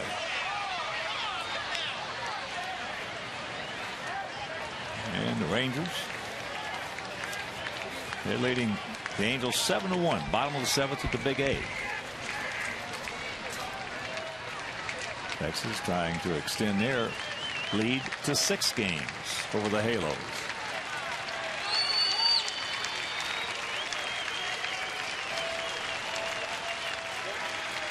Watch out. Good pick by Lillibridge. Atlanta crawled to within 7.5 for the Phillies. D-backs came back with 2 in the 9th to beat the Phillies 3-2 and Doc Holliday. Flowers wanted a fastball face high, try to throw it right by Fukudome. Now it looks like he's going to the hook. There he goes. There's a chopper to Hopper. Beckham's got him, and that'll retire the side. For the Bottom of the 12th. Still tied at 7.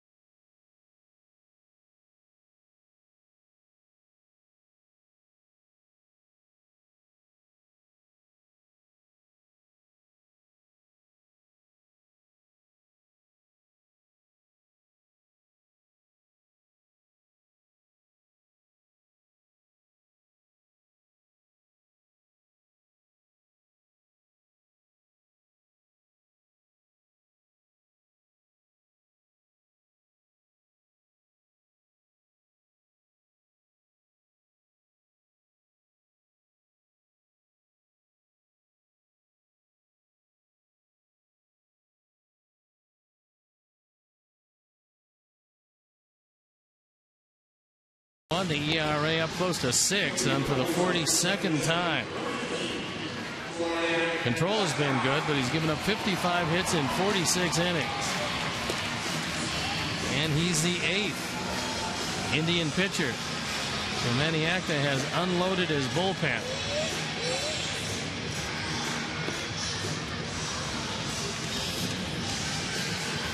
Gordon Beckham will lead it off for us. He'll be followed by Brent Morel, then Juan Pierre.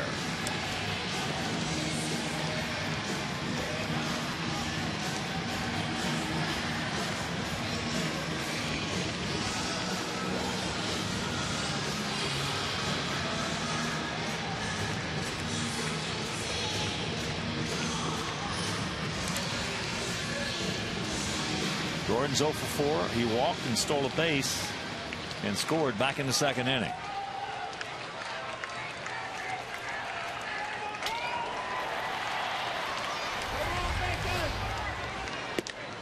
And he takes ball 1.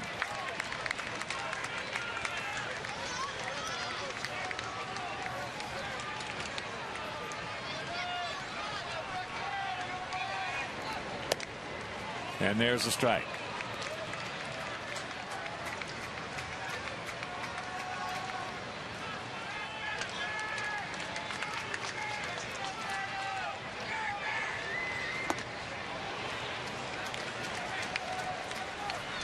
Gordon will not lay off the high pitch. No, until he does, it's going to be very tough for him. Yeah. Yep.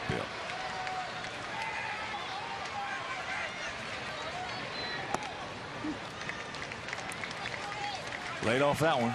And the count 2-2.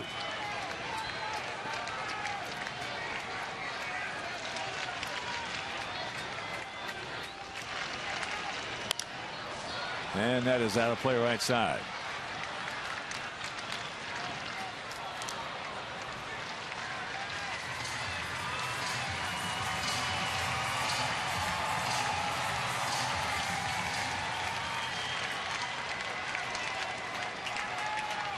Earlier, Verlander beat Minnesota 7-1, his 18th victory, as that's popped up.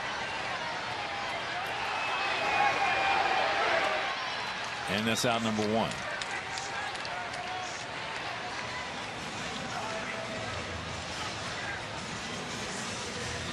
So here's Morel. He's 2 for 5, a double and a single. Verlander 18-5 with a 2.31 ERA. Blackburn takes the loss. He is 7-10. Boston in that doubleheader against Tampa Bay won game 1 3-1. John Lester over Shields. There his first pitch strike. In game 2, Tampa Bay won at 6-2. Neiman the winner over Bedard. Neiman 8-4, Bedard 4-8.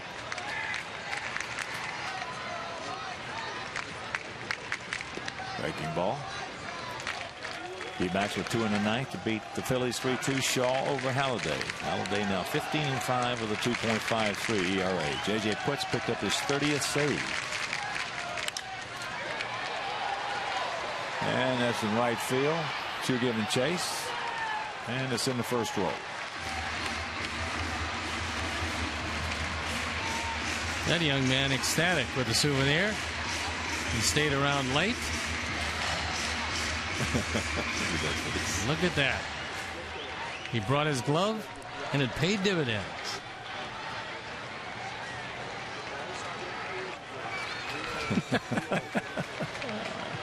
It's amazing what a baseball will do. That baseball is the smartest thing out on that field.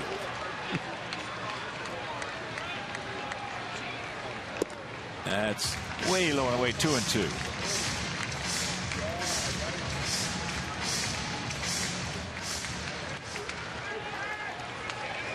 Pittsburgh in 11 beat St. Louis 5-4. Resop over Rhodes. As he just did get a piece of that. 11 innings in Atlanta. Braves beat the Giants 2-1. Vizcaíno over Lopez.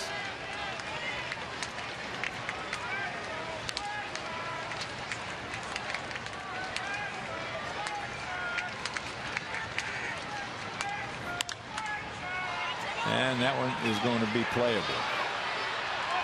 He can't make the play. So the double by Morel.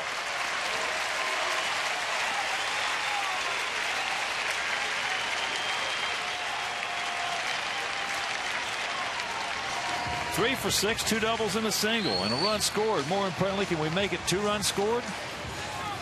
As here's Juan Pierre. Get the right guy up and Juan Pierre. And from the look, Chu doesn't get close on this one.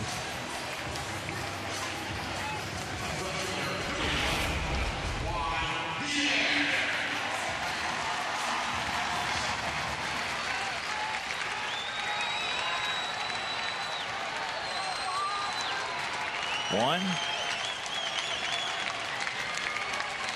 2 for 5. That home run and then that single in the 10th. Outfield now shortens up in left and center.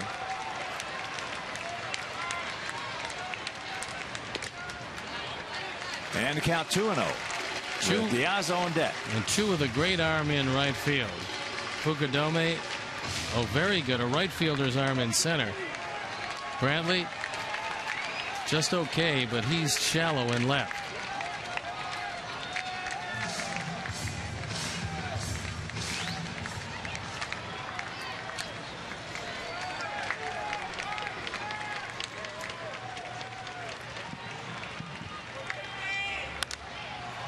And that is popped up. Get out of here. Get out of here. Walt's coming back, and that's out number 2.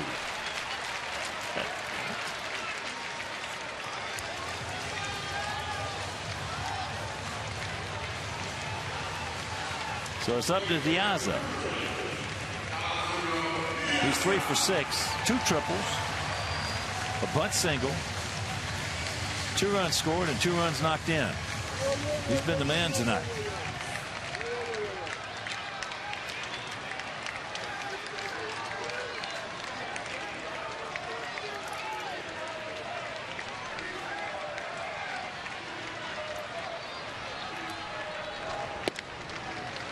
Takes a breaking ball strike.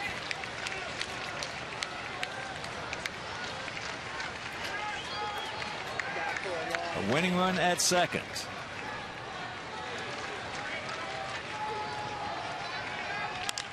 Nope. We'll go to the 13th.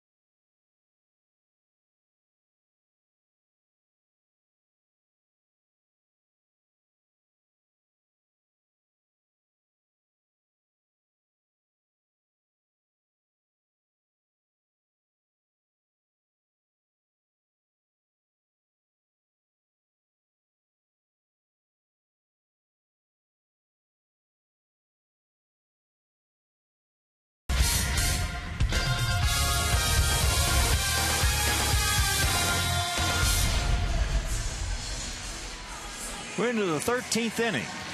You're just getting home. 7 runs, 18 hits, no errors for our Sox. 7 runs, 9 hits, 1 error for their Indians. We have stranded 13. They have stranded 8.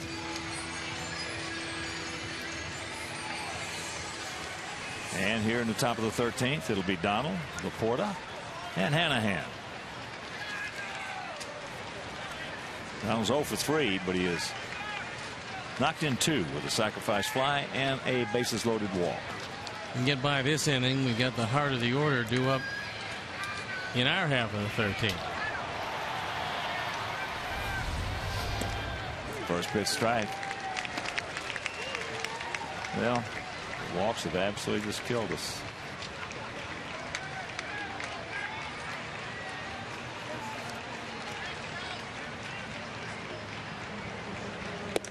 And the count 0-2.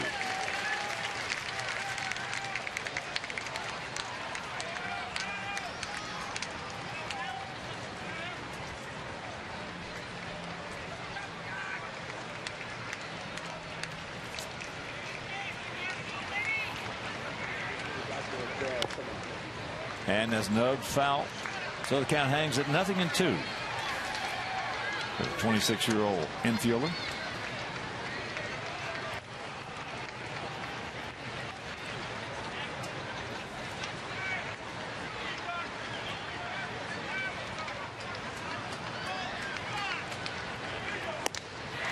He gone. Yeah.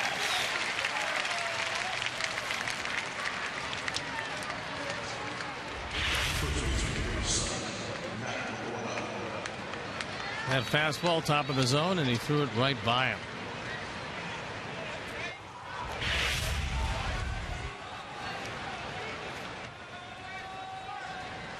"16 strikeouts for Sox pitching tonight.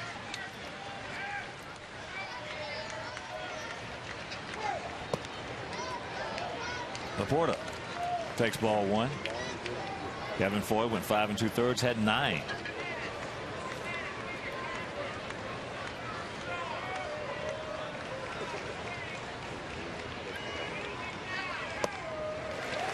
And count 1-1.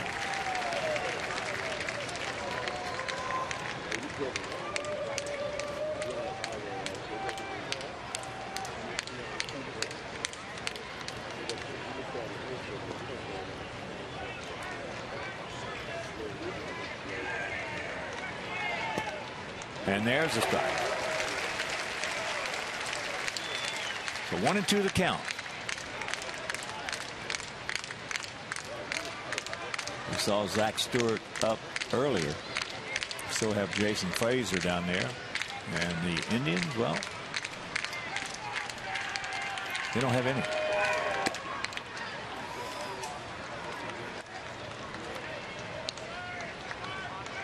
They've gone through 8 pitchers. Durbin. There's the last relievers. You look at Zach.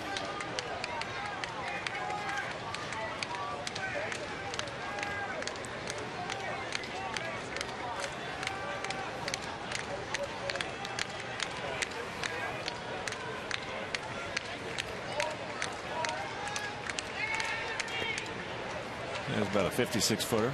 And that Texas 7-1 lead over the Angels. That game in the top of the 9th inning. Michael Young 3 for 4, 3 RBIs. Mitch Moreland 2 for 4, 2 RBIs. Josh Hamilton hit his 15th homer.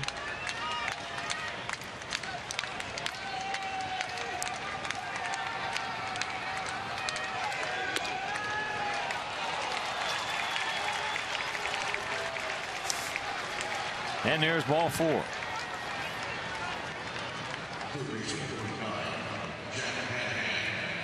So here's Hanahan. He doubled back in the 11th inning in his first at bat.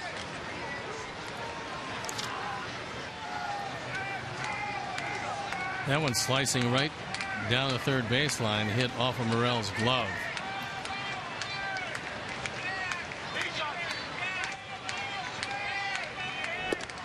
And that's low and away.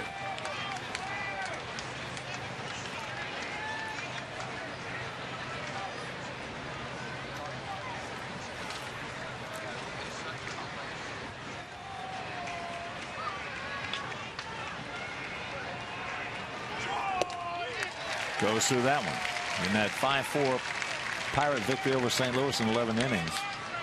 Garrett Jones hit a walk-off blast in the 11th. Albert Pujols hit his 30th. Chris Carpenter fanned 10 in his outing.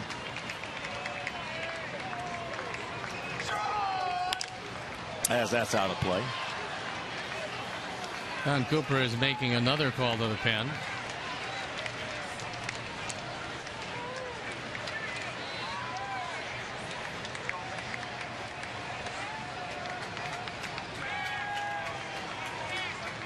This is undoubtedly going to be Jesse's last inning.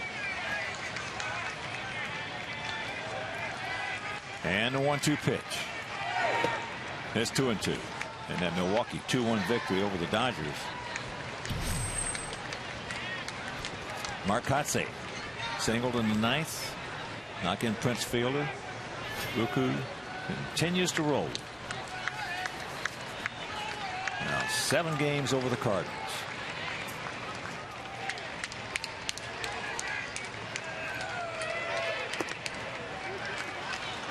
And a full count.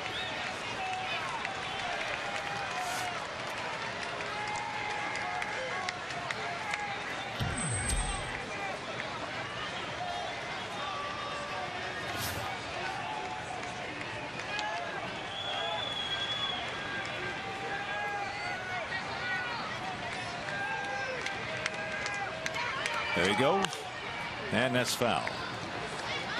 In that 3-2 Arizona victory over Philadelphia, Lyle Overbay, making his first start with the D-backs, drove in all 3 runs, including a go-ahead 2-run double in the 9th off Halladay to send the D-backs to their 7th straight win. The good doctor had a 14 strikeout performance in that game. That's a second trip around for Overbay in the desert. Porter has only 1 attempted steal, but he was running last time. Fail.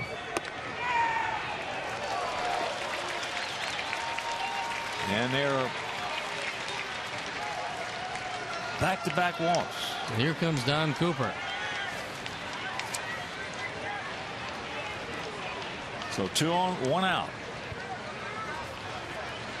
And they go to the top of the order. Michael Brantley. Toronto leading Seattle 13-7. Game in the bottom of the 7th out of Safeco. Laz Diaz wants to break this up.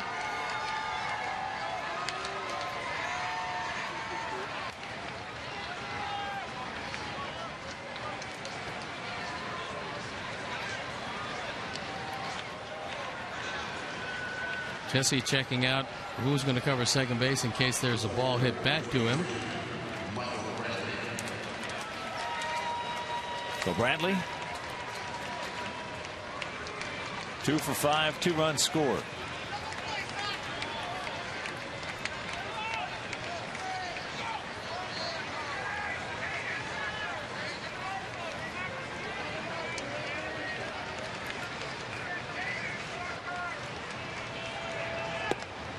And takes strike 1. A 2-1 Atlanta victory. 2 runs, 7 hits, no errors for the Braves. 1 run, 5 hits, no errors for the Giants. Martin Prado came through in the 11th to give the Braves their 2nd straight walk-off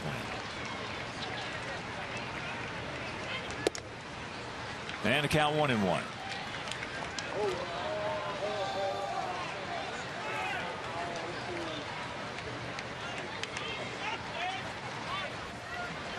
The first of a doubleheader at Fenway, Jacoby Ellsbury hit his 21st homer. That was a 3-run shot. And there is a base hit. Laporta now is going to be held at third as they quickly get to it. And Willowbridge does a good job coming over and cutting it off. So bases loaded. 1 out. We've had our chances. We couldn't do anything with it. We'll see what they can do. Fortunately, it is Laporta at second base. This is a curveball that stays up. Laporta hesitates. He doesn't get a real good jump on that ball, and because of that, they can't send him. And there's a break.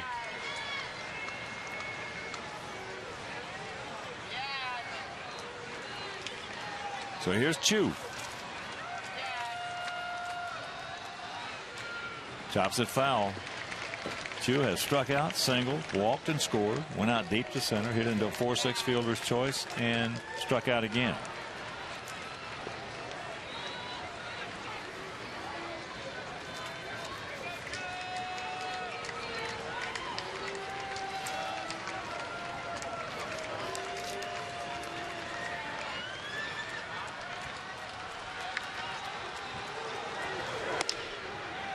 And that's high and wide, 1-1.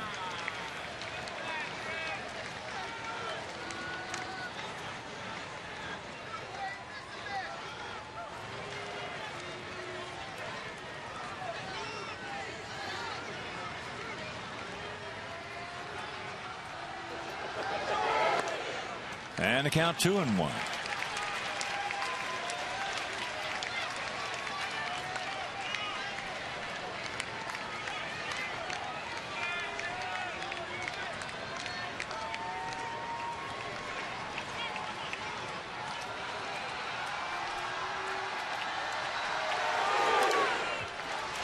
He got away with one there, and the count evens at 2.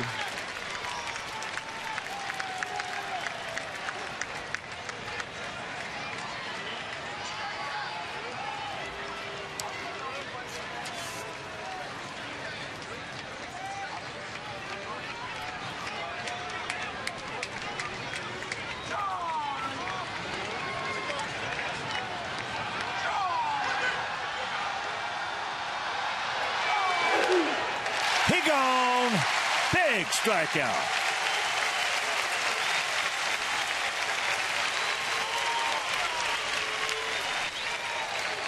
Jesse just reached back, got as much as he could, and threw it right by Chu on the outside corner.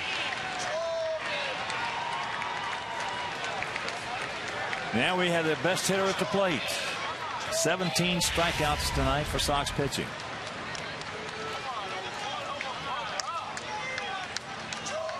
With the bases loaded over the course of his career, he's been exceptionally tough.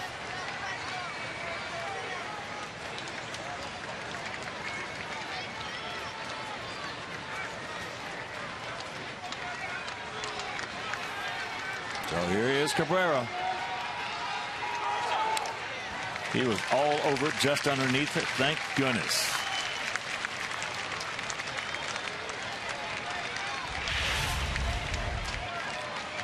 Inner portion of the plate, and Jesse's not getting a whole lot on that breaking ball right now.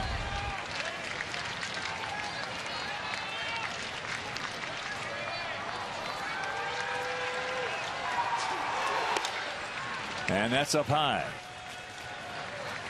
Cabrera is 1 for 4, a couple of strikeouts, sacrifice fly, and an intentional walk.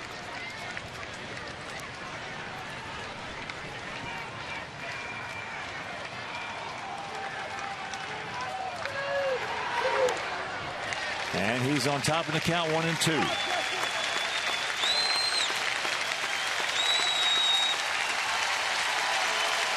And the fans that are left come to their feet. For us, it'll be Generco, Rios, and Alexei. In the bottom of the 13th.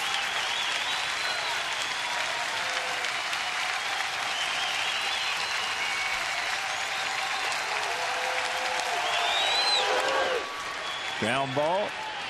Littlebridge will take it, make it, and that'll retire the side. So they strand the bases loaded. And we got the Hart coming up.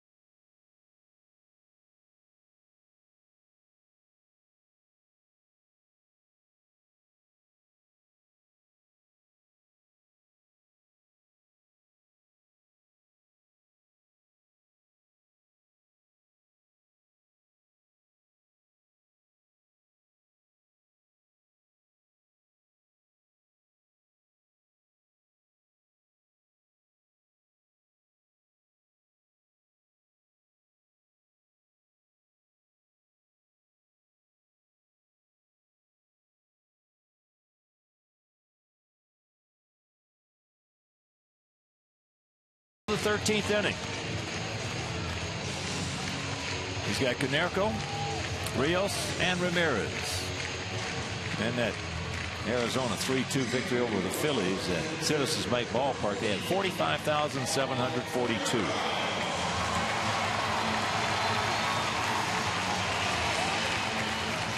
The bewitching hour, and perhaps a lucky 13th against Durbin as he goes through the heart of the order. 2 big outs. Jesse Crain getting Chu, and then getting Cabrera with the bases loaded to get out of the 13th. So here's Paulie. 3 for 5 on the evening.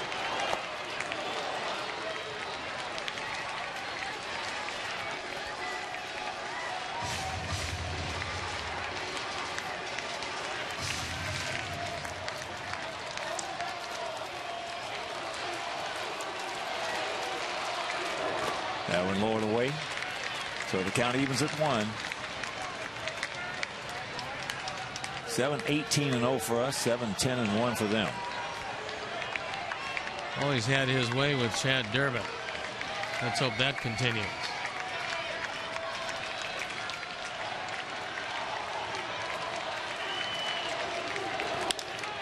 Out and around that one. So Durbin on top, a ball and 2 strikes.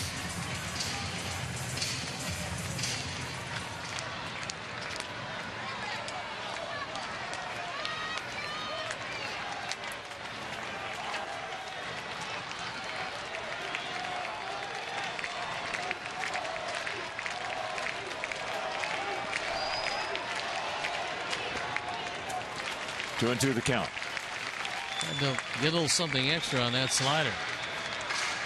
And threw a 57-footer.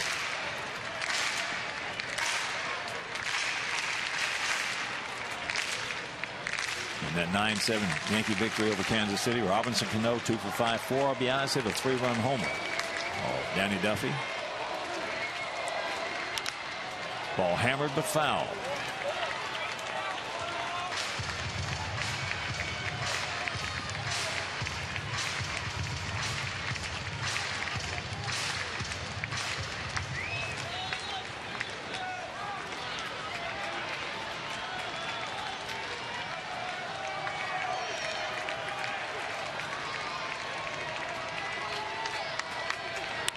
There's a shot base hit right back through the middle. So, Paulie, more importantly, the leadoff man aboard, but that's his 4th hit.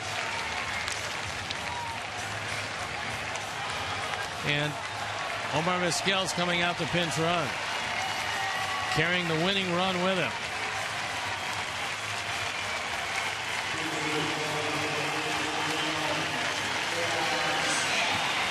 And Paulie gets a big ovation from what's left of the 24,695.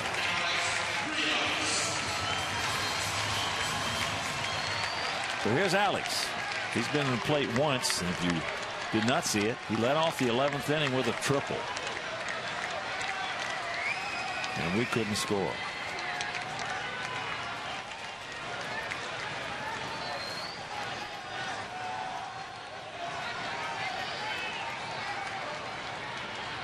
That ball hit hard. Stay fair. Stay fair. Dadgummit.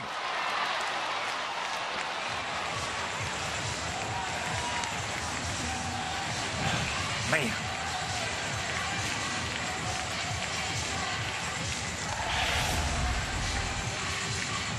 That slider hung over the inner portion of the plate.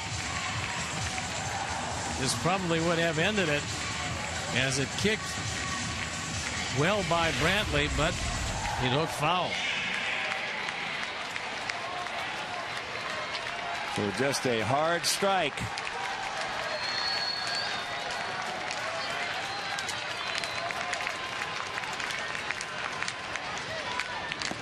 And that one hangs inside.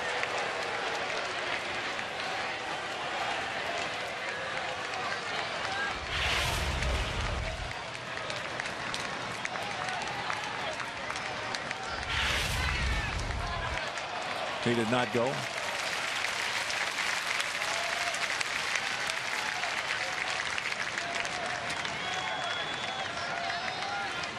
That was a big pitch there. Advantage now Rios. 2-1 the count.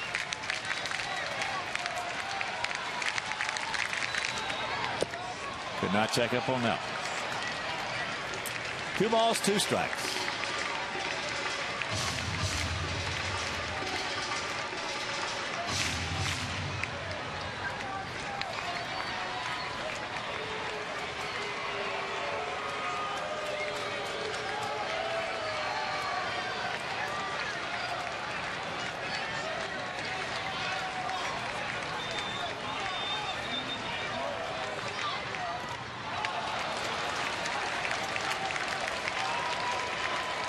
So 1 down.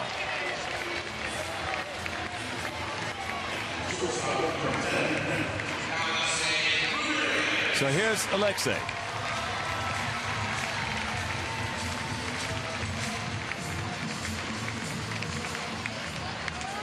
Alexei 2 for 6. Had an RBI triple and a run scored back in the 5th inning. Sox now 5 triples in this ball game. As they're going to go to second. Not going to be able to turn it at first. So 2 down.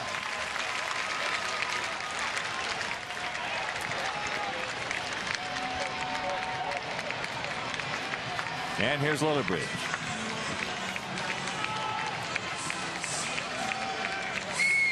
He came on. Defense back in the 8th inning. He's been to the plate twice. He's popped the second and was walked intentionally.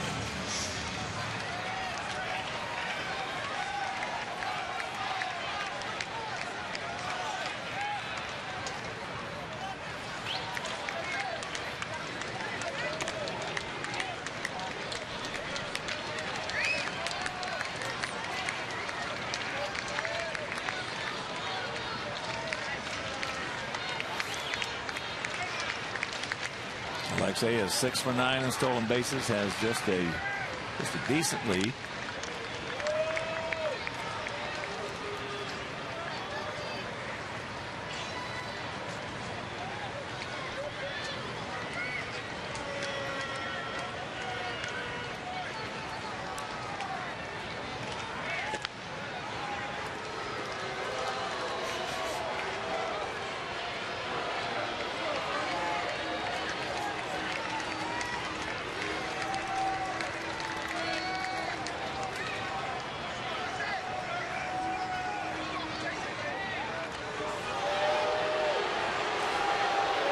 Almost threw that one away. Everyone pretty quick feet.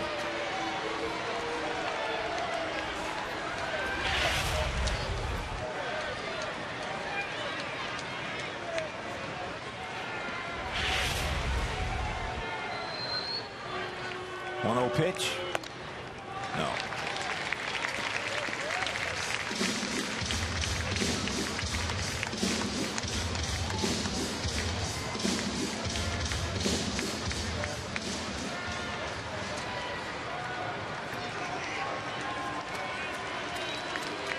A little bigger lead. That pitch fouled back.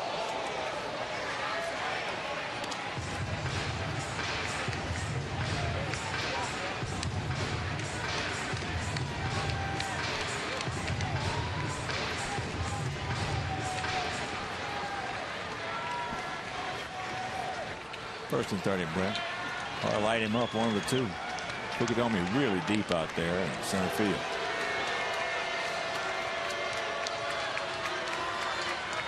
Indians with Brantley in left, Fukudomi in center, Chu in right. Around the horn, Hanahan at third, Cabrera at short, Donald at second, Laporta at first, and a battery of Santana and Durbin.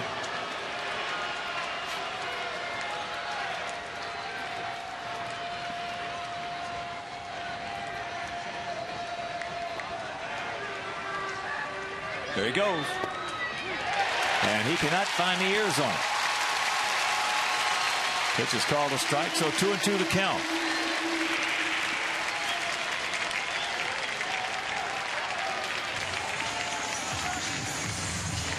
stolen base, and this ball was right down the middle. Not sure how that one pops out of the glove, but it does, and that's a big break. That's the winning run.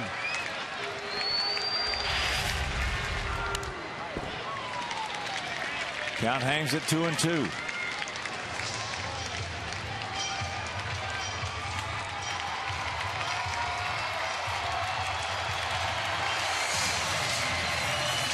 Now they're out of the no double set. Fukudome is normal depth in center field.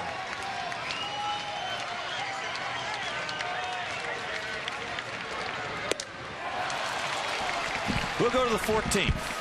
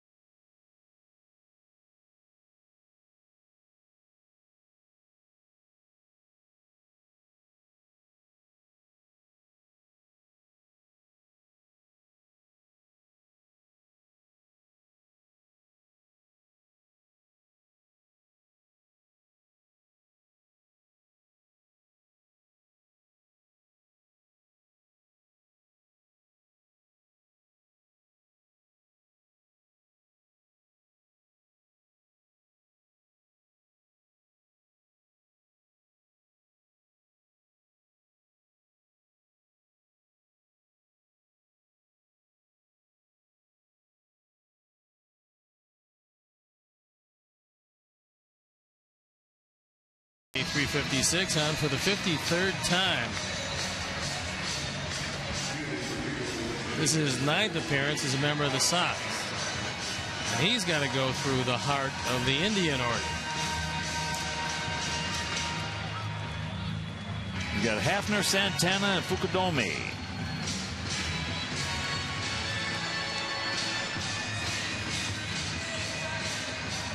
(7-19-0) for our Sox, 7-10-1 for their Indians. They have stranded 11. And we have stranded 14.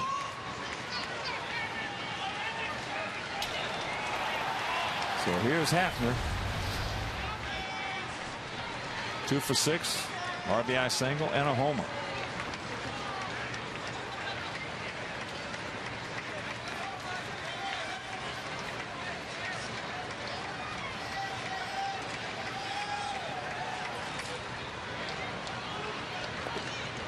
Pitch low.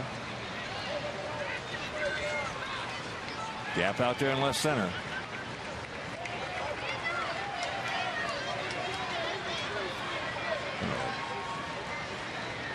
Really, for the first 9 innings, it was a solid, exciting ball game. They kind of ground to a halt here. Yeah. And the count 2-0. Hafner's never had a hit against Jason Frazier. But he's going to get a fastball here.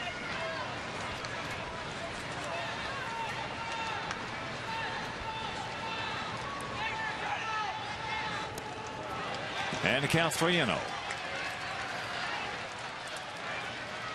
And that Verlander 7-1 victory over Minnesota. Miguel Cabrera, 2 for 3, 3 RBIs. He now has 78.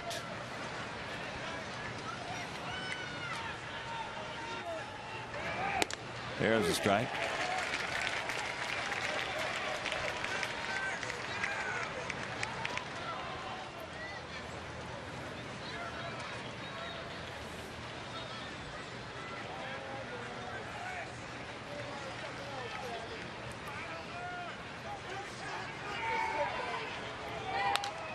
And that's backing out of play, so a full count. Attaboy, Jason. Hafner's been swinging at everything up high tonight.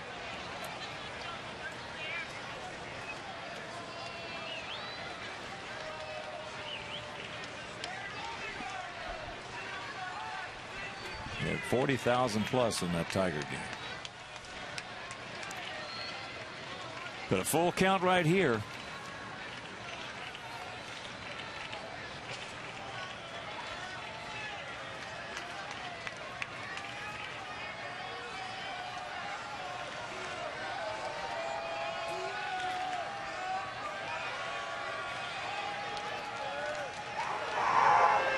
Yes, he did.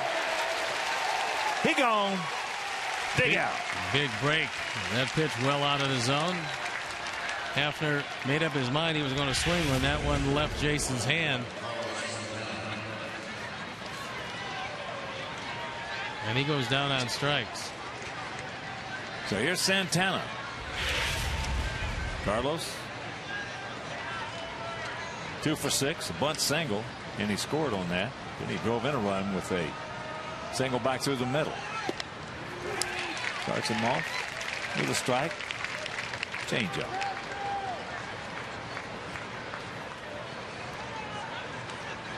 The Astros came up with 4 runs in the bottom of the ninth to beat the Cubs 6-5.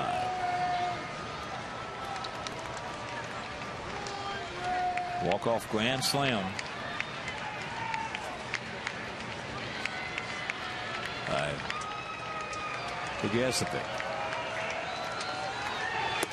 That's up high off Carlos Marmol.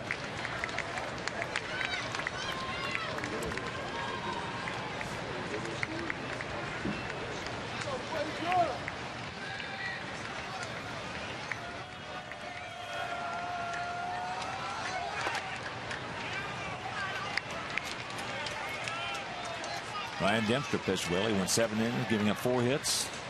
Just 4 hits, 2 runs, 3 walks, 7 strikeouts.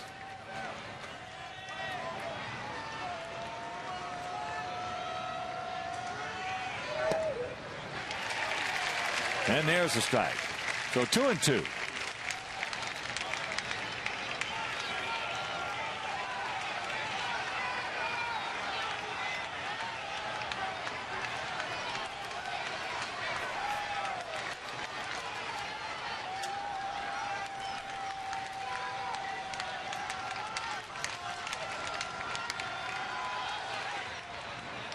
A full count. Things started off with Gavin Floyd, Bill Oman, Chris Sale, Sergio Santos, Matt Thornton, Jesse Crane. Jesse threw 48 pitches in his 2 innings. And now Frazier.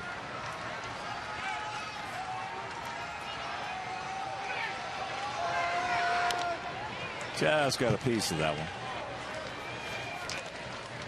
Gavin went to 5 2/3. In the first inning, a 1-2-3 inning for him. He had 2 strikeouts. Second inning, struck out the side. Third inning, 1-2-3 inning, 2 more strikeouts. So he had 7 after 3. Wound up with 9 and 5 2/3.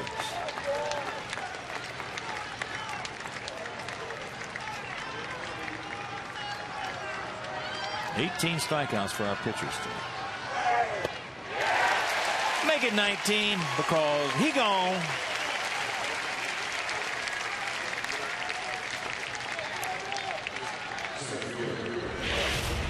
After showing him a number of changeups, he just throws a fastball by him.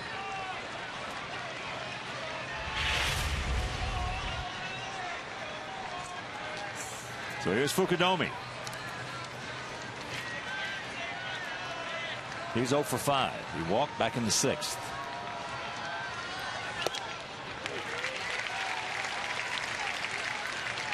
Takes first pitch strike. That one at 93.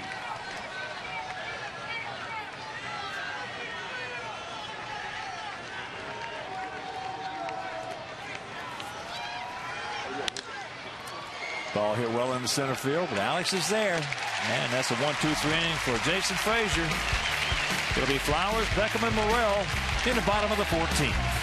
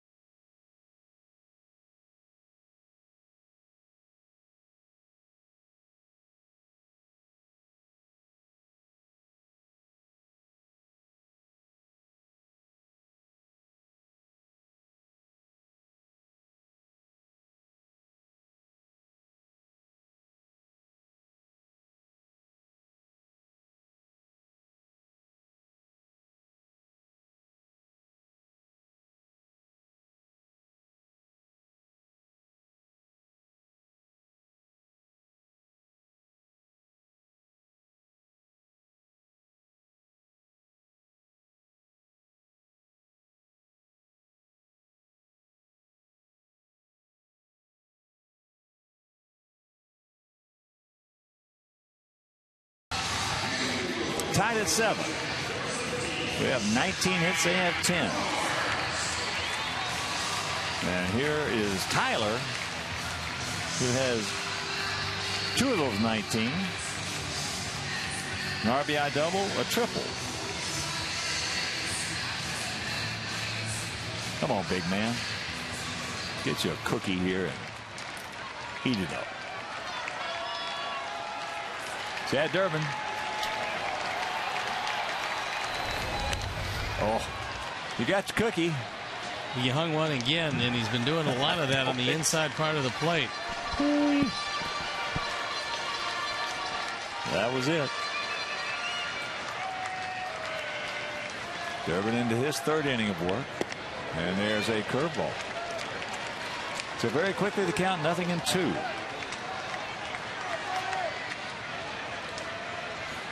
They do have activity in their bullpen. Got him. 1 out.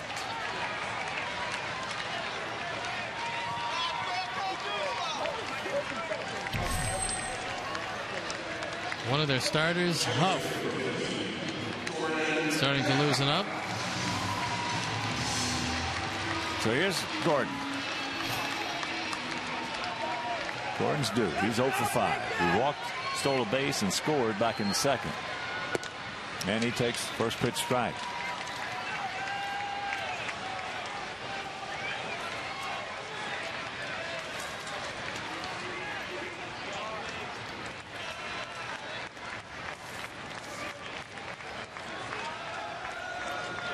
It's David Huff who started the only 3 games he's been in for the Indians this year. And Gordon got a cookie and fouls it back.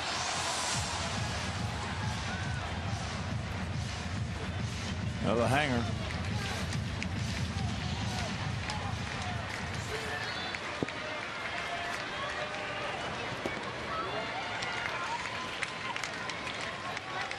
Two and 2 to count to Beckham. And tonight, Mark Burley against Fausto Carmona. 7-10 start.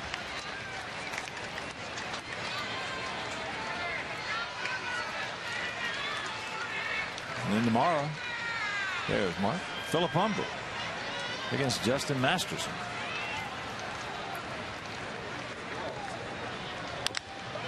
That's chop foul.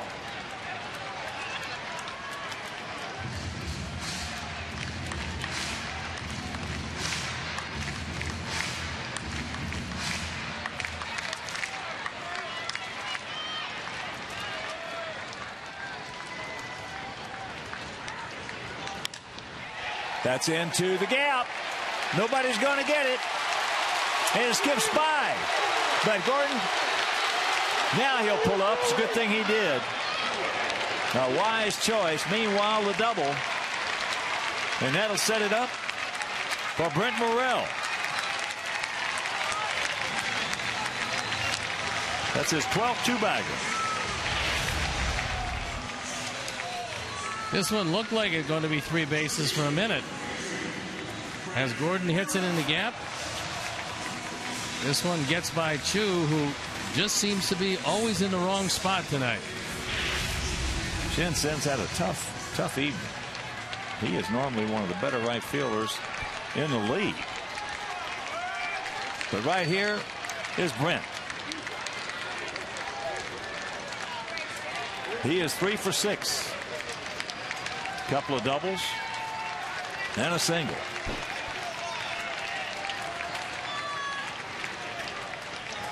If you're just joining us, Sox have had 5 triples tonight. That's the most in one game since 1920. Oh, he got a cookie.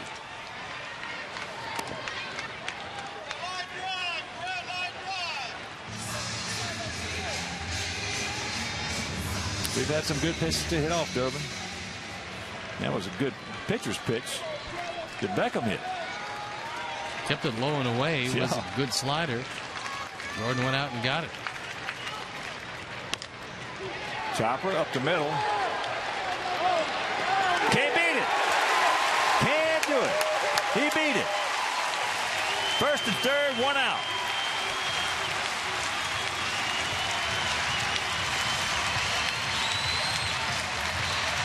Well, here's Maniacta, and I think David Huff will come in for his first relief appearance of the year.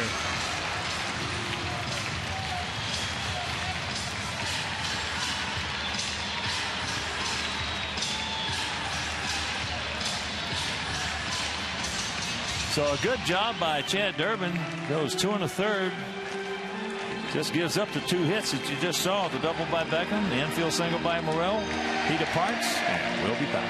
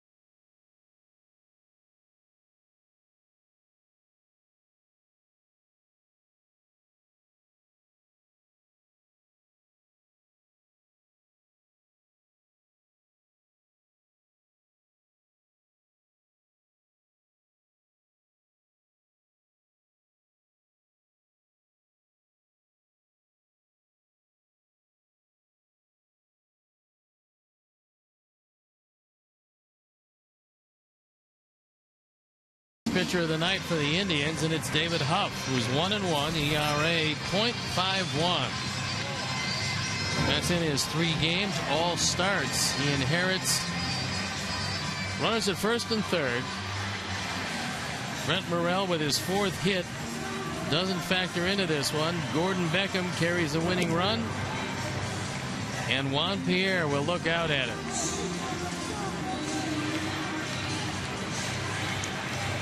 This is going to be a very close infield.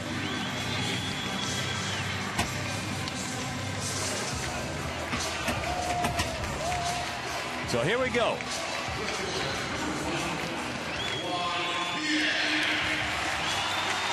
Juan is 2 for 5 with a home run. They're coming back in the 4th inning.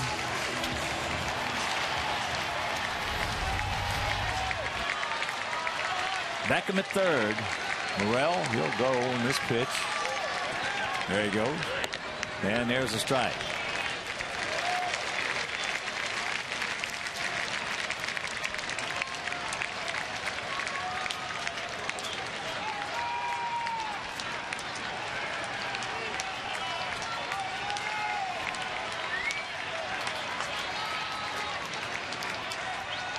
Time is called. That's an easy one. He's the guy in trouble, not you, buddy.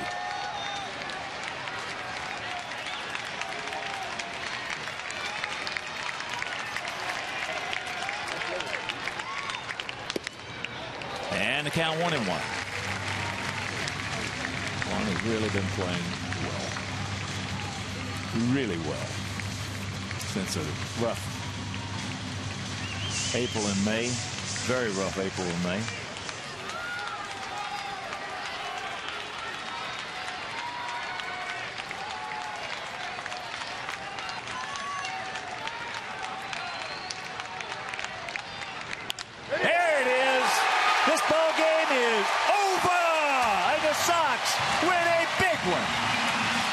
Cleveland kept coming back. The Sox game coming back. It was one hell of a ball game. And the Sox now remain 3.5 games back of the Tigers. pick up a game on the Indians. It was just a good ball game. It was a terrific ball game. It was well played. We had some things that went right early. All of a sudden saw the Indians come back, and at the end, our bullpen just outlasted their bullpen. That's what happens. That's it.